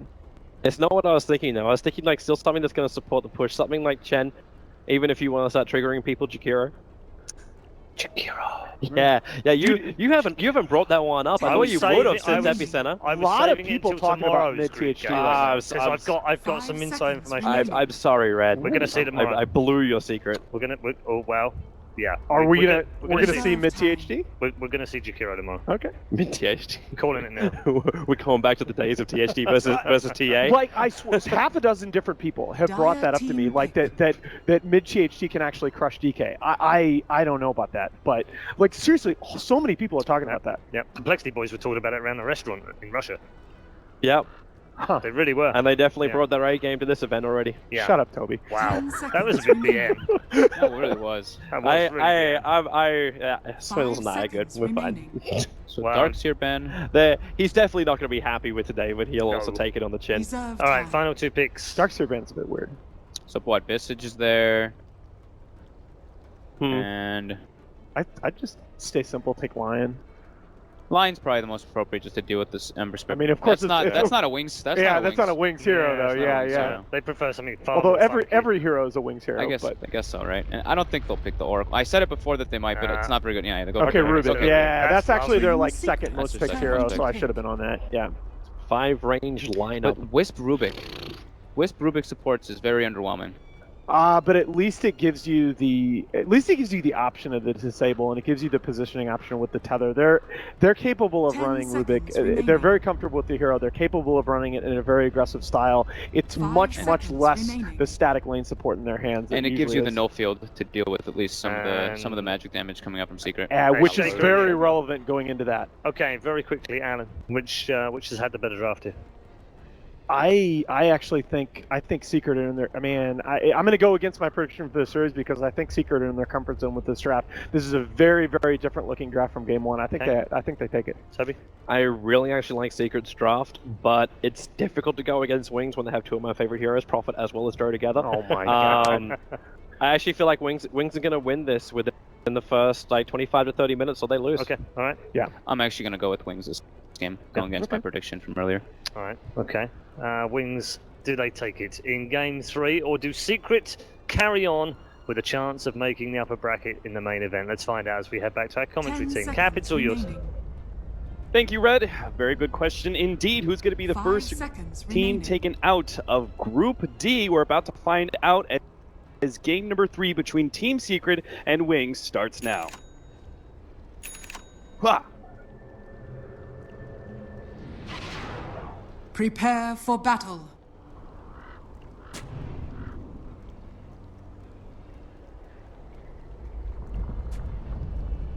God damn it, God. Are you prepared? Every single time now I hear who, that's always going to be in my head.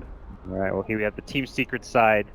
Envy, the Sven from last game. Universe playing an old school, could be a bit of a throwback on the Earthshaker. Yeah. I'm a fan. I'm good. Oh, those eyes. Jesus, I can't even look at that screen. Sorry, I can't look at the screen anymore. TZ's eyes. I gotta. He's seen some things. Yeah, he's seen Secret playing apparently. No, game 3, Wings, Secret, things.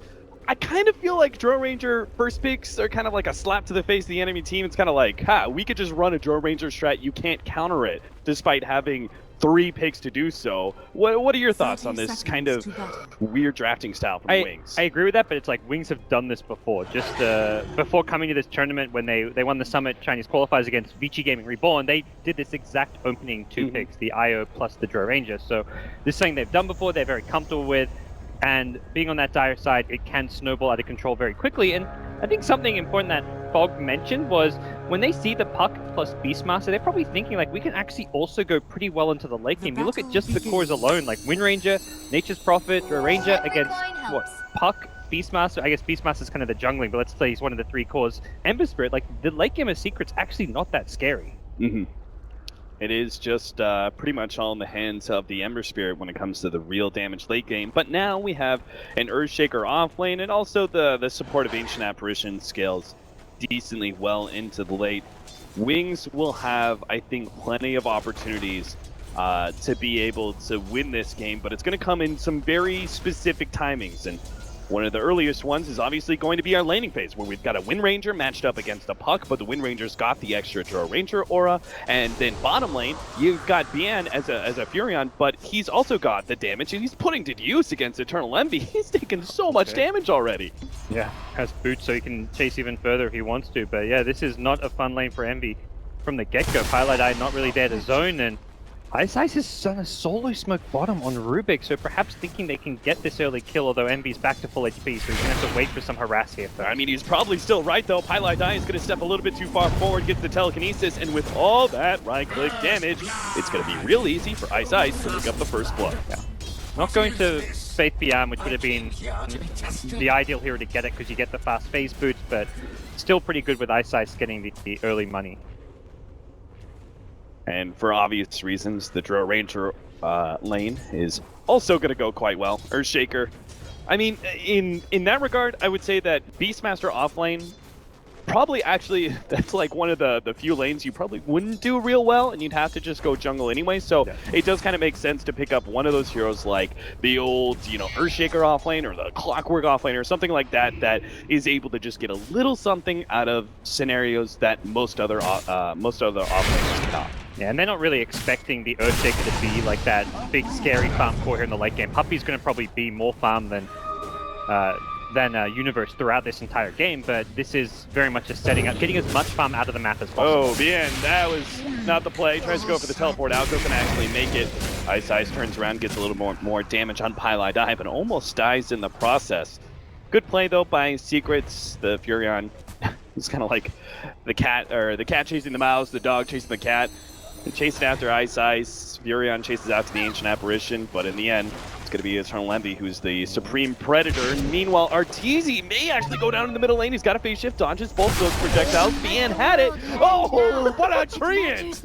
Okay. That Treant has done his juice. He can retire happy. Yeah, he really can. He's going to get a little bit more. They're going to get a boar as well. Get him, sick him. All right. Cruelty. Somebody call Peter. Well, GP back to mid, but Puppey, I think you need to go back to base, my friend. A bit of scrappy. Furion's going to leave you alone. Scrappy early game, but yeah. Oh boy, Puppey needs to be careful here, actually. Yeah, he really does. There is the Sprout ready to go, so Bian's going to be able to block out Puppey a little bit more. Looks like should still be fine though. Puppey's okay. Draws Arteezy over here. Now the Ancient Apparition actually coming in from the side while Arteezy takes a break from the mid lane to get some revenge on Bien and will be able to do so. I think it's too aggressive from Bian. This is still, you're 3 minutes in, Bian! We saw this last game where Wings just went a little bit too aggro in the laning stage. Like they're at their strongest when they hit that like 10 to 15 minute timing and start playing aggressive. And I think a solo Nature's Prophet leading the way for kills is not the way to go. You want to have the Prophet being that second or third hero to the fight with teleport. So setting up camp in the enemy jungle, perhaps not the right approach at this stage of the game. Maybe if he had the phase boots already from the first blood, but he didn't get the money for it. He hasn't picked up any of those blades of attack yet. And it's actually turned into a really weird scenario where Rubik was the one who picked up the first blood and has also been spending more time in the offlane than the Furion is. So he is actually almost level 4 and he's already got arcane boots. Yeah, I mean, it sounds great, but realistically, like, an arcane boots this early on doesn't actually give your team all that much when you're not grouping up. Maybe if Rubik's sitting bottom lane spamming Fade Bolt on Envy, it's kind of annoying, but at best it's just that, it's annoying. Yeah, and who else of your team really makes use of a whole lot of mana? This is a Drow Ranger strat after all. A lot of them are going to be focused on just being right-clickers. Yeah. So I think they're just expecting Puppey. Something with the Beastmaster jungle is the hero is often very low HP while jungling. You have to ferry out extra regen, extra salve. So if you do catch him on low HP, you can find like maybe a cheap, easy kill, but that wasn't the case with Nature's Prophet. Ice. It's a little too close there. Ancient Apparition and Ember Spirit able to run him away, and he has to actually TP out because Puppey was going to cut off his retreat as well. We haven't really talked too much about Universe, but he actually rotated down to the bottom lane. Obviously, that top lane is just never going to be a whole lot of fun for him. He's already picked up the Soul Ring just to kind of Fisher spam his way to some success, but in the end, the laning phase is still going to go much better for Wings. It seemed, at least at first, with the Furion kills and Arteezy actually kind of getting back into the swing of things, he's evened up in CS against Blink. And they're kind of lacking kill potential on the puck. Something that you'd normally see like a Wind Ranger like Dendy do is max Shackle Shot in this mid lane. I think it's a much better way to play. You're going to get more damage out of the Focus Fire when you're playing with the Precision Aura on your team, and that's where you're much better off going for the max Shackle build. So I think Blink perhaps not as comfortable playing something like a Wind Ranger mid with the Drow, and also with the Nature's Prophet TPing in, you want to have that extra bit of disable for the Shackle. The Sprout even sets up the free Shackle, so... Yeah, exactly. Radiant's top tower is under attack. We'll see. Level 6 now means marksmanship is up, so a lot of extra damage output coming from all of the Wings heroes. Puppey is pretty much 3 position, at least when it comes to farm priority now. Earthshaker, unable to do anything at the top lane, is very rapidly falling farther and farther behind, but that really is what an Earthshaker or Clockwork offlaners do. They just need some levels. Ice is going to show up. He's smoked up for this position, will be able to get the pullback. Shadow comes forward, should be able to slow down Universe enough. Arteezy does come in with a Dream Coat, but there's not a whole lot of follow-up TPs here, and Arteezy silenced up, isn't actually able to get out in time, it looks like, as the orb is only going to be able to get him so much space, and Instant actually kills him first before Arteezy could get the kill on the support. 2 for nothing as Wings just outpositioned Secret. There really should have been more TPs from Secret. If Arteezy's going to TP to that top lane, Ember Spirit needs to be there. Maybe one of the supports as well. Yeah, just that. If you're going to TP everyone. But I think perhaps it may have just been better to ditch the tower. They didn't quite recognize how many numbers Wings have TPing in, but you're playing against the Nature's Prophet. That's the go-to move for a Nature's Prophet at this stage of the game. You're ready to push the top tower, you get the ward behind, you get the supports initiating in with the telekinesis, and then Prophet TPs in to give you that 4v1 plus tower, or a 4v2 in that scenario, because Arteezy gives them the extra freebie.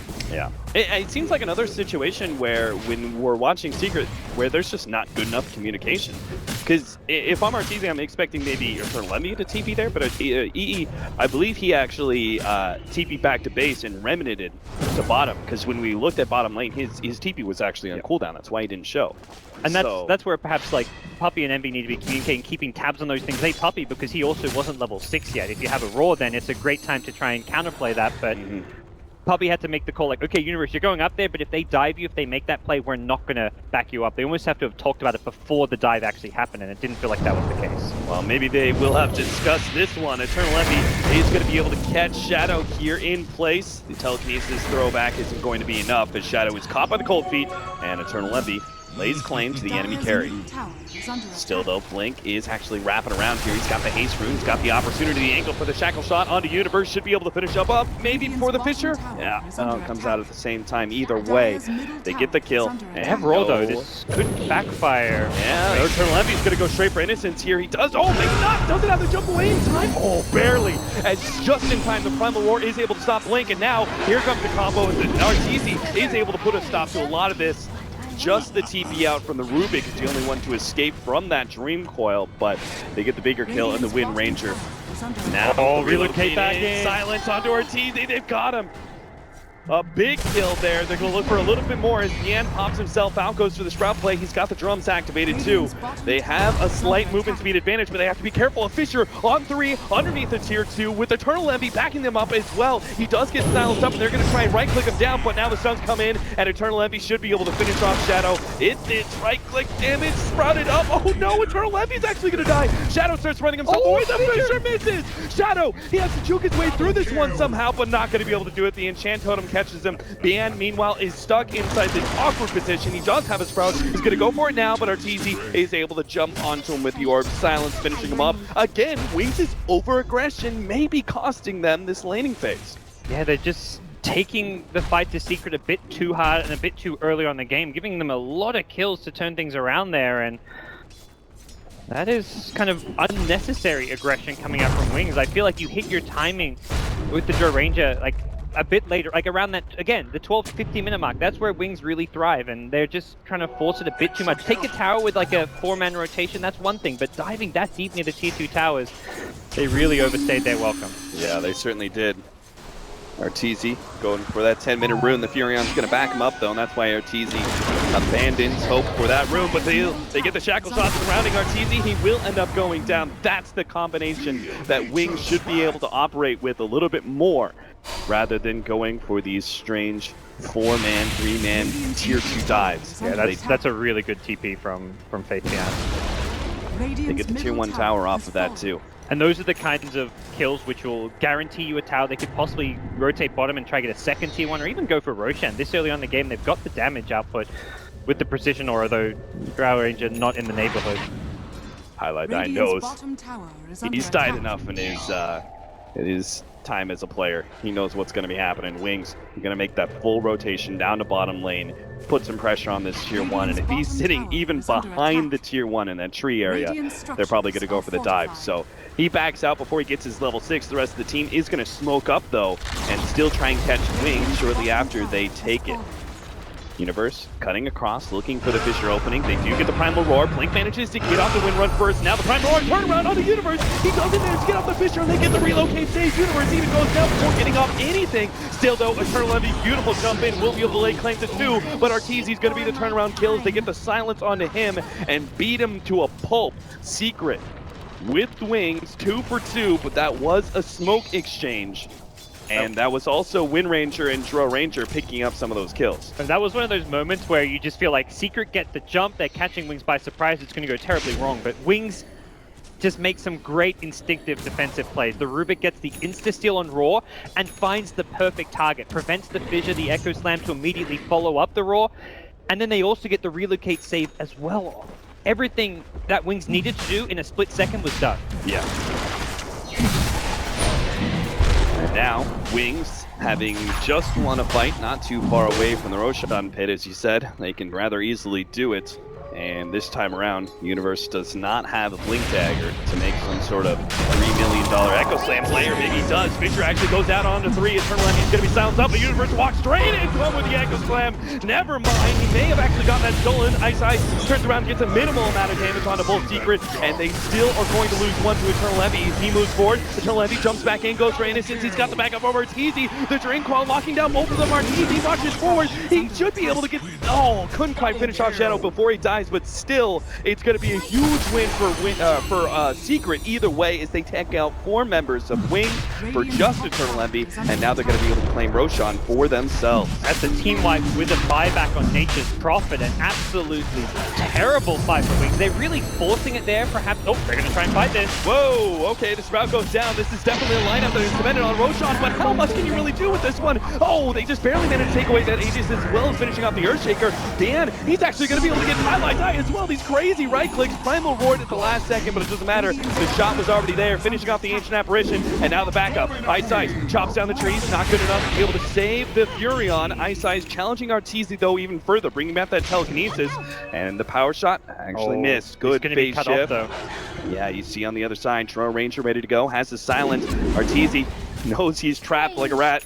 He will end up going down. Somehow, Wings go from throwing the Roshan fight to kind of recovering it. Yeah, kind of. Like, the Aegis gets immediately dispelled by killing off Puppey there, who had to pick it up because of how low he was, but Wings instantly on the aggression. It was such an unnecessarily forced Roshan, it felt like. They're huddled in the pit with Ice Blast coming in. If they want to go for that, I feel like you've got to have a sentry just to have the detection for the Ice Blast, so you know it's coming and can at least get out of the pit. But Ice Blast with a Fissure, trapping, like 2 heroes were even trapped against the wall inside the Roshan pit, meant they were just caught in this terrible, awkward position where Secret are going to win a team fight against them. Yeah.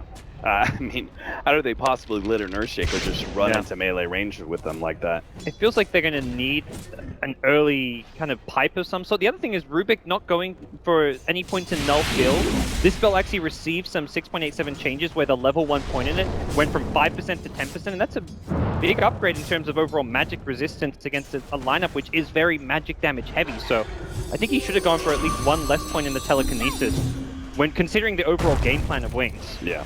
Oh, the stun onto Blink. He gets blown up immediately. Fissure, Primal Roar, and an Ice Blast as they catch him out with a well-timed sentry placement. So there will be a mech coming out from Faith Beyond. The item you kind of expect on the Nature's Prophet, although not quite as effective considering reversing the Ancient Apparition. If Secret get the right initiation with a Fissure and the Ice Blast, that one hero is going to get taken out. And that's really the beauty of Secret's draft. It is very good at focusing down a single target. And rather than spreading the damage across where you're going to get value out of that mech, one hero is getting blown up and the mech is going to get taken out of the equation. Yeah, and that Blink Dagger on Earthshaker is, I think, what is going to allow Secret to continually get those kind of initiations with the Ice Blast. They're going to be able to focus down one hero like the Wind Ranger with that kind of instant blink in, disable of Echo Slam, follow up Fissure. Arteezy just used an orb offensively and is maybe going to be caught out here. Managed to dodge the Shackle Shot, and he has the orb coming up with good silence relocate play from Wings. Make sure that Arteezy is punished. I think this game is actually going to turn into a more late game oriented play, and it's something like some of the panel were kind of talking about, like, okay, you got to win before 25 minutes with the Dro, but at the same time, at this stage, Wings aren't going to do that. You're against the Blink Earthshaker. You're pushing into a Fissure Ice Blast combo, a Puck with a Veil, an Ember Spirit who's going to be working towards a Battle Fury once like that those initial pushes get defended. So I think more than anything, Wings want to be able to find pickoffs and scale into the late game. You can find pickoffs with Shadow going into a Shadow Blade. Very fitting. It just means he can then initiate by himself and then find an IO plus Wind Ranger relocate in. Orchid is going to be the item for Wind Ranger. Everyone's actually going for pick-off items on the Wing side, recognizing that this game is not going to be a pure, let's just push our way to victory using Dro Ranger, using Aegises, and just using this big 5-man play. Yeah, I'm definitely with you on that. It seems like plan A, they screwed up too much for that to be an option. They're not going to be able to push high ground by 20 or something like that. So time for plan B, and it's not a terrible one at that. We still will have insane damage on this Dro Ranger and Wind Ranger. And even the Furion can start building into more of a right-click role if he wants to. Shadowblade is complete, and that means like Tornlevi as well as Arteezy do really have to be careful with their positioning. They're going to be used to being able to sit really far forward on these heroes and split push, but that may not be the case with the Shadowblade picked up. See where these first pickoffs will go. There's such great global ganking potential with Relocate and the Nature's Prophet TP, but a lot of good initiators, and I can imagine Blink maybe eyeing off a Blink Dagger after he gets the Orchid. Looks like a smoke play. And Secret know they just dewarded some of that aggressive vision from Wings, so this is a good time to push out the lanes and go for a smoke themselves. Okay, maybe not. The Shadowblade has been spotted though by the Roshan ward placed by Secret, so this will come as no surprise to them. They're even going to spot it a second time with the ward counter ward combination. They're inside their own jungle, so Secret are definitely getting the better of this exchange as they are pushing out the top lane. They're going to be able to control mid as well. Giving up control of their jungle is fine at this point in time. They know how dangerous Wings is at this point. Yeah, I think Secret just want to, again, map control, always have detection here. Puppy's going to go straight into the Necro 3. We saw the Crimson Guard last time, and it was a great pickup. That was even though Secret lost that game, Puppy was like kind of the most impactful player throughout against Navi. But this time around, I think that he's recognized they have enough answers to the push and the this kind of damage output of Wings by just being able to blow them up with Puck as well as Earthshaker. So he wants to have that utility of the Necro Book as well as that extra bit of damage output and detection. Blink Dagger for the Rubik, but there's the Necronomicon. Number 2 already up, and number 3 is not going to be too far away if Arteezy can continue to take down some of these towers. This is going to be the first one that Secret has claimed in the game so far. Wings not actually contesting, they're going to go for a tier 2 at bottom. And Wings going to just turn this into a game of trades where if Secret push a tower, they'll try to get one in return. If Secret ever split up, they'll try and find those pickoffs, but not a game where they want to ever really try and take Secret head on until they get much more in the way of items. They're going to need BKBs, not immediately, but sometime in the near future. Yeah.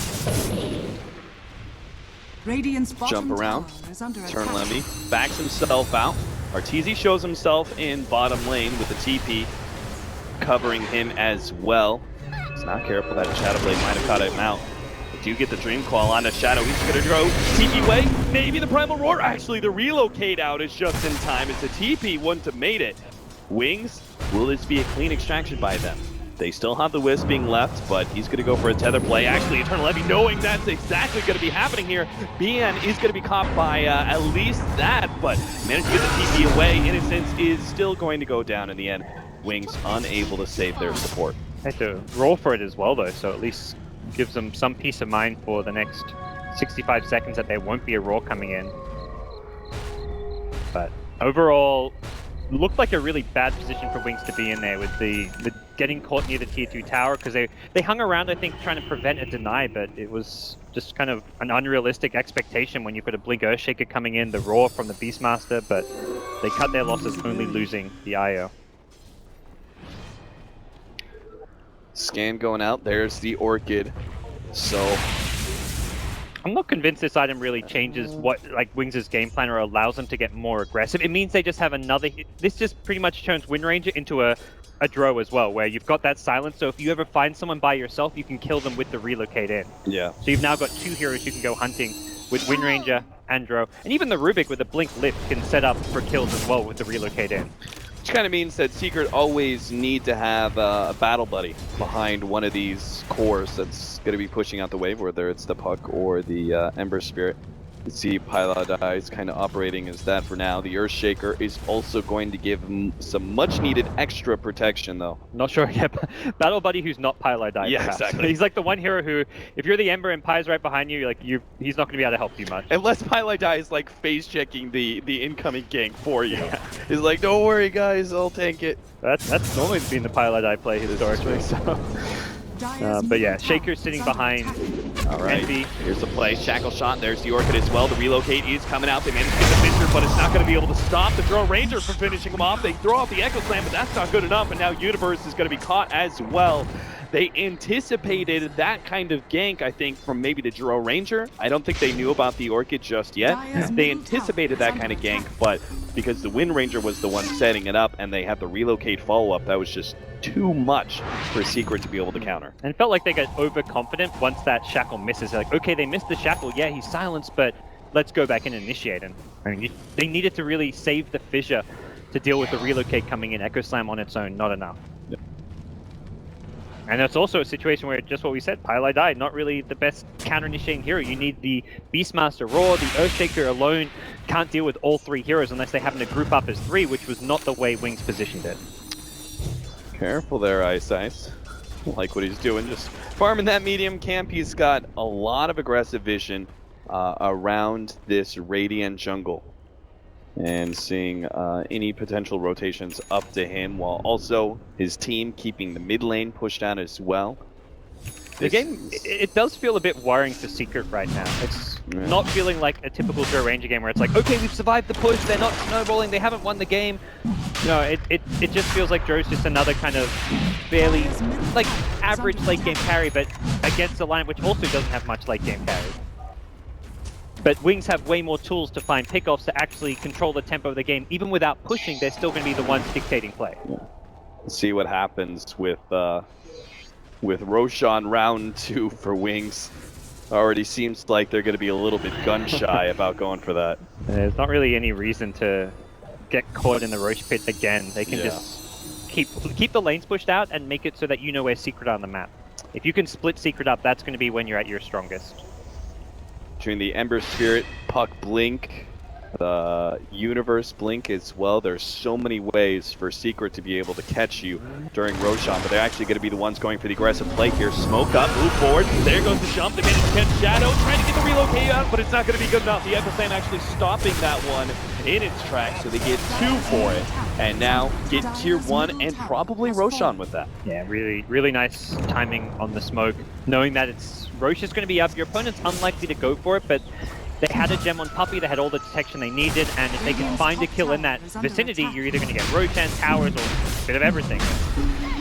Wings are not in a position to contest this at all. They're just going to go for the trade in top/bottom, and it will be a tier 2 tower claim, but the much bigger prize being the Aegis here for Team Secret. Eternal Envy.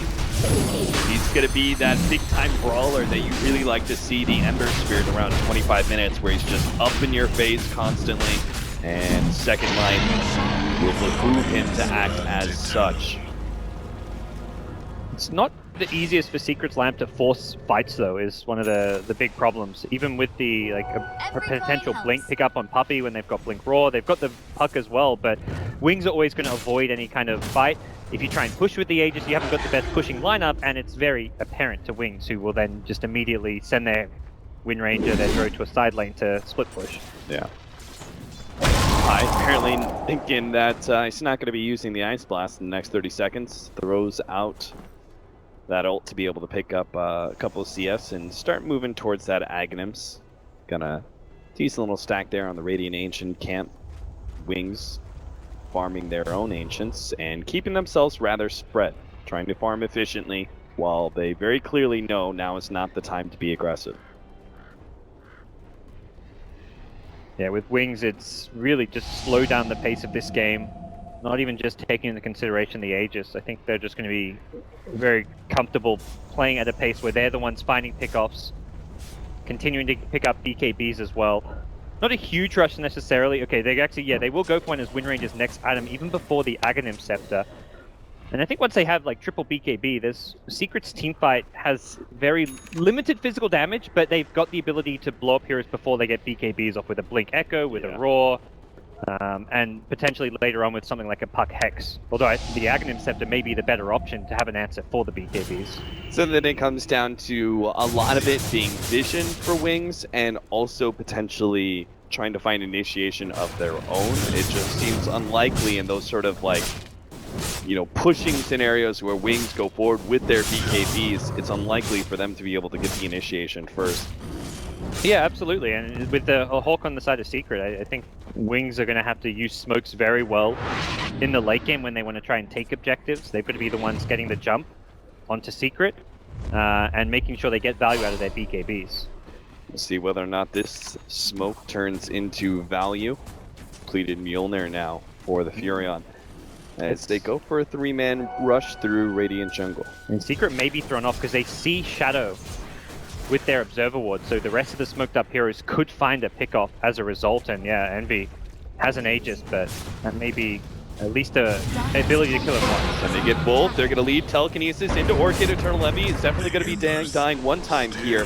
Can they get him a second time? Doesn't look like they're going to set up for it at all. They just immediately back themselves out. Oh, Shadow reappears with a Shadow Blade and attempt at a silence, but doesn't actually catch Eternal Envy. He managed to make the jump away, and that means Secret will claim the tier 2. They like feigned that they were backing off, but Envy was covering all his bases there with that Remnant away. Oh, now the jump forward. Dream Coil on the Ice. No hope of escaping that one, that's for sure. Free pickoff. Yeah, so doing a good job too. I mean, they didn't push with the Aegis, but effectively a lot of that damage they deal picking the tier 2 tower top, finding the Rubik pickoff comes as a result of Envy having an Aegis, because he tanks the gank at bottom, doesn't actually lose his real life. And then meanwhile, the rest of the Team Secret were pushing top. They were kind of trying to set up for Envy to be able to TP in and force a fight at the top lane, but Wings at least make sure that they're not going to have to defend their high ground. Yeah, that was it's a pretty good point. It's funny how so much of this game for Wings actually just comes down to Roshan. Roshan fight number 1 obviously gave up so much tempo for a Drow Ranger lineup, and then Roshan number 2 actually stops Wings from being able to go high ground and force Secret into a defensive position, and this now means that Secret are actually farming pretty efficiently. Like they're all 3 of their cores are looking. I say cores, I'm referring to the Beastmaster now as a core. Earthshaker is kind of taking a backseat to that guy, but all 3 of their cores are looking really healthy. And the kind of irony of this game is Wings, their draft and just playstyle is going to turn into what Secret normally do, which is force the split push gain, play keep, avoid team fights, and look for pickoffs. This is what we saw Secret in their opening game against Navi, and just often their playstyle, like Envy loves those kind of games. Like this is what Wings are going to have to adapt now if they want to win this game. Another tower for Secret going to be claimed as Wings not putting up a fight here for the tier 1. Looks like they may try and fight for tier 2 though. And no real intent to get involved with that one, and Nature's Prophet just farming away what he can. The BKB on Blink is likely going to be what could change things for Wings as far as being able to fight into Secret when they're pushing. And Secret pushing is the one time where Wings may actually be able to get off a good initiation, because you've got clear vision, at least of 1 or 2 heroes on the front lines. Someone like the Beastmaster, if you can get the jump on him, there isn't the best defensive place to save him if you're just a BKB, Wind Ranger, or Drow Ranger who initiates on the Beastmaster. He's just straight up dead. Whereas Wings, they get initiated, there's always that potential for a relocate save out of Innocence. That is something to be said. If the BKBs finished up for Wings, the Aegis goes down. Do you think Wings actually try and, say, take that tier 2 in mid? Do you think they actually start getting a little bit aggressive and trying to force fights with these BKBs? Because if they do continue to play more of a split pushy farm game, there are opportunities where Secret are going to be able to catch you and maybe kill you before you pop that BKB, or even just pop the charges, which Wings are still going to be very dependent on going later into the game. Yeah. I think going for a straight up push like for the tier 2 mid is going to set up Secret up for that exact thing, though, where they can catch you before you BKB. Like Secret will just go for that smoke flank, but Shadow, oh, he's going to be spotted out here, knows it too, does manage to get the silence on Universe, that's going to be a big one, they take him out, as well as the Ancient Apparition almost immediately. Now the Primal War is going to be wasted, the relocate forward, hoping to be able to get Arteezy, but he orbs himself away, and now here begins the TPs, 1, 2, and 3, oh, all able to make it out. Blink didn't have the Shackle shot up in time. I mean, great initiation. That's the thing. Wings have to catch him by surprise with these smoke plays. They need to be the ones getting the jump. They find the two supports, which is actually fine when it's a hero like Earthshaker, who is so important for the side of Secret when they're trying to take team fights. Even against BKBs, he can split up the heroes, prevent the chase using that. Envy, let's be careful here. No relocate available, but... My searing chain. Controlling Blink. Buying time, the Primal Roar still not up. The body blocking beautifully set up. Now the Dual Scepter into the orb, has to pop the BKB. The mech will be able to help keep Wings alive here. Ancient Apparition, Ice Blast, and they still allow Secret to push forward. As sure enough, Eternal Envy goes for Bian, but doesn't want to stretch it too far. Tries to go for the Sleight of Fist chains, but not good enough. So double Blink back, and Wings will return to their side of the map. 1 BKB charge down. I think it's a scenario where Wings, if they can get the next Roshan, they're in a great position to actually be able to push and force fights, because it means they can have a front line who has an Aegis. So if they get jumped by the Roar or the Earthshaker and they die without getting the BKB off, they have the second life. But for Secret, it's more like they need to take Roshan just to stay in this game in some ways. An Aegis on Secret doesn't really allow them to push high ground. It just denies it from Wings more than anything. Yeah. Now we have the BKB over Manta on the Ember Spirit in this game. He has to worry about Orchid as well as the Drow Ranger Silence, both of which can be dispelled with Manta. Why do you think BKB is Eternal Envy's choice? It's going to, again, like you say, there's if you pop the Manta, you want to be able to fight after it, but there's a secondary silence, the Drow Ranger Silence, which you don't even have to find the real Manta illusion, because it'll just catch all three.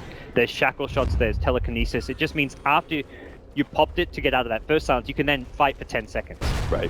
Whereas a Manta style, you pop it to get out of the silence, and it's purely an escape tool where you then remnant away. You can't follow it up by actually fighting. Yeah. Tower is under attack. This kind of BKB, it does open up options for the Ember Spirit to just go straight into that Drow Ranger and challenge her in team fights. And Envy's a player who sometimes goes for unconventional fighting items on his Ember. Telekinesis, they get the control of Eternal Envy, they will be able to take him out, and the BKB charge used as well. The fact he got to use BKB means he could have remnanted. But did he ever remnant up? It was on the high ground. The right clicks would have followed him and killed him, I believe, though. Either way, he has no buyback. Levy just not fast enough, and Wings might be able to take advantage of that buyback being down. 300 gold is what he needed. Wings don't know that, but they may just try and force it out of him anyway. Soon they're going to find out that there's nothing there. It's the tier 3 tower getting chipped away. I swear that Dragonlance range on the low ground just brings down towers, even when pushing into the enemy base. Will Scepter leading the way, and that is going to be a silence stolen by Ice. Not bad, considering you have the Blink, but they're going to try and catch Blink. They managed to blow him up. Shadow is going to be actually up next. They get the Primal or Necronomicon onto him. The two big damage dealers of Wings are already gone, and they don't even need the Ember Spirit, apparently. That just happened too fast. Wings just got completely caught out by surprise, and again, you've got to be able to get the BKBs off to get value out of them, and that's exactly what Wings were unable to do. Great initiation from Universe. All the attention from Wings initially is on that Wind Ranger who got jumped, so the Iro's like, oh crap, can I relocate, save him? And it's already too late. And then they don't catch the Wind Ranger, who then gets followed up with a Roar. So neither BKB goes off, and just very ballsy play from Secret, defending their high ground without even having to use the Ember Spirit. Does feel like another mistake, because Wind Ranger was missing a decent chunk of HP before Earthshaker managed to get the opening on him. Oh, top lane, looks like they're going to be able to get a combo here on Puppey, and that is the gem. I'm not sure, is that... Yeah, that's actually Puppey's gem. That wasn't something they claimed from Wings or anything like that, so that is actually a very significant pickup. Can't believe Puppey was that far forward with that item. Yeah, you win a big fight, perhaps just in his head he's getting a bit overconfident, thinking he can just push out that top lane, and can rebuy it, but effectively an 1800 gold swing with the gem swinging the way of Wings. And something that does become very important with this next Roshan fight coming up is going to be the vision game. We have the Dream Coil, and that is an Ags upgrade for the Puck. So that means these BKBs are actually going to become a little bit more useless for Wings, but that's only if they actually need to move, whether it's forward or back. And they're range series. It's not like it's an Ags Puck against a Sven or someone who has to chase you with his Warcry and gets kited around by it. If you're a Drow or a Wind Ranger, you just BKB, and if they run, you hit the racks, because you're using these BKBs on the enemy high ground. So I don't mind the item pickup for the Puck, I just don't think it's as effective against the BKBs as it is in other scenarios. Yeah, it's going to be most effective when the fight is kind of already won or the initiation is strong enough that Wings are forced to retreat. But with that Aegis in hand, it seems unlikely. Wings are probably going to be, as you said, in a situation where if you try and back out with the Dream Coil on Wings, they're just going to start hitting your buildings. And with this being the third Aegis, it's cheese as well. So this push could just be a straight up man fight out of Wings. They may just try and force the issue without even caring about having someone like the Drow on the front lines getting blown up. Does make life a lot more difficult. They need to have buyback on heroes like Ember Spirit this time, which Envy for now does have. Puck, similar story. Ice has played this pretty well. He's almost got an Ags. 37 minutes. There's a lot of good spells. Good for Rubik. The spells to steal this game are pretty nice with the Shaker Fissure, Echo Slam, the Beastmaster Roar we've seen him steal once. Puck Orb / Coil could be good. Yeah. Primal Roar is obviously unlikely he'll get Ice Blast, so Primal Roar is obviously the big ability that can Axe upgrade. Oh, and now he's been orchided as well. He committed the Yules offensively. And that means he'll tick out. That was not the... Needed to just defensively Yules there, but didn't realize there were more heroes rotating in, and with Puck dead, imagine Wings are going to at least go for this tier 2 tower and possibly poke at the high ground to force that buyback. Oh, blink inwards as he gets the telekinesis. They're going to try and follow that up with a silence. But unfortunately, relocate is just a tad too late. And now they miss out on the opportunity, a secondary pickoff that would have allowed Wings to immediately go high ground. There's still 45 seconds left on the Puck, though. And I think the Hex from the Nexus prop was still on cooldown, but Faith Beyond has it again for the push now. They're not going to bother with that mid-tier 2 tower and instead swing bottom. It's always a lot easier to push these side lanes against these big power team-fighting heroes who want to initiate on you, because there's fewer ways for them to actually initiate when they can't come from below. They have got to come from their high ground or from above. Yeah, you could see plenty of vision, especially with the Sprout highlight die going to be the target here. They want to be able to take away that Ice Blast. BKB activated by Blink is going to be able to prevent a lot of the incoming damage. They get Eternal Envy instead with the Primal Roar stolen by Eyesight. As now they look for more. Push back Blink is going to be Dream Coiled up. Universe makes his entrance with an Echo Slam, trying to finish up Blink, but no! Can't quite get him in time. And now Wings will be able to save Blink, and he turns on a Universe, killing him, taking him out of the fight. RTZ going to be up next. Shackle shot it, taken away. Eternal Envy goes for the 2. Will be able to get both the Wisps as well as the Wind Ranger when it cost him his own life, and now Universe may even die back here. That's 70 seconds for the Puck, 90 seconds for the Ember Spirit. Wings, with their big core still up, and now relocate in from both the Wisp as well as the Wind Ranger, they can clean up a second lane of Brax as well atop. Yeah, knowing that both the main cores of Secret can't fight back, they pull back the Wind Ranger, they can really just take out at least multiple lanes of Brax, possibly just get the GG off of this. There's no Echo, no Roar, nothing to defend with it. Wings, all it took was one Roshan, and game goes their way. Just like that, Secret. Couple of pickoffs, and all of a sudden that just turns into game outright. Straight up thrown with a Drow Ranger strat. Unbelievable. Yeah. Secret, you thought like some of this game looked okay. The pickoffs weren't great, like Secret losing, say, Puppy at the top lane, losing Artur a little bit later. Like those were really unfortunate deaths, but some of that game actually looked okay for Secret. Like they were going to be able to at least give a fighting chance at 45 minutes, but this series, I think a few perhaps strategical bad calls coming out from Wings. Like that first Roshan was just the complete wrong call from them, but still, Wings had the right